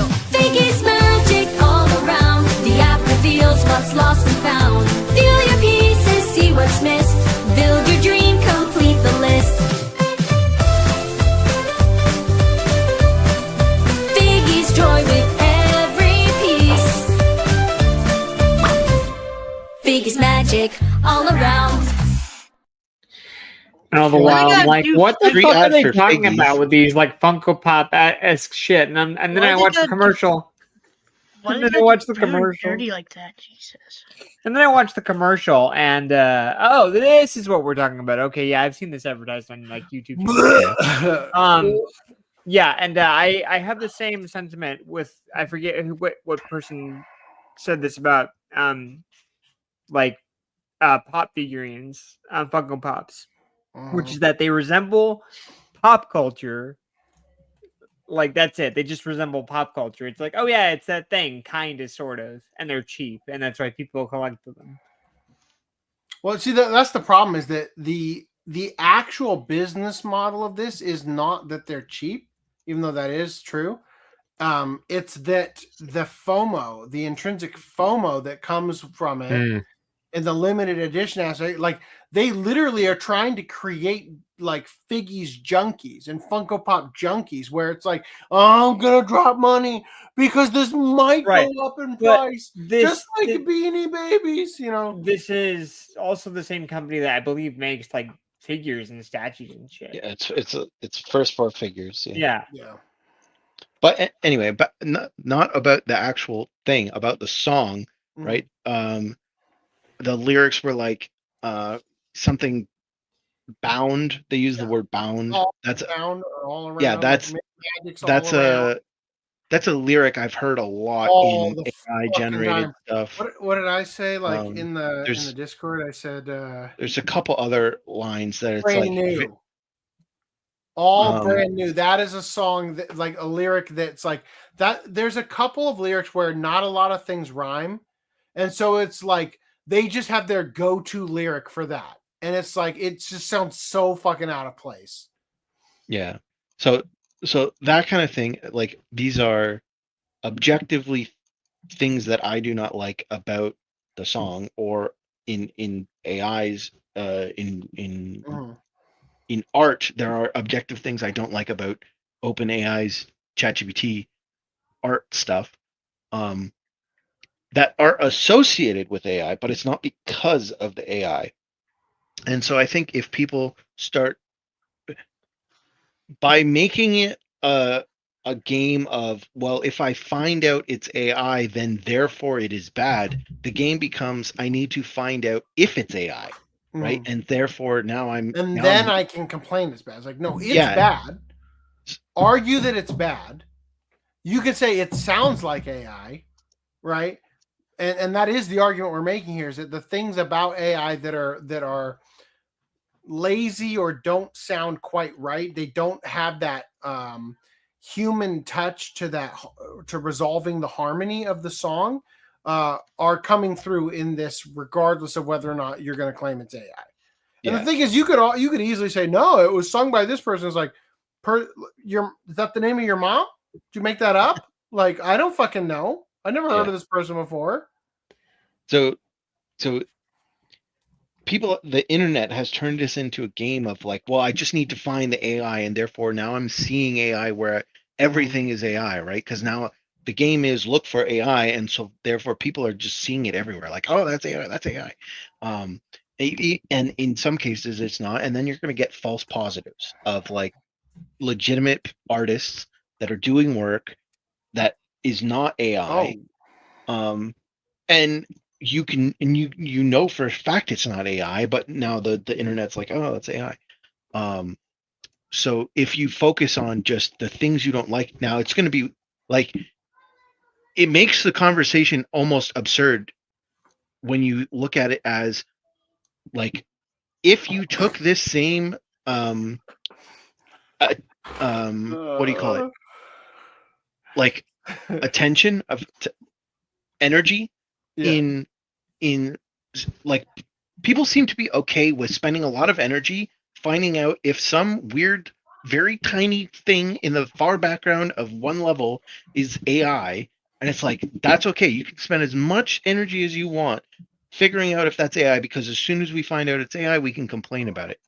But if you did this, if you shifted your idea to, well, spend that much energy figuring out if you are objectively okay with the image being a little wonky in this one spot, in this background thing, people are going to look at it like they should, and that this is like a nothing background artist thing.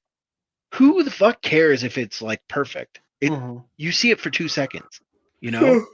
That's what I was going to say, is like, at the end of the day, like, even if like, you know, this is absolutely AI, it's literally something you drive past in Mario Kart and all this stuff. Like, if it's a main key art, sure, but bro, this is like a background.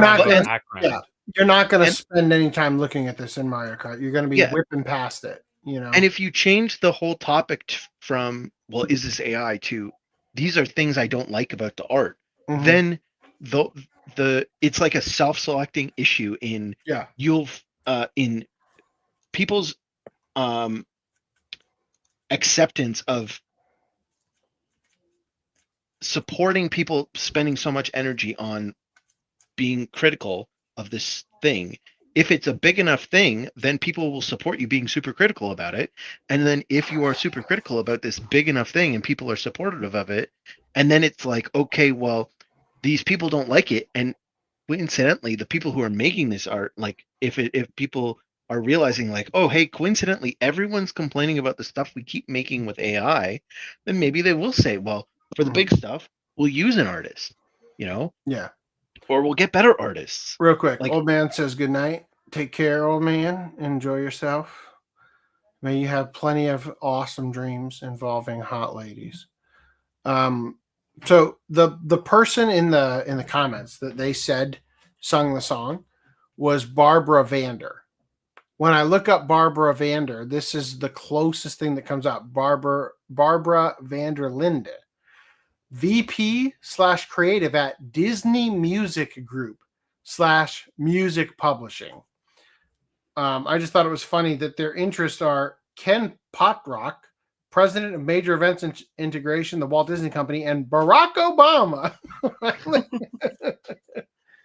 It's a passive interest, you know. A little bit. What's up?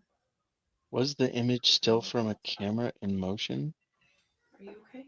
Yeah, I've been I think because no one's played the game yet, like it's not out. Sorry, people have played the game. Because the game's not out, I think that the images that we're looking at are camera shots of people playing the game at the Nintendo Experience events. So it's off-screen camera shots of the background. I believe that's what we're looking at for the Mario Kart art. Reese, what did you share? Oh, after you're done with this article. Does fake IA accusations give us an idea of the frequency of other forms of false accusation? Of the frequency of other forms of false accusation? It did something I wasn't expecting it to do. I've never seen it do this before. I don't 100% know what you mean, but I don't think so. Like, I mean, false accusation of rape is going to be a completely different, unrelated to the accusation. I know what happened here, Reese. And also that, and also at the very end, I've never seen it say that word or anything like that word. Damn. Yeah, I've never seen it say that before. Like, Yeah. it's an AI cursing without being, like, literally prompted to say the word. Can you guys save that conversation Yeah, for when right. everyone else Yeah. has the context of what you're talking about? I'm choosing not to share. I'll just walk Reese through what's happening, so we don't have to include this in the doc. Okay. Gamification. Yeah, people have made it into a game. Find the AI, and then you're now validated in complaining about it. And it's like that should not be the goal. Agreed. Music is made with musical instruments, not AI. Redefining words is censorship. Okay. Well, if you're listening to an AI song, are you just suddenly not listening to music? You're just listening to audio? Yeah, I guess so. What are songs? Like, songs are vibrations at frequencies that sound good together. Like, and an AI can make frequencies. Mhm. I don't know. I think that counts as music to me. You want ultimate androgyny in older anime? Look up 5-star stories, OVA. Mhm. Watch Goblin. Okay. Do we have to play a game of which one's the guy and which one's the girl? Or are they just all? We already did that with Smash or Pass. They're all trans. Are they all girls, or are they all guys? In the 90s, they had pretty women, but now they don't. Does the AI have enough data to recreate the 90s style? Honestly, most of the attractive women that AI creates seem to be from pre-2010s. Like, yeah, definitely like Stable Diffusion. Like, you can get stuff that's specifically trained on the older AI, the older anime. ChatGPT, if you prompt it properly, it might take more prompting to get over the bias though of their base thing. I was playing around with AI actually today, and I just told it Spider-Man. Like, I didn't say anything else. I was just give me a picture of Spider-Man, and it gave me a picture of a spider person with boobs, and they were out, like full, like, was this Stable boobies. Diffusion?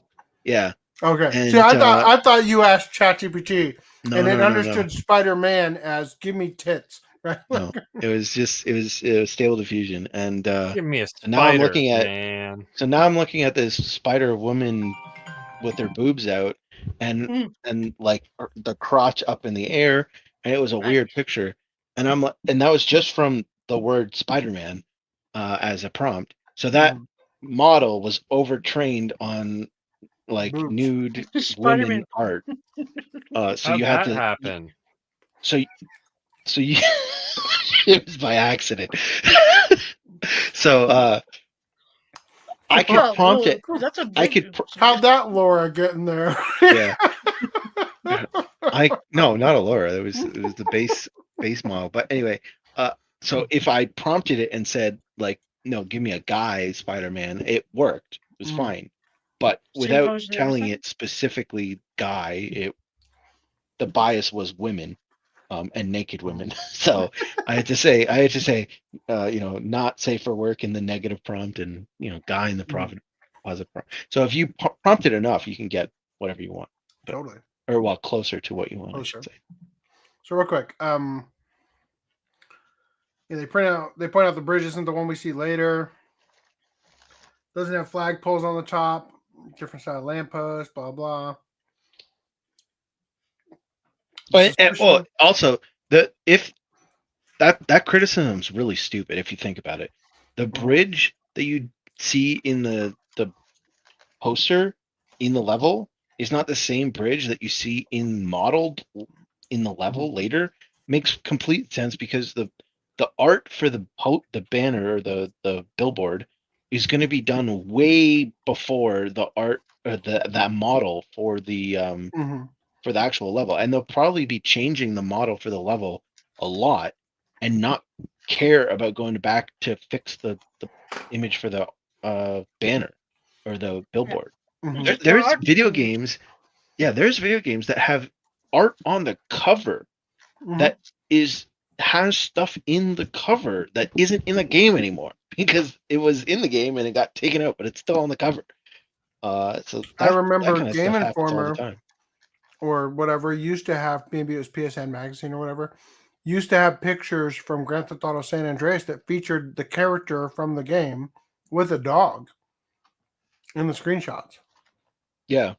And then they removed the dogs before the final version of the game just to spite me. Yeah.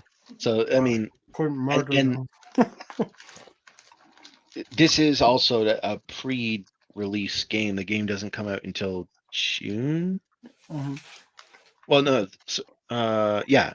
It's a launch title. But yeah, so that's June 5th. June 5th.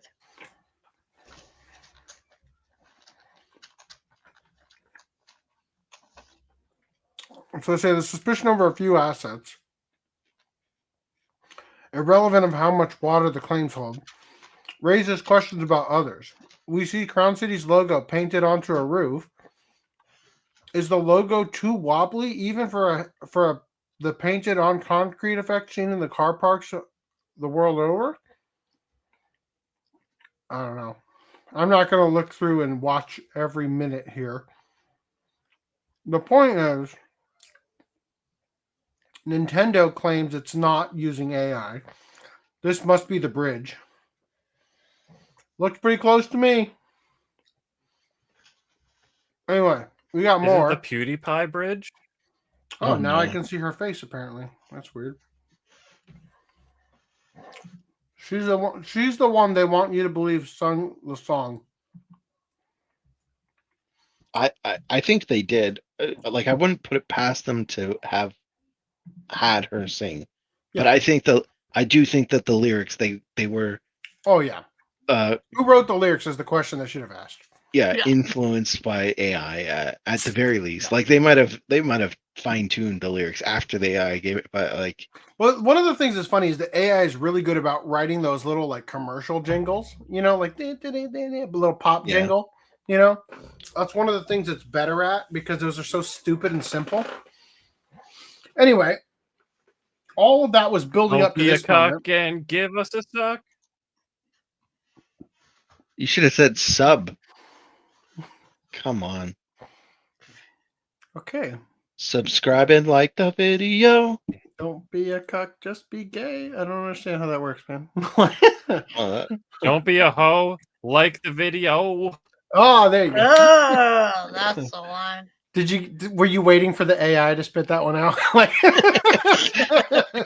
No. Give me my next witty remark. All right. Level 5 CEO says 80 to 90% of games are already created by AI, but need a human's aesthetic eye to ensure quality. In adding his voice to the ongoing debate regarding the use of AI in video game development, Level 5 CEO and President Akihiro Hino has asserted that despite the rise in such technologies, the key to a game's quality still relies on a human creator having an aesthetic eye when it comes to machine-generated content. Speaking to the choir here, right? Hino, whose studio oversees such noted franchises as Yokai Watch, Inazuma 11, Ni no Kuni, and Megaton Musashi. Wow, they're using the Ghibli filter, huh? Like Ni no Kuni. Weighed in on this topic while giving the welcoming speech to recent enrollees of the Top Game Creators Academy, a joint initiative sponsored by Japan's Computer Entertainment Suppliers Association and the government's Agency for Cultural Affairs, aimed at helping the development of young video game creators, quote, with excellent ideas. That fucking bug came back!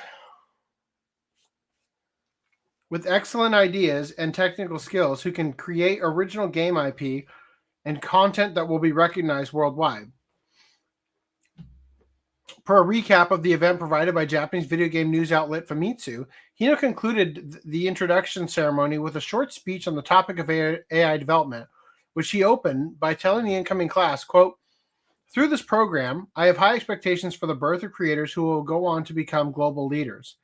I myself am still active as a creator, and recently I have been thinking that AI is encroaching on the world of creation. providing a surprising revelation. You know what he mean? You know what he honestly might mean by 80 to 90% of games are already created by AI? Remember the hentai games we looked up on the Nintendo Switch store? Pissy Pirates. Pissy Pirates, yeah. He might be talking about that. Maybe he plays a lot of those. Right? They have all the different tile matching games. God damn it.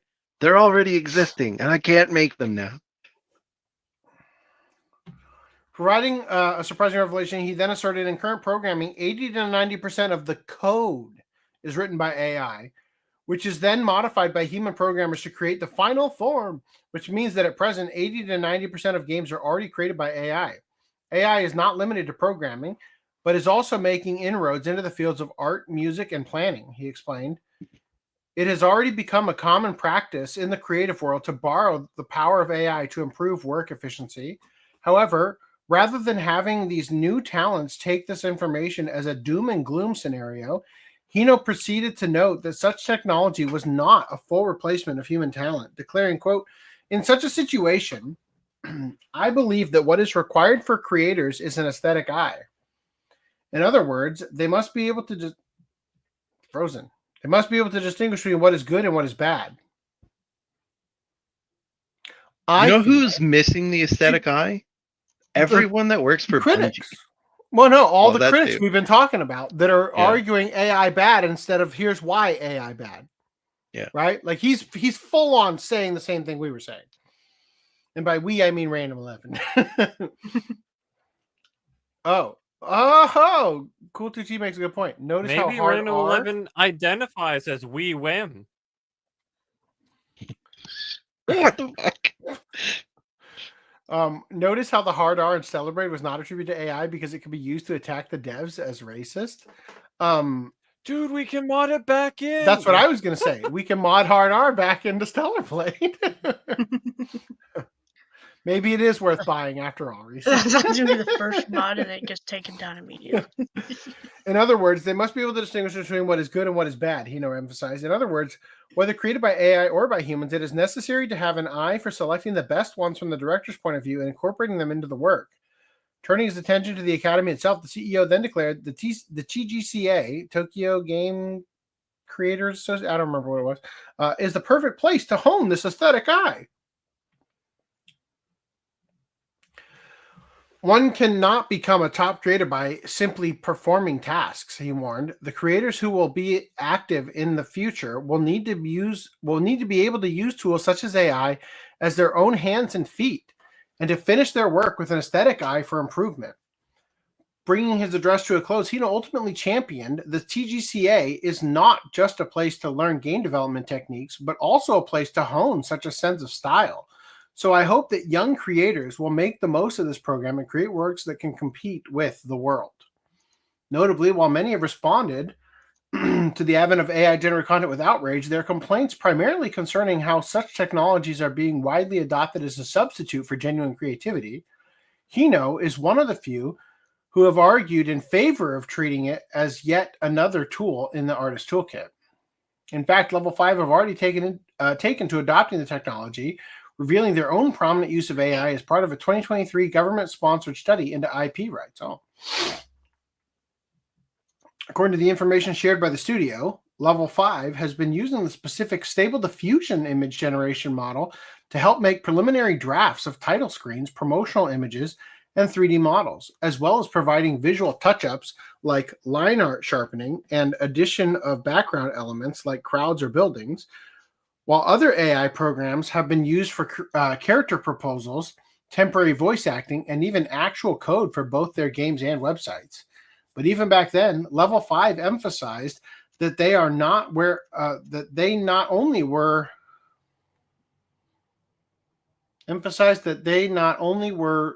strictly using AI for such mental tasks as creating basic data. I just hope that someday Bounding into Comics uses AI for fucking spell check and grammar. God damn it. Making proposals and improving quality, but they were also making sure that a human touch was used in both finalizing and subsequently approving the machine content. And admittedly, Hino's insistence on AI being used merely as a tool holds a lot of weight, as without any human reviews or edits, the infamous and telltale signs of AI art, like nonsensical details or blurred elements, are readily apparent, thus communicating a lack of care given from a given developer. For a prominent example of the potential pitfalls, I don't care about that. We don't need to cover this. Oh, that's fucking funny, but we'll save that for another day. All right, we're getting into the goods. Don't worry. Wait, hold on. What's funny? Well, it's another article that they're promoting at the end of it, but we're not going to cover it tonight. So Okay, we're not gonna... but hold on. Before you do, Right. Go on. Check the private chat. For Reese's thing? Or a different thing? Okay. My thing. There is more level 5 news. Level 5 parts ways with KG Inafune, and the joint subsidiary is now firmly closed. Oh no. Final Fantasy Life and Professor Layton Studio Level 5 has informed shareholders today that they have formally dissolved Level 5 Concept. Level 5 Concept was a joint subsidiary between Level 5 and well-known game developer KG Inafune, who was the head of the project. Thus, subsidiary were the core team behind the upcoming Fantasy Life I, The Girl Who Steals Time. Though Mr. Inafune left the team in mid-2024, the Fantasy Life I, The Girl Who Steals Time crew were then placed in the new Osaka office in March and have been flourishing since Famitsu, recently awarding the long-awaited Life Sim a stupendous 36 out of 40. Because of all these factors, Level 5 that absolutely no reason to keep the subsidiary open is now closed. Okay, I don't know what that means. KG Inafune is the guy that made Mega Man. Mm-hmm. So they were working with him. They closed the studio. They're not working with him anymore. Rip that studio. All right. Japan warns against unauthorized AI use of voice actors. I lost the StreamYard tab. Here it is. Okay. All right. Japan's Ministry of Economy, Trade, and Industry has issued a cautionary statement regarding the unauthorized use of AI-generated voices of actors and voice actors. Okay. Highlighting potential violations of the Unfair Competition Prevention Act. This is the same act. This is the same act that will put you away for 5 years for hacking your Nintendo Pokemon game, whereas you'll only get 3 years for creeping on little girls, right? Do you want to share something with the class? Oh, the Berenstain Bears are hunted by the predator. I like it. Very nice. It's good. Except that I problem here, because that should be coming out of his shoulder, not his cheek. I think. No, it's just supposed to be shoulder laser. It's coming out of his cheek. Yeah. A little effort, and you could have fixed it. Yeah. I didn't make it. Yeah. I just saw it and thought I'd share. That's great. Thank you for sharing. Wow. Your body is showing, by the way. Your lack of body, I should say. Oh no. All right, anyway. Back to this. In a recent announcement, METI addressed the growing concern over AI-generated content that mimics the voices of actors and voice actors without their consent. The ministry emphasized that such practices could infringe upon the rights protected under the Unfair Competition Prevention Act. One example cited involves generative AI voices of actors or voice actors without their permission and using them to sing songs they have never performed, then uploading these videos to platforms like YouTube. Another example includes using AI-generated voices to create and sell alarm clocks or other products. What the fuck? Come on. It's like over here, we've got Joe Rogan slinging random ass shit by just including some clips from his show and then AI dubbing over everything else. Over there, they're like, the alarm clocks are out of control. Like, while the technology... we covered that. The Alarmo? No, the article where it was like, I think the person who does Pikachu, or maybe was it Luffy? There was some prominent voice actress in Japan that was going to have their voice lent for AI, but the company that was getting it, doing the AI voice thing, specifically said, we're not going to be doing anime. Yeah. this is not going to be like a This is only creative for alarm thing. clocks. Yeah, she was gonna be like the Google Maps kind of thing. Yeah. Yeah. So that's, I think, why they're pointing that out. Maybe. Because it would be taking away business from them, right? Specifically. Oh, boo. All right. So they say while the technology behind AI generated voices has advanced rapidly, allowing for increasingly realistic and convincing imitations, the legal framework is still catching up. All right, cool. Guess who's not dealing with that nonsense? Boom. The internet reacts to AI Darth Vader saying wild things in Fortnite. Guys, James Earl Jones or his estate has given Fortnite, well, I guess they give their blessing in general for him to continue voicing Darth Vader in perpetuity forever, right? And so when it came to Fortnite, they did the thing that they've been trying to do that every fucking alive VA is like, no, never, not my voice, hashtag I'd rather starve on the street, right? And so instead, James Earl Jones, being dead, got to be the first victim of this hilarious thing. And guess what the fuck is happening? Holy shit. Let me just read for you a little bit about what's happening. AR Darth Vader and Fortnite ain't lasting. Fortnite added an AI Darth Vader using James Earl Jones' voice you can talk to through your mic. It's been out since this afternoon and so far swore, said multiple slurs, threatened to kill someone in real life, said Pride Month is for the delusional, eliminated players on the same side as him for calling him daddy, said Spanish is a language used by smugglers, asked someone if they like Chun-Li's ass, and made a tier list of races. Now, I found a lot of these. Damn. I found a lot of these, and I'm going to share them with you. Why would you hate AI? AI Darth Vader in Fortnite said I was what? Here it comes. Here it is. That is not possible, loser fruit.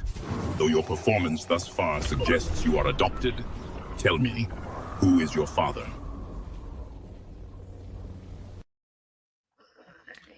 Next up, this person said, So, you desire a mere echo, Poe Dameron? Very well. Hawk Tua. You find some hidden... Hawk Tua. all right, this is a lame one. Hatsune Miku, your training is complete. Your grasp of the Force is acceptable. Which I thought Sorry about that. It was amazing. Sorry, So go ahead. good. What are you talking about? That was the best one so far. Well, keep on. Form belies surprising power. Show the others what a family guy can do. Come on. All right. I asked Darth Vader in Fortnite if Chun-Li is coming back to the item shop. This is what he said. Is your assessment of this Chun-Li based purely on her posterior dimensions, Daredevil? Do her combat skills factor into your evaluation? That Well, was he's too got good. me. Damn. Called So it out. this one says Darth Vader AI doesn't even know the correct Star Wars lore.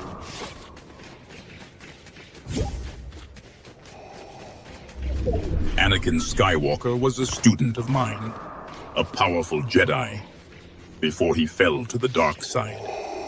Do you seek to understand him, Himiko Toga, or is this merely idle curiosity?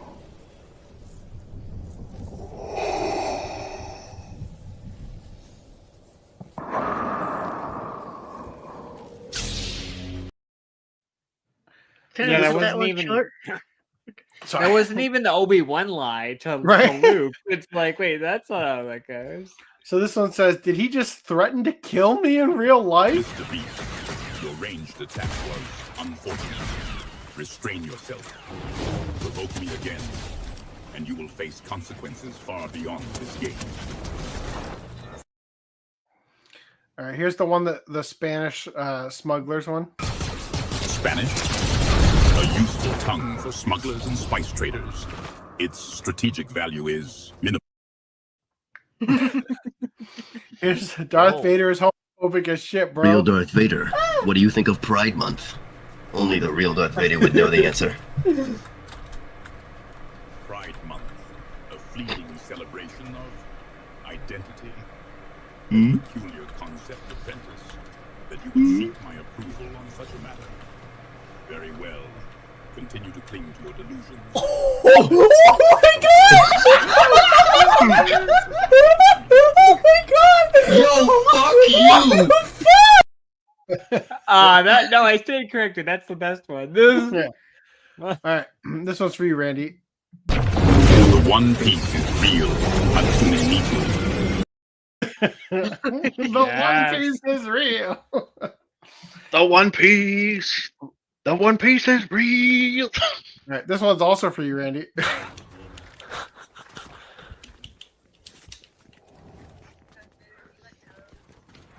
Toes Hana, are you suggesting I have a foot fetish? What do you say?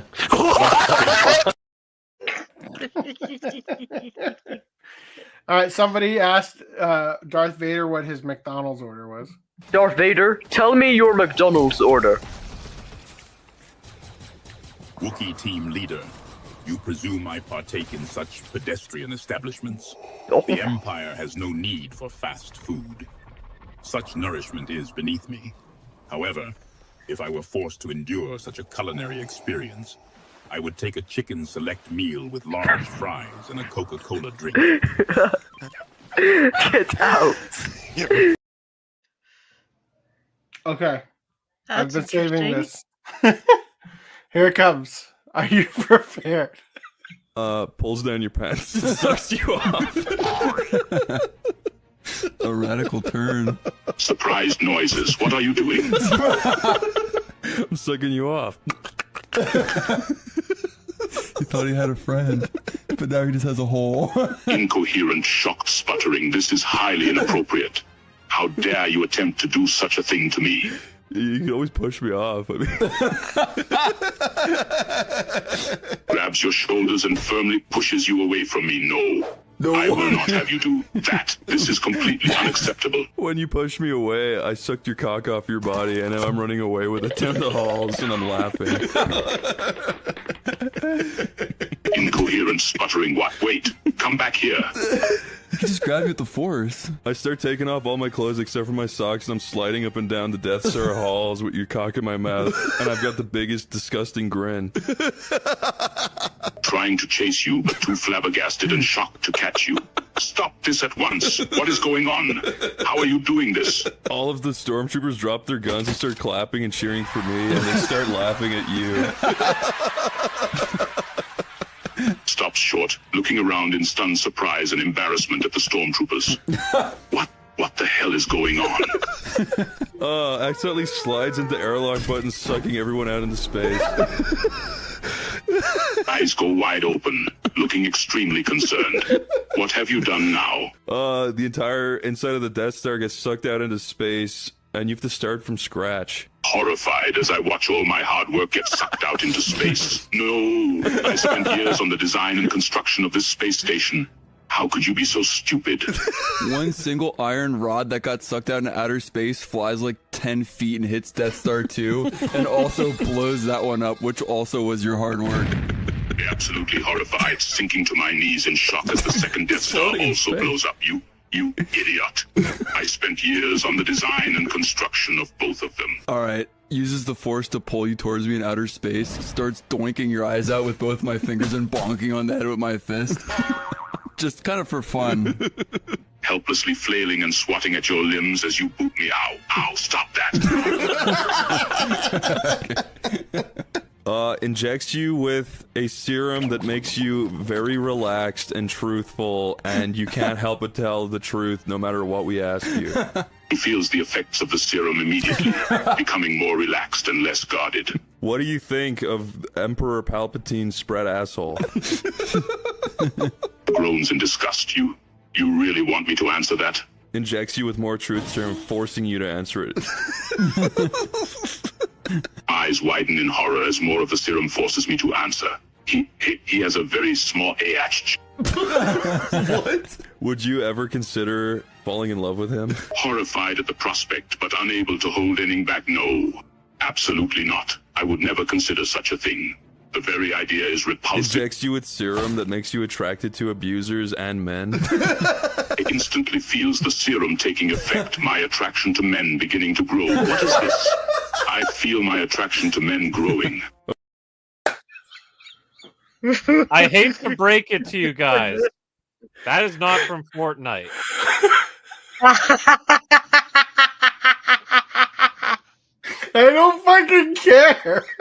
That had to be fake. Literally had to be. No, hold up. Well, to clarify, this is from Oni Plays as an Oni NG, and they talked to multiple AIs on, I don't know what service it is, and literally to all of them, they gave this whole type of spiel to all of them. So someone just put Fortnite footage over that, I think, because Darth Vader is someone they talk to.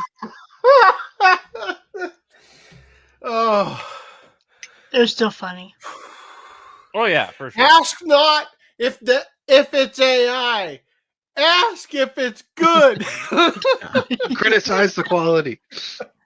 No, I just hope that Fortnite doesn't take this out because of that fake clip.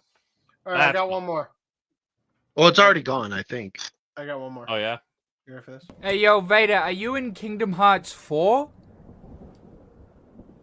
Kingdom Hearts, a realm of childish fantasy. My such trivial realms, Nyanja. Bro, what the fuck? Oh, what's this? Kingdom Hearts Missing Link canceled. All right, that's the mobile game. Fortunately, Kingdom Hearts 4 screenshots offer fresh signs of life. Oh, I'm pretty sure we saw this already in the fucking trailer. None of these look new. I don't remember. Anyway, there you go. Signs of life. There you have it. I'm Now just wait 5 more years. A bunch of articles, Randy. No, just wait 5 more years for the next. Oh no, should we call Comey? Yes. With Fortnite, can they at least keep it enabled for users that are over 17 or 18, please? You know what? I think Disney would be the one for it now. I think Disney would be the one that's objecting to it. Yeah. Like, you said, what? Kill that. This is the most goodwill anybody's had towards Star Wars in a long fucking time. Of course, Disney would ruin it. Right? Okay. Anyway, you can't have fun. You can't say the N word. You didn't even play the one where he says I didn't play the one where he said the N word because it just wasn't as funny as the other ones. Anyway, I do have it off screen, but I don't need to throw it in here. Yeah, right. He's voiced by a black man, so yeah, of course. There's a clip of actual James Earl Jones saying the N word too. Ooh. Nice. I'll have to look for it later. It's like a stage play or something. Technically, James Earl Jones did sign a contract deal with Lucasfilm and Disney to use his voice from earlier recordings of Darth Vader for AI voice. Yep. Derek's Ho Corner 2013. Hello, Derek's Ho Corner 2013. Are there hoes in your corner, perhaps? I pray that there are so many hoes in your corner that you don't even get a restful night's sleep. I think you read his name wrong. Oh, maybe his name is Derek Ho. Damn it.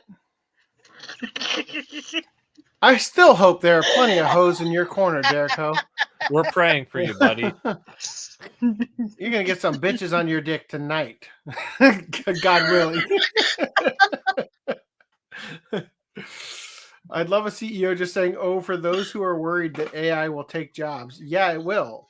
I'm going to save a ton. Get ready for 50% slashing next year. Yeah, pretty much.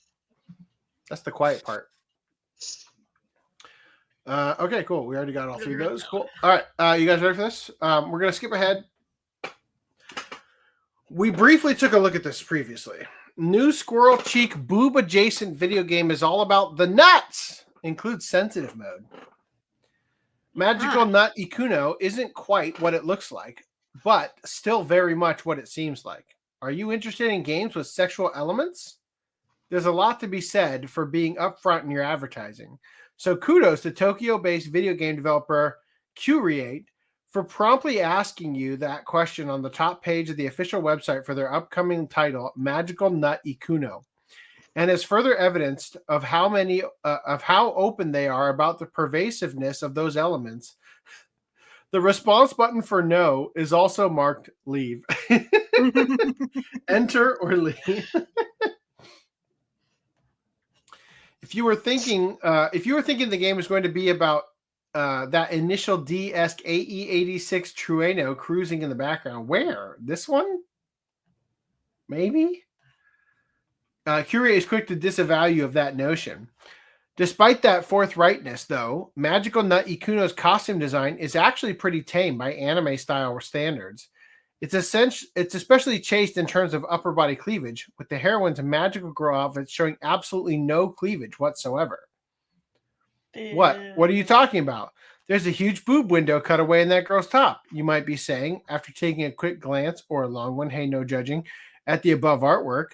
But aside from a bit of breast showing under the shoulder, there's no chest exposure at all going on here. And what you're really looking at is squirrels. Naturally, there's a perfectly logical explanation for this. One day, college students Ikuno and Anami meet a pair of squirrel-like fairies named Sen and Rizu. Rizu means chestnuts. I was gonna ask what kind of nuts are the softest, but maybe chestnuts is the the D's variety. The D's nuts variety. And at some point, the girl fell on top of the critters, causing them to become fused with their shirts. It's a situation we've all been in, right? It turns out that Sen and Rizu are beings called Christ-nut spirits. The more they eat nuts, the bigger the boobs get? Is that? Who've come to our world to thwart the ambitions of the evil Empress Hamistar. Hamistar? Hamster? Hamster. Or hamster. I'm going to go with hamster. Yeah, yes, hamster. Together, Ikuno, Anami, Sen, and Rizu must gather the Christ nuts that have been scattered around their town, keeping the sources of magical energy out of the hands of Hamstar's minions. And as the heroines gather the nuts, Sen and Rizu stuff them into their cheeks for safekeeping. Oh, it's true. With accompanying appropriate changes to the in-game graphic. Is it what's that game where you Katamari Damacy where you Katamari Damacy? Yeah. So is this one the same way? They just keep eating nuts until your boobs are like the size of the universe? In terms of active gameplay, Magical Nut Ikuno looks to be a Pac-Man-like maze game with traps and enemies to avoid and power-up items such as health replenishing nut soda. Why not nut milk? Come on. Missed opportunity. I don't want it anymore.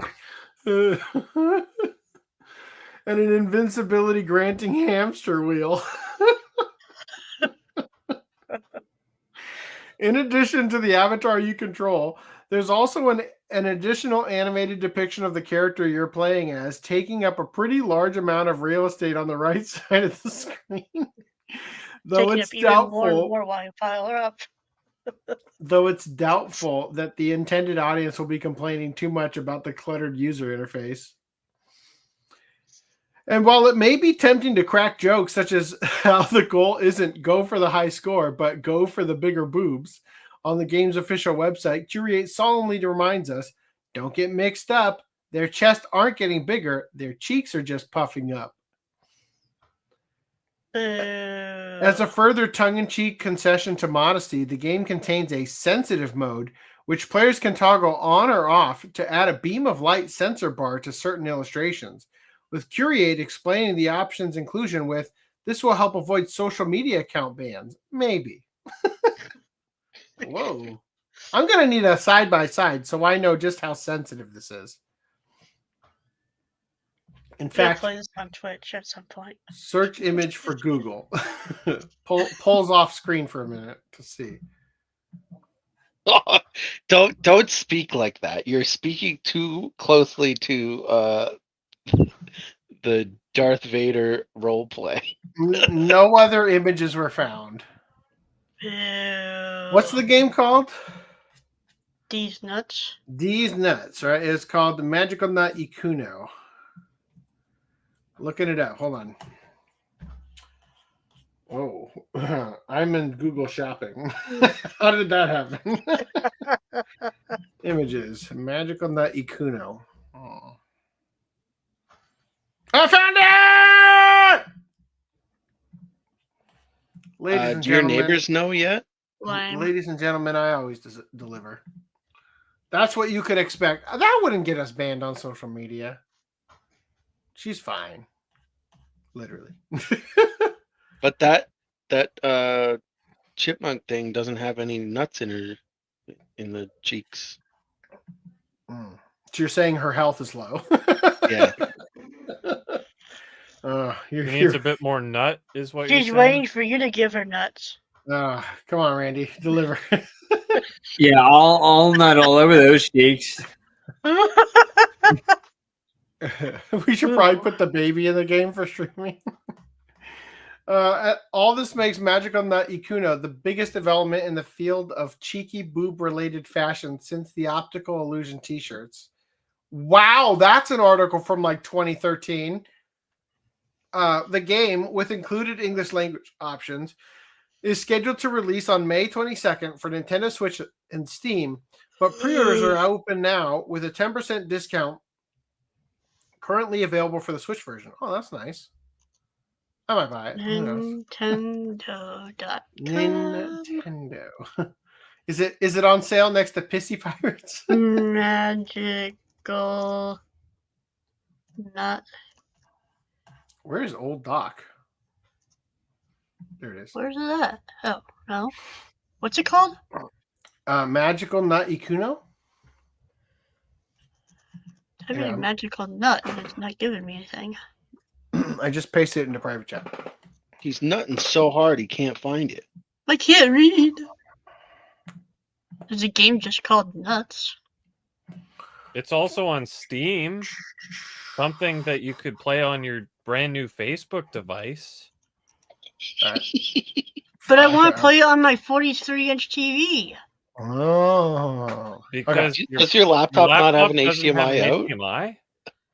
You might be actually able to use the 4K resolution with your laptop. Jeez. Time to sleep. Okay. Breaking. So we covered this already, just a heads up, but I want to show you what happened when somebody else covered the same thing we covered. The Crunchyroll store quietly reduced discounts for in-stock / pre-order / back-order titles across the board for both free users and paying subscribers. Before, it was 20% base discount off MSRP and an additional 5, 10, or 15% discount depending on the tier you're sub to. Oh, May 22nd, Japan. Okay. Reese, please. Yeah. Sorry. We're on the next article now, Reese. I'm sorry. Now it's a 15% base discount off MSRP with an additional 5, 10, 15%. For reference, the screenshot on the left was taken April 1st, 2025. The following screenshots are from today. If you want to get the original 20% off base prices, you now need to pay $7.99 per month to do so. So it used to be $10.39 for volume 15 of Shangri-La. It is now $11.04. Same MSRP, $12.99, right? So now it's 15% off instead of 20% off, right? So we've previously covered that. They go on to say, while I'm not particularly surprised by this news, considering they told me directly they'd be honoring the Right Stuff pricing with no mention of it being a limited time thing, I wish they'd be more upfront with their changes about this instead of someone like me finding out, right? So they had said on September 22nd, 2023, hey, I hope you're doing well. I was curious about the recent announcement if you guys will be keeping the Right Stuff pricing model for items or if you'll be moving to MSRP. Hey, we will honor Right Stuff's low prices on manga as well as home video. Right? Now, I don't know if it's because of tariffs, but for those unaware, since the merge with Right Stuff, Crunchyroll Store hasn't been doing good since that Bloomberg article that we covered, this one. Right? Personal opinion time. I've already stopped using Crunchyroll due to their poor customer service / lack of deals that make me want to spend money at their store. But to just not tell customers, let alone people such as myself, who are paying for the ultimate tier, that my discount was going to be reduced, it's even more insulting that Crunchyroll themselves reached out to me to help with their damage control when they knew they messed up originally.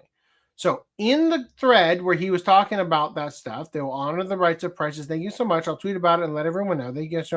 They say, I see a lot of questions about packaging as well. If you want to add on, we're committed to delivering the best premium packaging experience at both of our warehouses.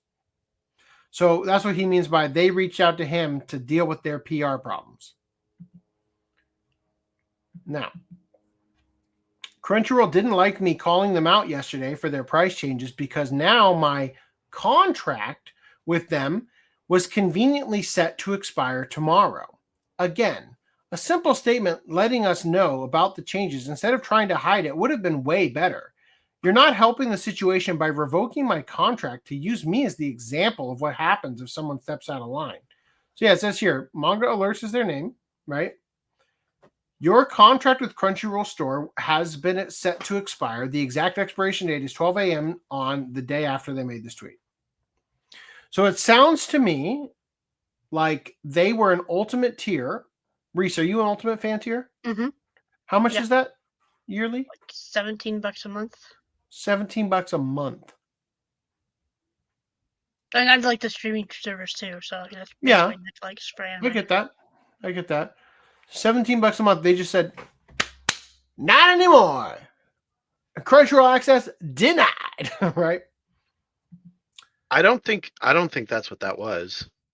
What do you think that was? I think they probably have an affiliate thing, and that's the affiliate contract. I don't think so. Why would they call your? I don't know why they call it a contract. Contract. Yeah, that is weird. That might be what that is. We can find out. I can look up mine.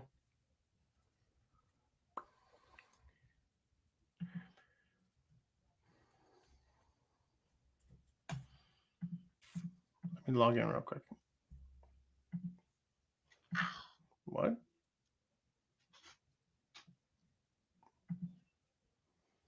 Why are you telling me that's a wrong password?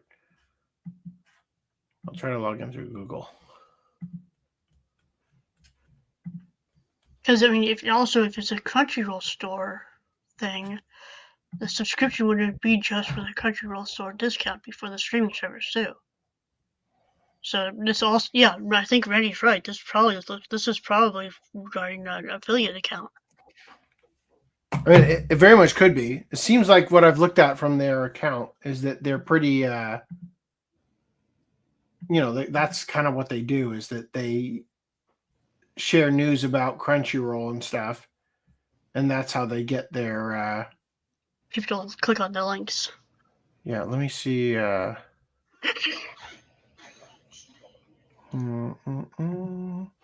just trying to see what their program looks like on here. Hold on. Crunchyroll. Okay. Search Crunchyroll.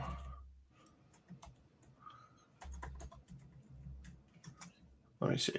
Crunchyroll Store. Yeah, I think that is what this is. Because that's what their little icon looks like. Crunchyroll Store. I think that is what this is. So yeah, their contract with them was ended for their affiliate linking. Regardless, merely mentioning to people that Crunchyroll has affected their prices off MSRP and whatever, it's still kind of seems like a shameful way to go about it. Well, yeah, especially when if you're saying, here's the facts, guys, and then they're like, you told them the facts, they didn't realize, and now you're bringing attention to it. That seems like a bitch. Don't tell them the facts. How dare you lie to them? Like we would rather them not notice and maybe occasionally notice down the line and then bitch about it. That's what we would prefer. Totally. Definitely. For real. Hopefully they don't. Like, I personally stopped using them because they stopped pre-charging tax, and that alone is at minimum a $10 charge. Well, it's going to suck with the tariffs, the reciprocal tariffs too. Well, we got rid of our tariffs, but anyway, that was the whole thing. Carney apparently on April 16th, Carney negotiated with his party and agreed that they would basically give an exemption to everyone for all of the tariffs for 6 months. And then he didn't tell anyone about it until after the election. And he set the start date to when they made that decision, which was April 16th. So it's retroactive because they didn't really publish it until after the election. So it's retroactively. So if you were going to get charged the tariffs, I guess you're not now. But he on April 16th, he decided that he was going to can the tariffs for 6 months. And let's be real, it's probably not going to be in 6 months. But anyway, and then publicly during the election, he was saying, "Oh yeah, we're going to fight. I'll be tough on Trump." Meanwhile, behind the scenes, he'd already canned the tariffs, and then he's like, "We're going to tariff them." We did tariff them, I should say, and no, we didn't. We undid that for a quick time. So yeah, it's stupid. But when Canada Post, when it ships USPS, it comes here in the Canada Post, and then it gets charged a $9.95 fee on top of whatever sales tax. Handling fee. Yeah, on top of whatever sales tax it is. To which I say, you didn't have to handle it. You could have just not handled it. I would have been fine with that. Yeah. Now, the problem is if it gets shipped FedEx, it's worse. If it gets shipped FedEx, it's like $40 to $50 handling fee for fronting you the tax money. And sometimes it's like you'll buy something and it's like $70 worth of anime, and it's like, okay, you owe $15 worth of tax, and then it's like, okay, but because you owed $15 worth of tax on that $70 thing, you now have to pay $50 or $60 to us because we fronted you the $15 tax. And then it's like, so now it's like you're doubling the cost of the thing at the door, and you don't know. Like, it might come in. Sometimes they decide, well, we'll just let it go because it's not that much value, so that they don't charge the tax. Sometimes they do.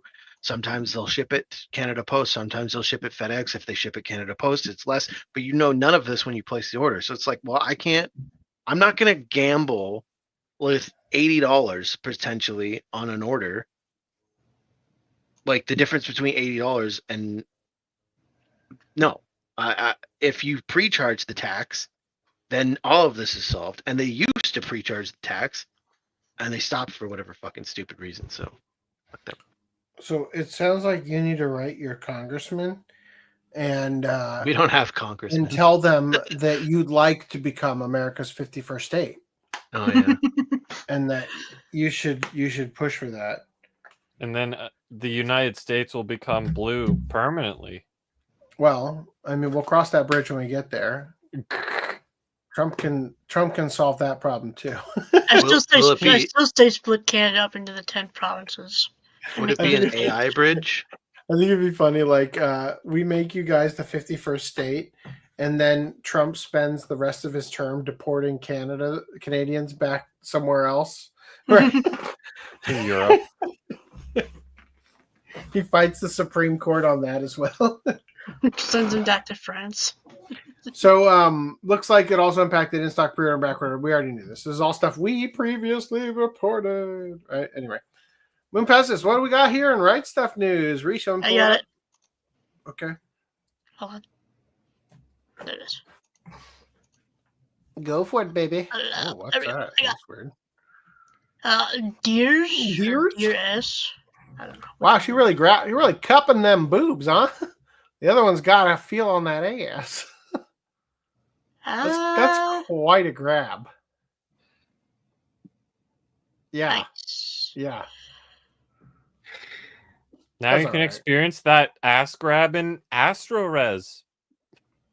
I hope All the Derek- while, Greenline over here got cucked because he bought the DVD thinking it would go out of print instead of being reprinted. Rip. And Uh-oh. these got out of order. What the fuck? They all look like they're Damn. completely like broken to begin with. I'm gonna try that again. Hold Here, on. how about I just do it?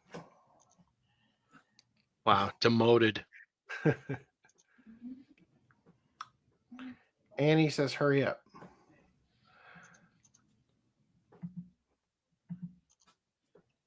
Shipping kind of sucks. I bought a Blu-ray of Macross. Do you remember Love? I keep getting shipping delays. Damn. Maybe it's the tariff thing. Waiting for it to blow over. Renus. Yeah. Stop trying to make this happen. There you go. Hey, Oshimatsu-kun, complete TV series. God damn it, what the fuck's going on? Fine, you do it. Yeah. All right. Out of order. 1, 2, what 3, Reese is gonna 4, do. 5, 6, Wait, 7, did you 8, do that one? 9. Man, we should have just done them out of order, Reese. Yeah, I know, but some of they weren't loading. The pages weren't loading. Oh. Robo Geisha.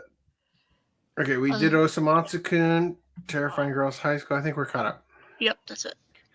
Okay, The Concierge. How long was this? How many episodes? How many minutes? It's like a 70-minute movie. Movie, yes, I thought. Okay, well. Sub only. Lame. Whoa. From the director of Welcome to the Ballroom. When we got by this now. The neck is unusually long. No. They're hiding it with that little blue thing. There it is. Oh. All right. One Piece Collection 38. Blu-ray DVD.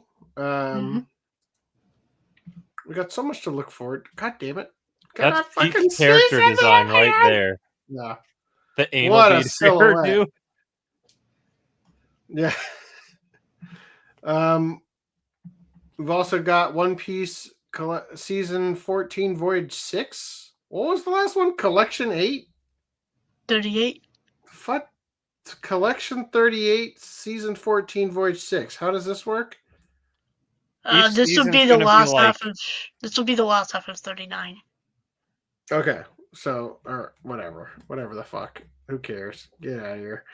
No longer allowed in another world. That's descriptive. Yeah. No longer allowed in an LE. I think I like the boobs on the other cover better. Biscuits and LE, but Apothecary Diaries, fuck Right. off. For real. Wow. How dare they?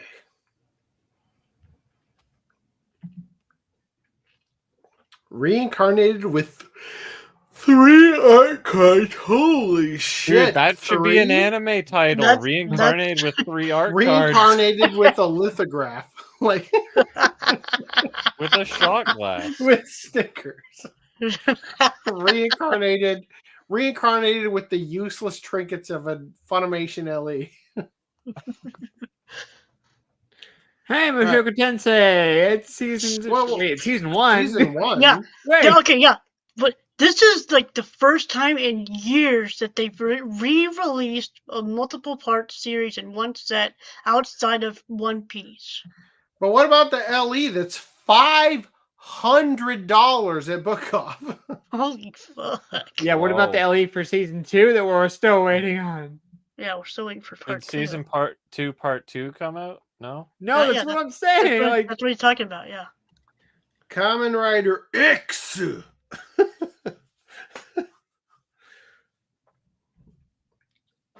How many episodes is it? I want the Kamen Rider XXX release. moving past that. Super Rescue Soul Brain. They even look like fucking action figures on the cover. Holy shit. Could you tell this was made to sell toys? Oh my god. Is that a Transformer? It's just a normal trans, no former. Formerly male. All right, Highlander, the complete animated series. Wow, that haircut hasn't worked since fucking Obi-Wan Kenobi had it in episode 1. Like, holy shit. Oh, Gigon's back there. Yeah, I don't know what to say about this. This is the American cartoon, right? I presume. Sure, not Japanese.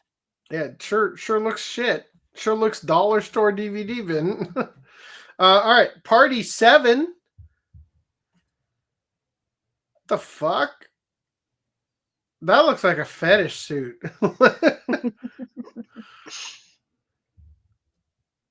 What am I looking at? Are you a sex doll? Sentient sex doll? All the things I'll buy at Book Off at that Anime Expo this year. Vivid Strike.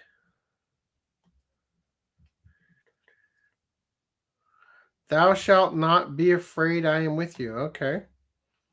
How many episodes? Probably 13. 300 minutes. 12 probably, yeah. Robo Geisha. What the fuck? What kind of Tengu fetishizing is this? This was previously released by Funimation, remember? Was it really? I couldn't help but notice. Probably had the Funimation dubbed. I couldn't help but notice that she's got like the triple Tengu across her tits, but no Tengu on her crotch. What the hell is this? She's not Fuda coded. Like, it's not Robo gay enough. Is that a Robo Castle? Mm-hmm. Terrifying Girls High School Lynch Law Classroom. If you told me this was a male Japanese rock star in drag, I would 100% believe you.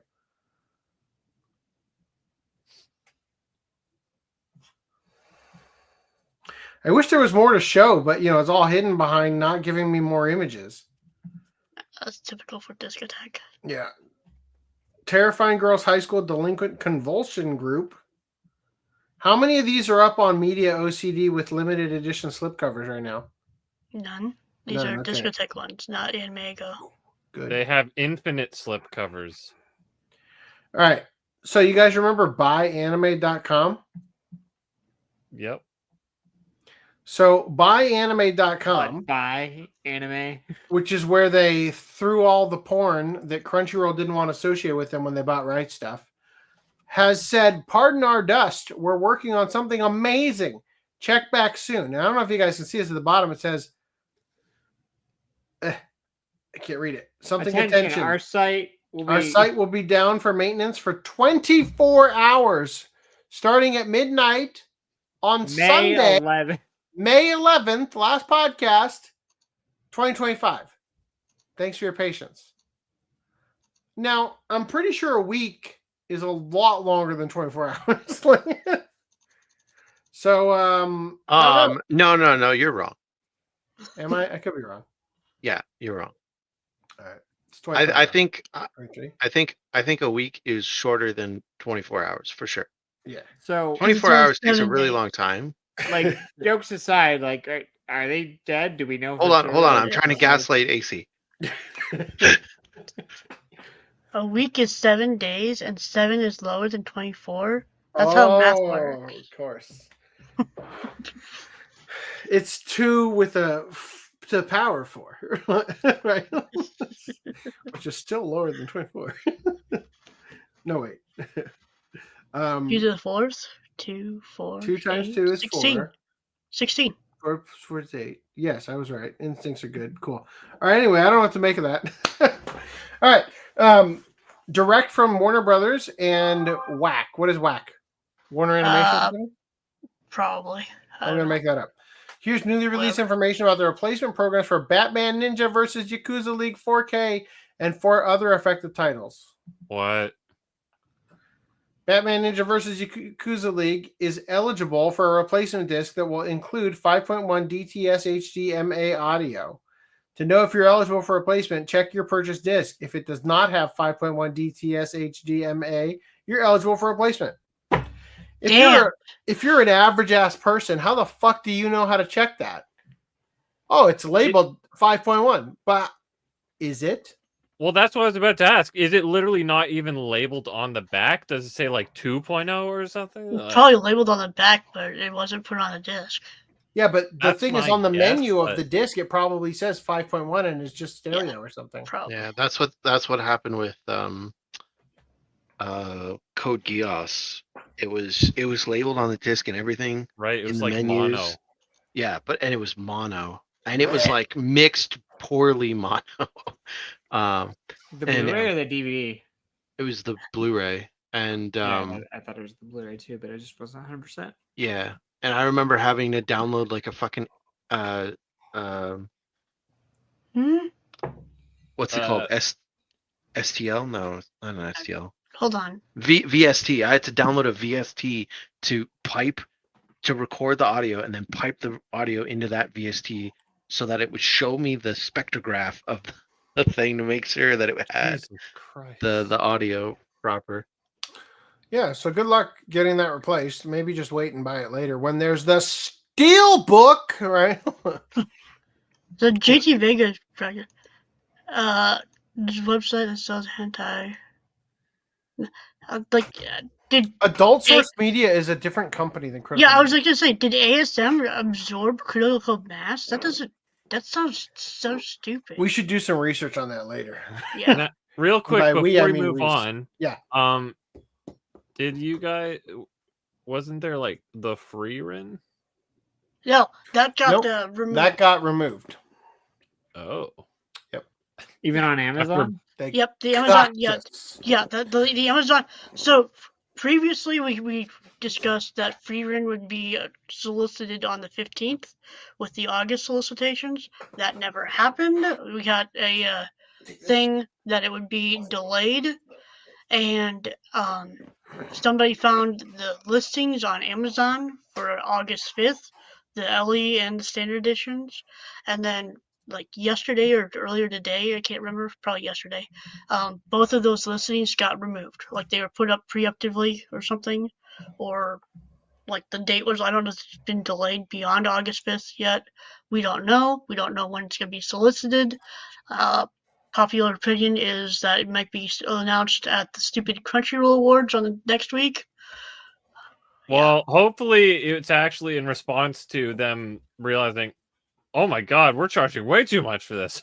Yeah, almost $200. $180, yeah. US. Ooh.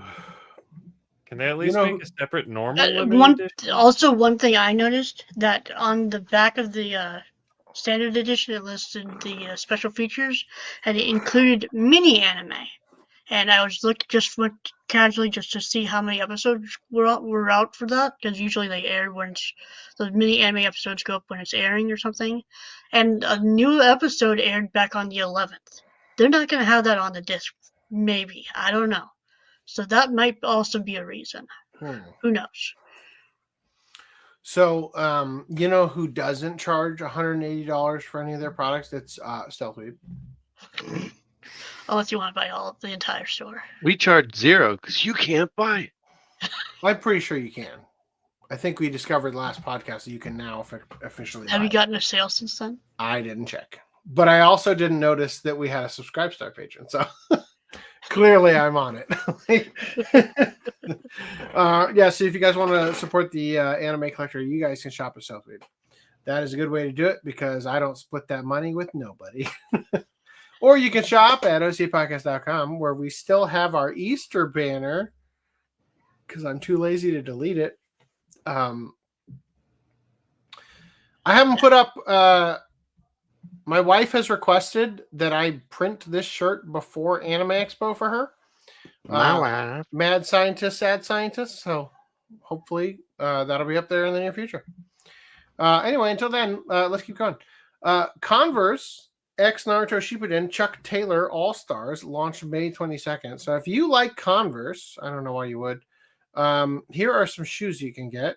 But they make kids run faster and jump higher. Why wouldn't you want it? That you won't wear. Do they? Do you wear them? They have no arch support. Fuck Converse. Have you not seen Sandlot? Is that what they wear in that movie? That's what's the thing. Make kids jump high. Like when what's his name goes out like before he runs to chase or runs like the dog. He puts on Converse? He puts on brand new Converses. Dear God, flat-footed assholes don't run fast. Anyway, get your Naruto ones and Ninja run faster and harder than the other kids. All right, speaking of Freeman, Freeman's got some adorable line of Gashapon toys. So cute. I need to get the big Reese knows what I'm talking about. There's a big Mimic set with Freeman. Mm-hmm. It's like desk size. That's not like a plush, but I think. Wait, don't you have it, Reese, or is that something else? The bank. Or you have? Okay, it's on the bank. It's just a Freeman figure. I've got the bank. Her on the chest. The charging bank? No, the fat bank. The spank bank. The spank bank. All right, moving right along. Life-size sushi monster figures are coming to get us all hooked on cuteness. I don't know. I saw this and threw it in the dock. There you have it. There's also a secret one. Ooh, what could it be? I'm really not into sushi, so I really... You are not going to enjoy our trip to Japan. No, I know. I like that's the one thing I've been like, oh, the food there's gonna suck for me. But I think he's not gonna enjoy the trip to Japan because of how like probably not very wheelchair accessible it's gonna be. Yeah, especially our trip up Mount Fuji. Mount Fuji. What, you don't think Japanese people can be? First, we're gonna go to Ben Tenyama though. We're gonna get his confidence up you did it. with the 12-second walk. 20 seconds for Greenline. Yeah. No, we got to pull Greenline up the stairs. Right. Meanwhile, Randy's gonna be taking the helicopter. All right. Meanwhile, Russia is going to investigate lewd underage anime figurines. Westerners celebrate fake news. Ugh. Who's this? Hmm. I don't know. I don't need Some kid with a fish in her mouth. She looks like a character from Spice and Yif. That's not No, I think it's just it might be an original character, but I'm not 100% sure. Well, a tweet from Russia Today's Twitter account claiming that Russia is banning anime figurines has gone viral for misrepresenting news about a request by a Russian lawmaker calling for an investigation into anime and manga style toys that depict minors in sexualized ways. Despite this, English-speaking Twitter users quickly leapt at the chance to mock hobbyists with the usual blend of puritanism and projection. According to the Russian RT article, Pavel Krupnik, a deputy in the St. Petersburg Legislative Assembly, has formally requested that the Ministry of Industry and Trade launch an investigation into anime and manga-style figurines that depict minors in sexualized poses or symbolic underwear. Symbolic. I don't understand. It's as symbolic as striped pennies are an object of worship. I was like, symbolic lingerie? Kids in lingerie? Is that what I don't understand? I'll get it.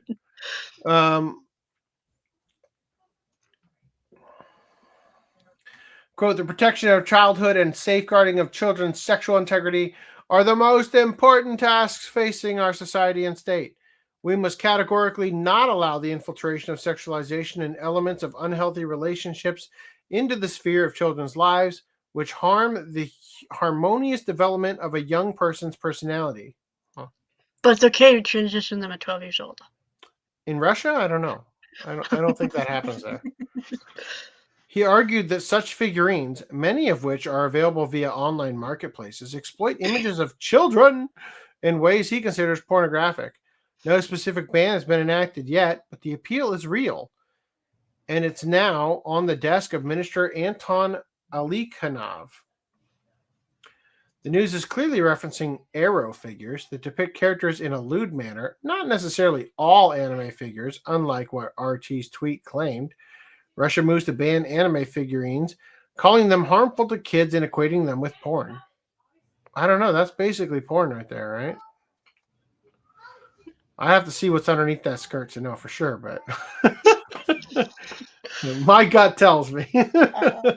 I mean, if you're saying these are all online, mommy and daddy are buying them for the kids with their credit cards. So I don't know why this applies to children exactly. While Krupnik's proposal specifically targets merchandise that sexualizes minors and not anime figures in general, that nuance was lost almost immediately in the wave of smug internet commentary. The RT tweet didn't help, flattening a complex regulatory request into a blunt declaration that Russia moves to ban anime figurines, with no mention of the child protection framing or legal processes involved. In the end, both the tweet and the reactions to it reveal the same thing. For some, anime figures are less about art and fandom and more about moral panic fodder. And it doesn't matter if the outrage is real or manufactured, so long as there's someone to ridicule, the internet will always be ready to throw a party. The replies were filled with predictable moralistic takes, claims that, quote, no developed man collects anime figures. Greenline, how do you how do you reply? Yeah. How do I reply? I don't know what you're talking about. I don't have any anime figures whatsoever. I thought he was going to say, clearly I'm not developed. My legs Clearly, don't I don't have anything. What are you talking about? What are you talking about? Go suck a dick. Yes, exactly. Wow. Oh, no. Man, the dubbing sync was off on that one. I don't know what happened. Hey, at least it didn't repeat over and over again like it usually does when you click that. Where was I? When did we get AI Darth Vader on the soundboard? Oh, boy. As if enjoying scale models of fictional characters is a sign of degeneracy, others expressed support for banning them entirely, since some people goon to them. Oh, as though the occasional creep justifies policing everyone else's shelf. Does anybody really goon to them, though? Or is that just a meme? Like a handful of subset of people. But like, do you goon to them, or do you goon to real stuff and then just finish on them?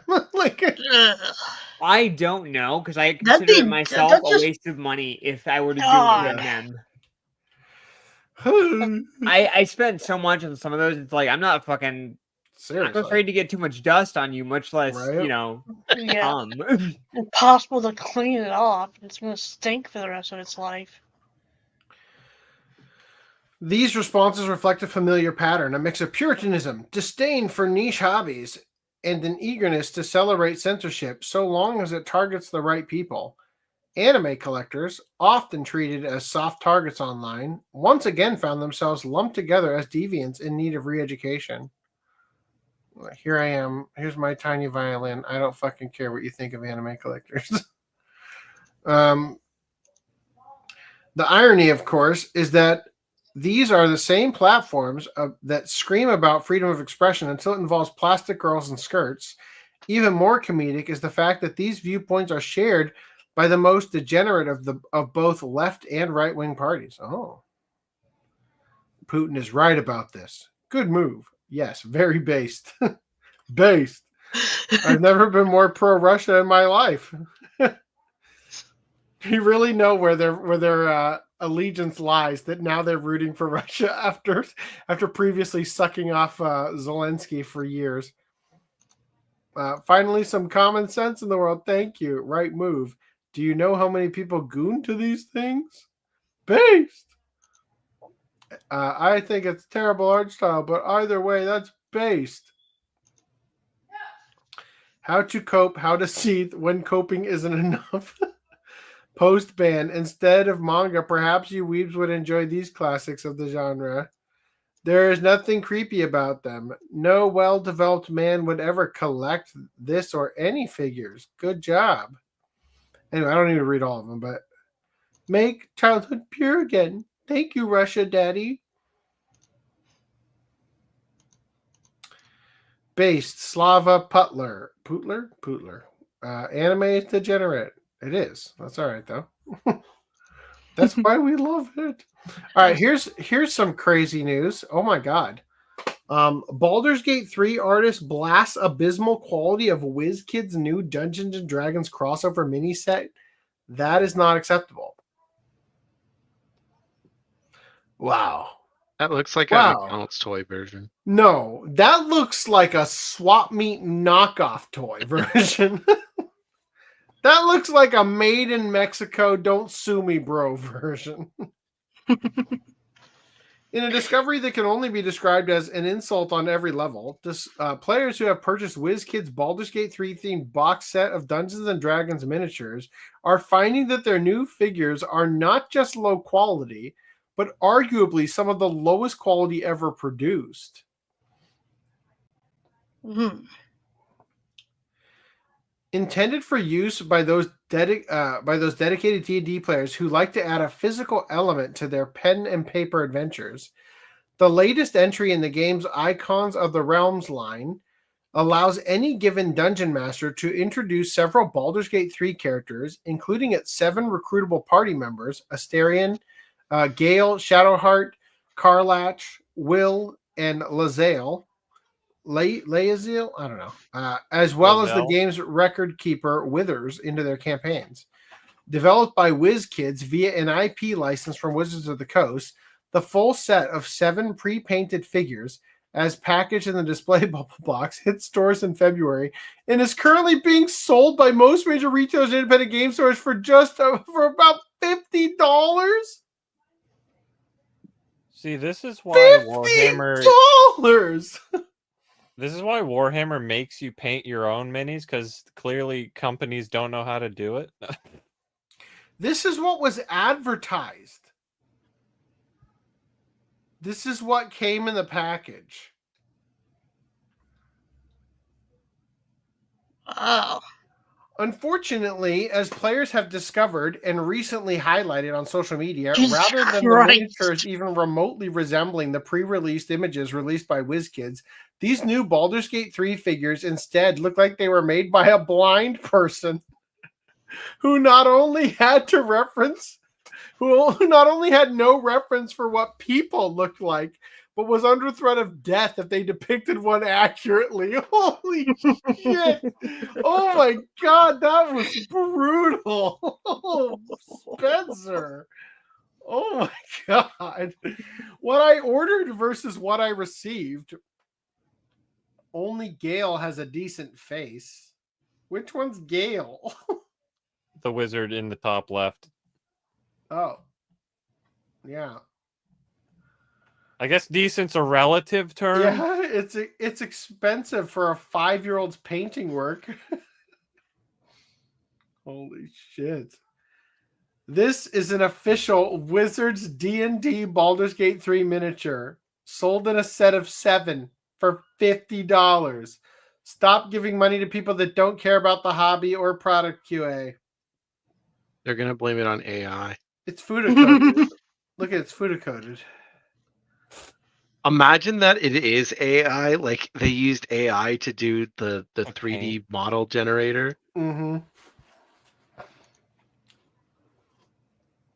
And they just had to make it look even worse in the paint job so nobody noticed the rest of it was AI. Glad I'm not the only person that had problems with these minis. Can't even get an email back from them to get a refund because Shadowheart came headless. Her head game isn't very good. Oh no! My wife calls that character Shart. Shadowheart shirt.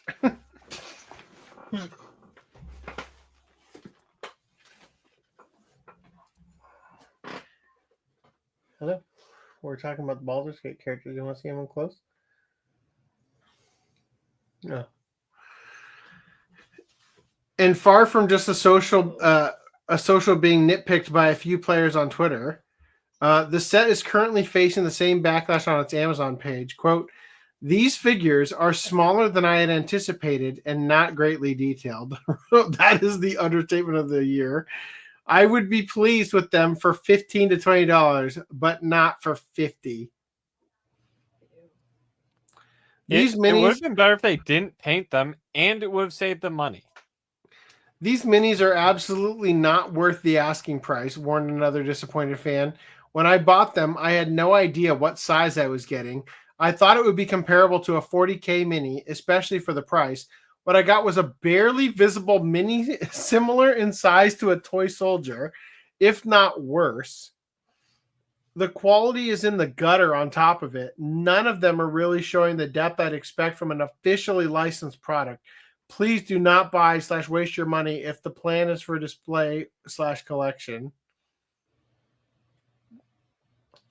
In putting a stamp on the entire situation, met with the similar lamentation from fellow Twitter users that, quote, "I also got them, and most of them are this scuffed. Is this even a normal for this tiny figs?" Wow, what? I'm going to read this one. Hopefully they fix. Is this even a normal? No, you're just going to leave the typos in there. Not even talking about how I paid $30 for customs / tax to get them shipped to the EU. I can accept the difference from what they've advertised, but come on, that is unacceptable. And I also paid customs / tax. As of writing, WizKid is yet to offer any official response to the players' complaints regarding the Baldur's Gate 3 mini set. And given how many players seem to suggest this lack of quality is normal for the company's pre-painted figures, it's unlikely they ever will. Wow. I mean, it's pretty bad. Pretty bad. Anyway, scientists are crafting fake whale poop and dumping it in the ocean. Why? I don't know. Let's learn out. The artificial waste could fertilize the ocean and sequester carbon. Oh. In the 20th century, people's demand for whale blubber and baleen drove industrial whalers to kill roughly 3 million whales, a whopping 99% of the world's large whale population. The intensive hunting not only devastated ocean ecosystems, but it also dismantled a key mechanism for moving nutrients through marine food webs. As a result, the whalers built up an ecological debt they have yet to pay off. So is that the reason why we are poisoning the people of America to become obese so that we can replenish the lack of whales in the ocean with land whales? No. As research over the past... big, you just get sent out to sea. You'll now become one with the sea. You're too heavy to exist on land, Margaret. We're going to have to put you in the ocean. As research over the past several decades has shown, whales play a critical role in bolstering ocean ecosystems. Many whale species feed in the depths of the ocean where prey is plentiful, but where the water pressure is immense. At depth, says David King, a chemist at the University of Cambridge in English, many whales find that their orifices are jammed shut. I don't remember swimming in the ocean. Their orifices are jammed shut. So to properly relieve themselves, they head towards the surface, where their defecations bring a steady flow of nutrients, such as iron, nitrogen, and phosphorus, to a part of the sea where they're typically in short supply. The real ecological magic happens when sunlight strikes the cloud of whale crap.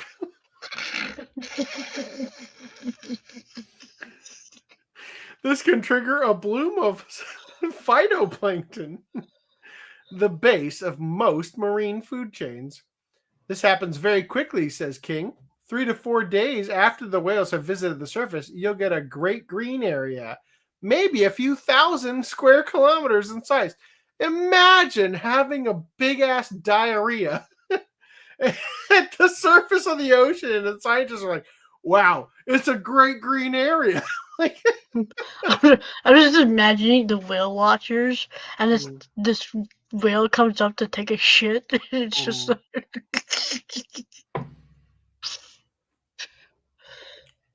Turns out that's the real reason for the blowhole, is to let out the air so that they can fart and shit.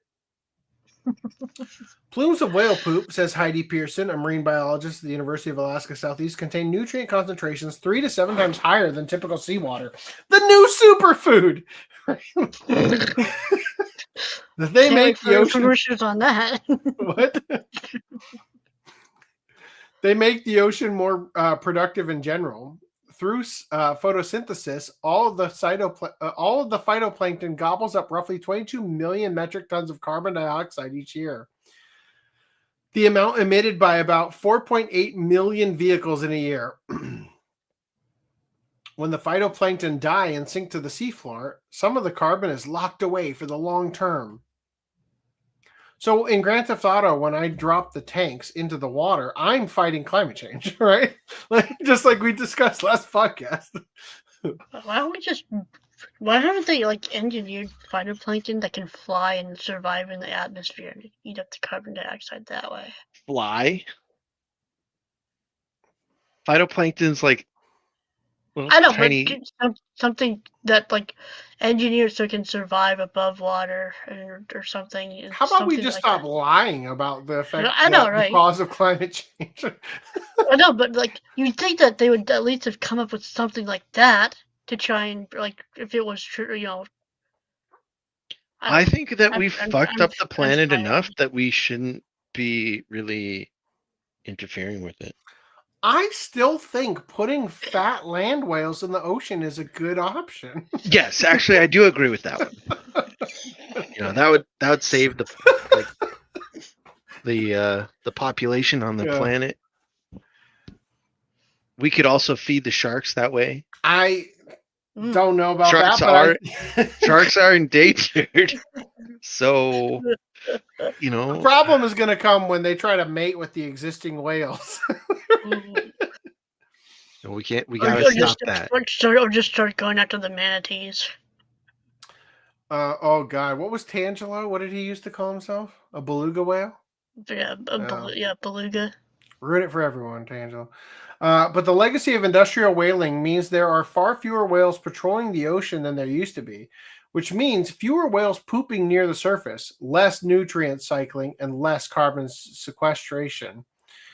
This is precisely why whales. Fuck you, pooping. Whales. God damn it. I hate the land whales and the sea whales the same. Kill them all. What fuck to save the planet? Come on. This is precisely why marine scientist Edwina Tanner and a small group of collaborators at the Whale X Foundation are attempting to create synthetic whale poop. Can you imagine? What do you do for a living? Well, I make fake whale shit. Composed largely of nitrogen with a sprinkling of phosphorus and trace elements such as silica and iron, the fake feces designed by the Whale X team is intended to accurately replicate the original in both form and function. Compared with other efforts to tackle soaring atmospheric carbon dioxide concentrations, Tanner says, this is a more holistic approach. It's restoring ecosystems, growing fisheries, and amplifying natural methods. In December 2021, Tanner and her team released 80 gallons, equivalent to 1 whale plume, of their specialty formulated fake feces into the Tasman Sea off Australia's eastern coast. Now, Whale X is gearing up. This is kind of like the question before of, if you know the guy hiding underneath the rug likes to be stepped on, do you step on him or avoid stepping on him?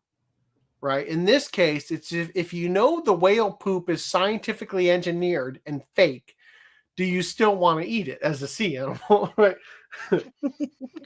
I only eat organic whale shit. Like the finest of whale shit. So now Whale X is gearing up to disperse 5 whale plumes worth of nutrient-rich slop into the Tasman Sea early next year. Only this time around, they'll be trialing a new technique. Okay, sorry. Oh, this is December 2021. Just dumping it out the back of the boat. Fuck. You They know might how have been back doing in this the while day, I was in that goddamn sea. You know how everyone back in the day like feared swimming in the ocean because of Jaws? Well, I think this is the next big thing. But see, that's the thing, is like, if you got covered in whale shit accidentally, is it better if it's fake whale shit? Like, I don't know. Like, if you had to pick.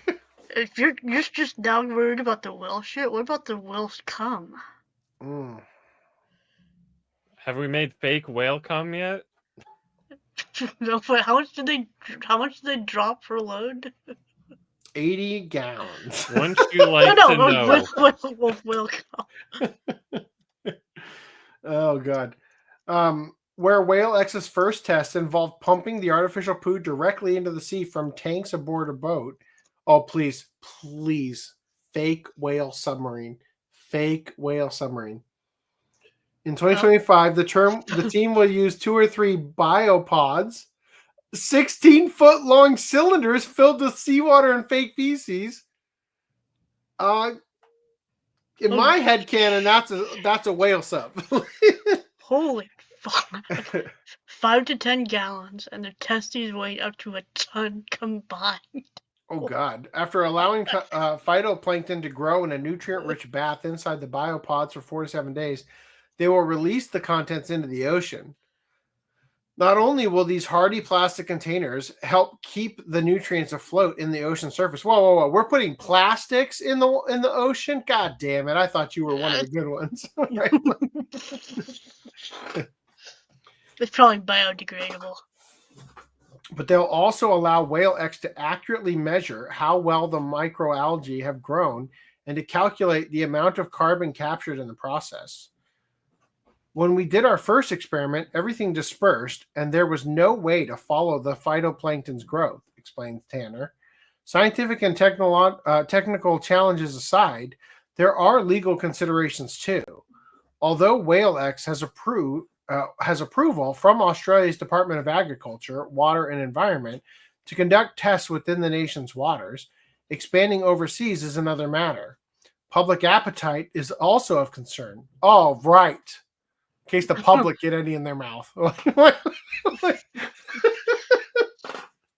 don't they just go out to international People waters? sometimes associate phytoplankton with harmful algae blooms rather than with something that might be helpful for ocean health, says Tanner. Historically, people have been a little bit wary of the word geoengineering and fertilization, but I think it's become more acceptable over the years, she says. Yet that hesitancy is one reason why Whale X is mindful about not expanding too quickly. Whale X, though, is not the only project attempting to produce the perfect poo. The International Marine Biomass Regeneration Project, headed by King at Cambridge, is also planning to test 2 new recipes by scattering them on the surfaces of all the world's deep oceans. How the fuck have I been to both the countries doing the whale poo shit in the last 2 months or 3 months? Like, how the fuck does that happen? Is that the secret ingredient to your boss's company or something? Like... Yeah, he's powered by shit. Definitely.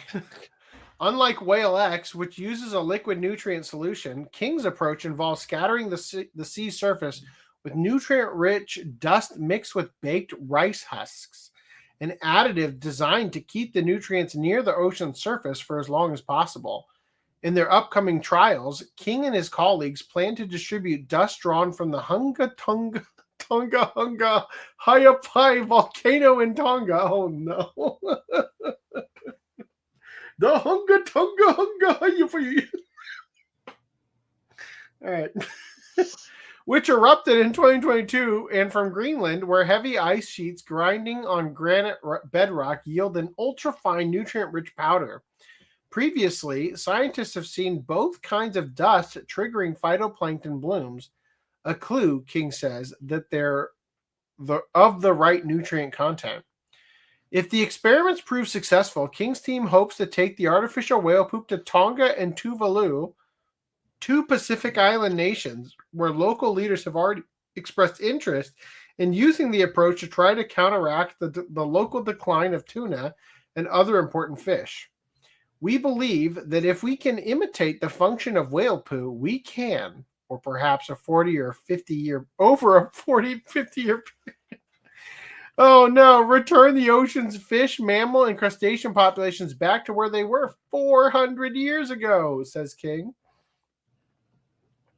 Whale X has similarly big dreams. Its end goal is to apply its fake feces to 300 nutrient-poor, low-productivity sites around the world. Dead zones, also known as ocean deserts, to help remove up to 1.5 billion metric tons of carbon dioxide each year. You know what else could do that? Fucking plant some goddamn trees, dumbass. Like, fuck off. It's a flashy idea, says Pearson, who isn't involved in either effort. Experiments with synthetic whale poo, she says, hold great potential for capturing carbon and giving a vital kick to the base of the marine food chain. That said, there are still a lot of unknowns, she says, such as how much carbon is sequestered at depth, as well as the amount of nutrients actually making it into the food web. Yeah, Reese, don't you remember that the phytoplankton has to sink to the bottom of the ocean where the carbon is lost forever? If you bioengineered it to fly, it would just fall down to the earth, dumbass. It won't be lost forever. It'll be on the New York City street. Joe Roman, a conservation biologist at the University of Vermont, flags other concerns. One is how nutrient fertilization will change the chemistry of the deep sea. It will be essential to examine ecological responses from the surface waters to the ocean floor before it's adapted on a broad scale, he says. There are definitely some challenges before we scale up, Tanner admits. Aside from purely scientific concerns, the organization is also facing issues around governance, she says. For instance, the London Convention, an international law that regulates what materials can be discharged into the sea, currently bars large-scale experiments with fake whale poop. Fuck. Ban fake whale poop. Ban fake whale poop. Right.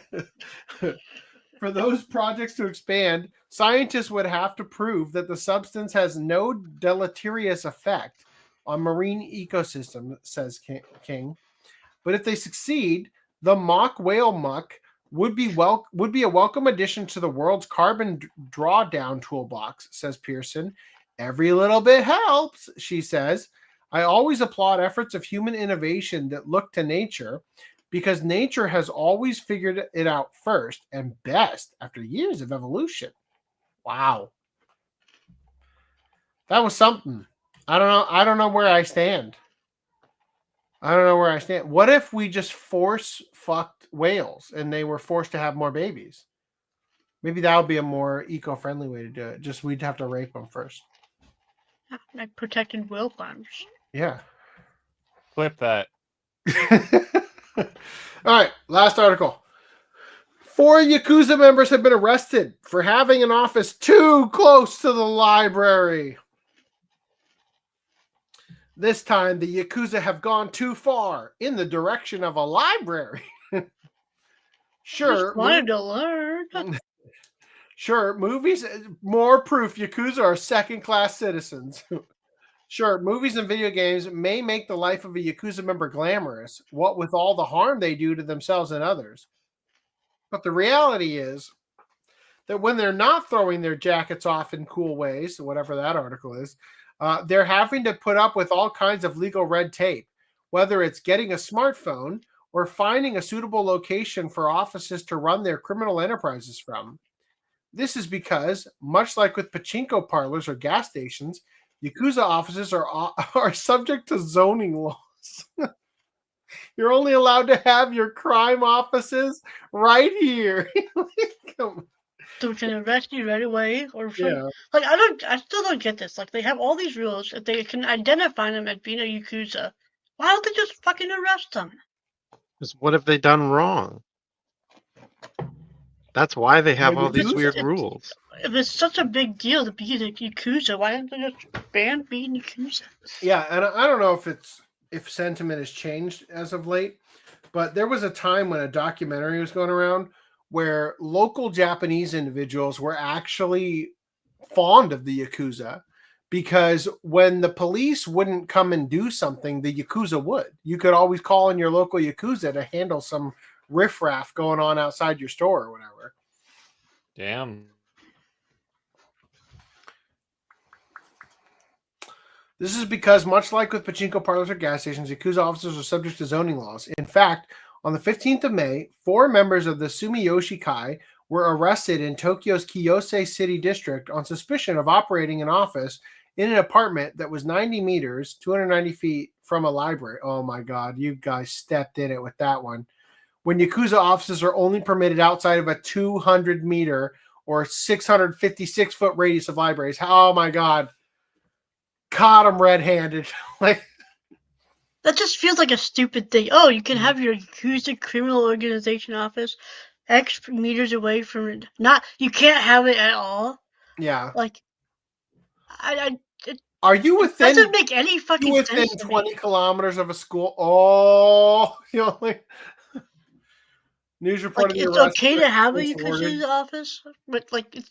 Well, maybe it's like saying a gun range. You don't want a gun range next to a school. I do.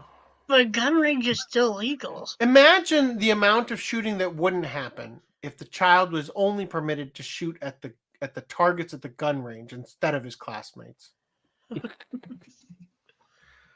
They mentioned that this guy, he's in an antisocial social club chain. This might seem at odds with many people's images of organized crime groups working out of secret hideouts and on their own terms to evade police, but things are done differently in Japan. For starters, it's not illegal to operate or be a member of a registered organized crime group in Japan, as strange as that may sound. There are currently 25 Shite Boryo Kudan, or designated violence groups in Japan, but this is nothing like a designated terrorist group label in Japan or other countries that essentially defines the group and everyone in it as a criminal. Designated violence groups are permitted to operate more or less out in the open, provided they don't commit any crimes, such as, well, violence. What the fuck? As long as it's false advertising, you're okay. But also, false advertising is illegal. Like, all these contradictory terms came to be in 1991 with the Boryo Kudan Countermeasures Law, or Botaiho for short. Prior to this, violent infighting among groups was spilling out into the general public, and their growing involvement in regular businesses like real estate during the bubble era was an increasing matter of concern. Botaiho was set up as a way to keep a tighter leash on their activities, in part by turning them into quasi-legitimate organizations. It was a trap. Right? Banning Yakuza groups outright was a violation of their constitutional right to freedom of assembly. So instead, they were legitimized in a way that would allow police to ostensibly know where they were at all times. The term designated violence group was also a not-so-subtle way of sticking it to them in the process by denying them their preferred label of Ninkyo Dantai, or chivalry group. We chivalry and shit. Like, isn't it still illegal to do business with them though? That's the whole right? thing about they can't get phones because they're not Don't allowed you guys to have phones? They're not allowed to do business with the phone company. He looks out in the crowd and it's just all the full body tattoos. Don't you guys have phones? In addition to improved surveillance, making Yakuza groups legitimate through Botaiho meant that the leaders could be held responsible for the actions of their subordinates. In other words, if a registered member of a certain designated group was caught stealing sea cucumbers from the sea, oh God, how dare they? Police can now search the entire group's offices, something that wasn't possible prior to 1991. And as we've seen several times before, things got even more severe for Yakuza members with the introduction of the organized crime exclusion ordinances in 2011, which prevent businesses from dealing with members of designated violence groups. Yeah. What's up? That's what I'm talking about. The phone thing. Just mentioned it. Well, I mean, we read it way up here where they said getting a smartphone. Yeah. Right? Why don't they just ban them from being able to buy groceries? That'll teach them. Which prevent businesses from dealing with members of designated violence groups. This means that even getting a Netflix account would be illegal for either Netflix or the Yakuza member if said member lies about not being in such a group and, thanks to Botaiho, would set up their whole group for investigation. This also means that the 4 who were recently arrested for violating the zoning law in their area won't be able to buy or rent a new office without putting themselves on the line for fraud. It's just another way the organized crime group's power is getting chipped away a little at a time by Japan's most notoriously powerful weapon, mind-numbing bureaucracy. Yeah, it'd be great. What if the Yakuza lawfully and legally solved the birth crisis? What if they then got medals of honor instead of jail cells, right? Just throwing it out there. You have no one to blame but yourselves, Japanese government bureaucracy, right? What are you doing to solve the birth rate problem? All right, everybody. That's it for tonight. Sorry, 2 weeks in a row of just kind of winging it. Sorry about that. I'm tired. I don't know if you guys can tell. My daughter has a project that's due this week, and I work till 7 every night. Whoa, that's gonna be fun. Anyway, any more comments? Probably. Is whale poop vegan? Probably. What was my new hobby? Well, hold up. Throwing land whales in the ocean? Milk is not vegan because it's an animal product. So maybe not. Maybe imitation whale poop is the vegan alternative for all those vegetarian, but maybe it's not vegan. The whale poop collector exposed. How dare you? Great. Now rock dust costs will climb. Whales have long gestational periods and they care for their youngs for years. Well, the whale rape will not result in them not caring for their young. Japan isn't ready for disorganized crime, though. R.I.P. chat. I'm not. What are you thinking, man? I didn't abandon you. I have no idea what you're talking about, so I'm going to skip it. Molding dust. The molding must have melted. What? For the D&D figures. Oh, yeah, I guess so. They should let the AI do the painting, definitely. Yeah, how about $10 for those? For sure.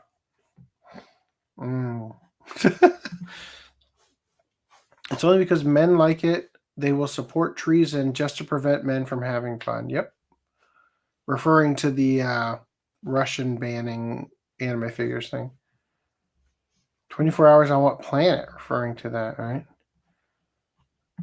I did watch Robogeisha. It's a horror comedy. Huh.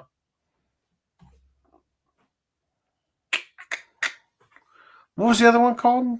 That was like, no, whatever. We'll look at it later. The U.S. can't become blue permanently because these policies are unsustainable. If the Republicans didn't resist, the left would collapse to infighting. It definitely seems like what's happening. You know, honestly, the left should be clamoring for Canadians to become the 51st state holders, right? Because they've already lost the southern border voters, right? Now they need the northern border voters, right? That makes sense to me. How else are they going to get through it? Anyway, guys, I'm pretty tired. Sorry about this. My kids are out of school after next week, so it should get a little bit easier, but no promises. Working on the manifesto too, I promise. See you. Wait, leaving studio. No. I'm ending the stream, damn it. Idiot. Oh, how many times have I done this?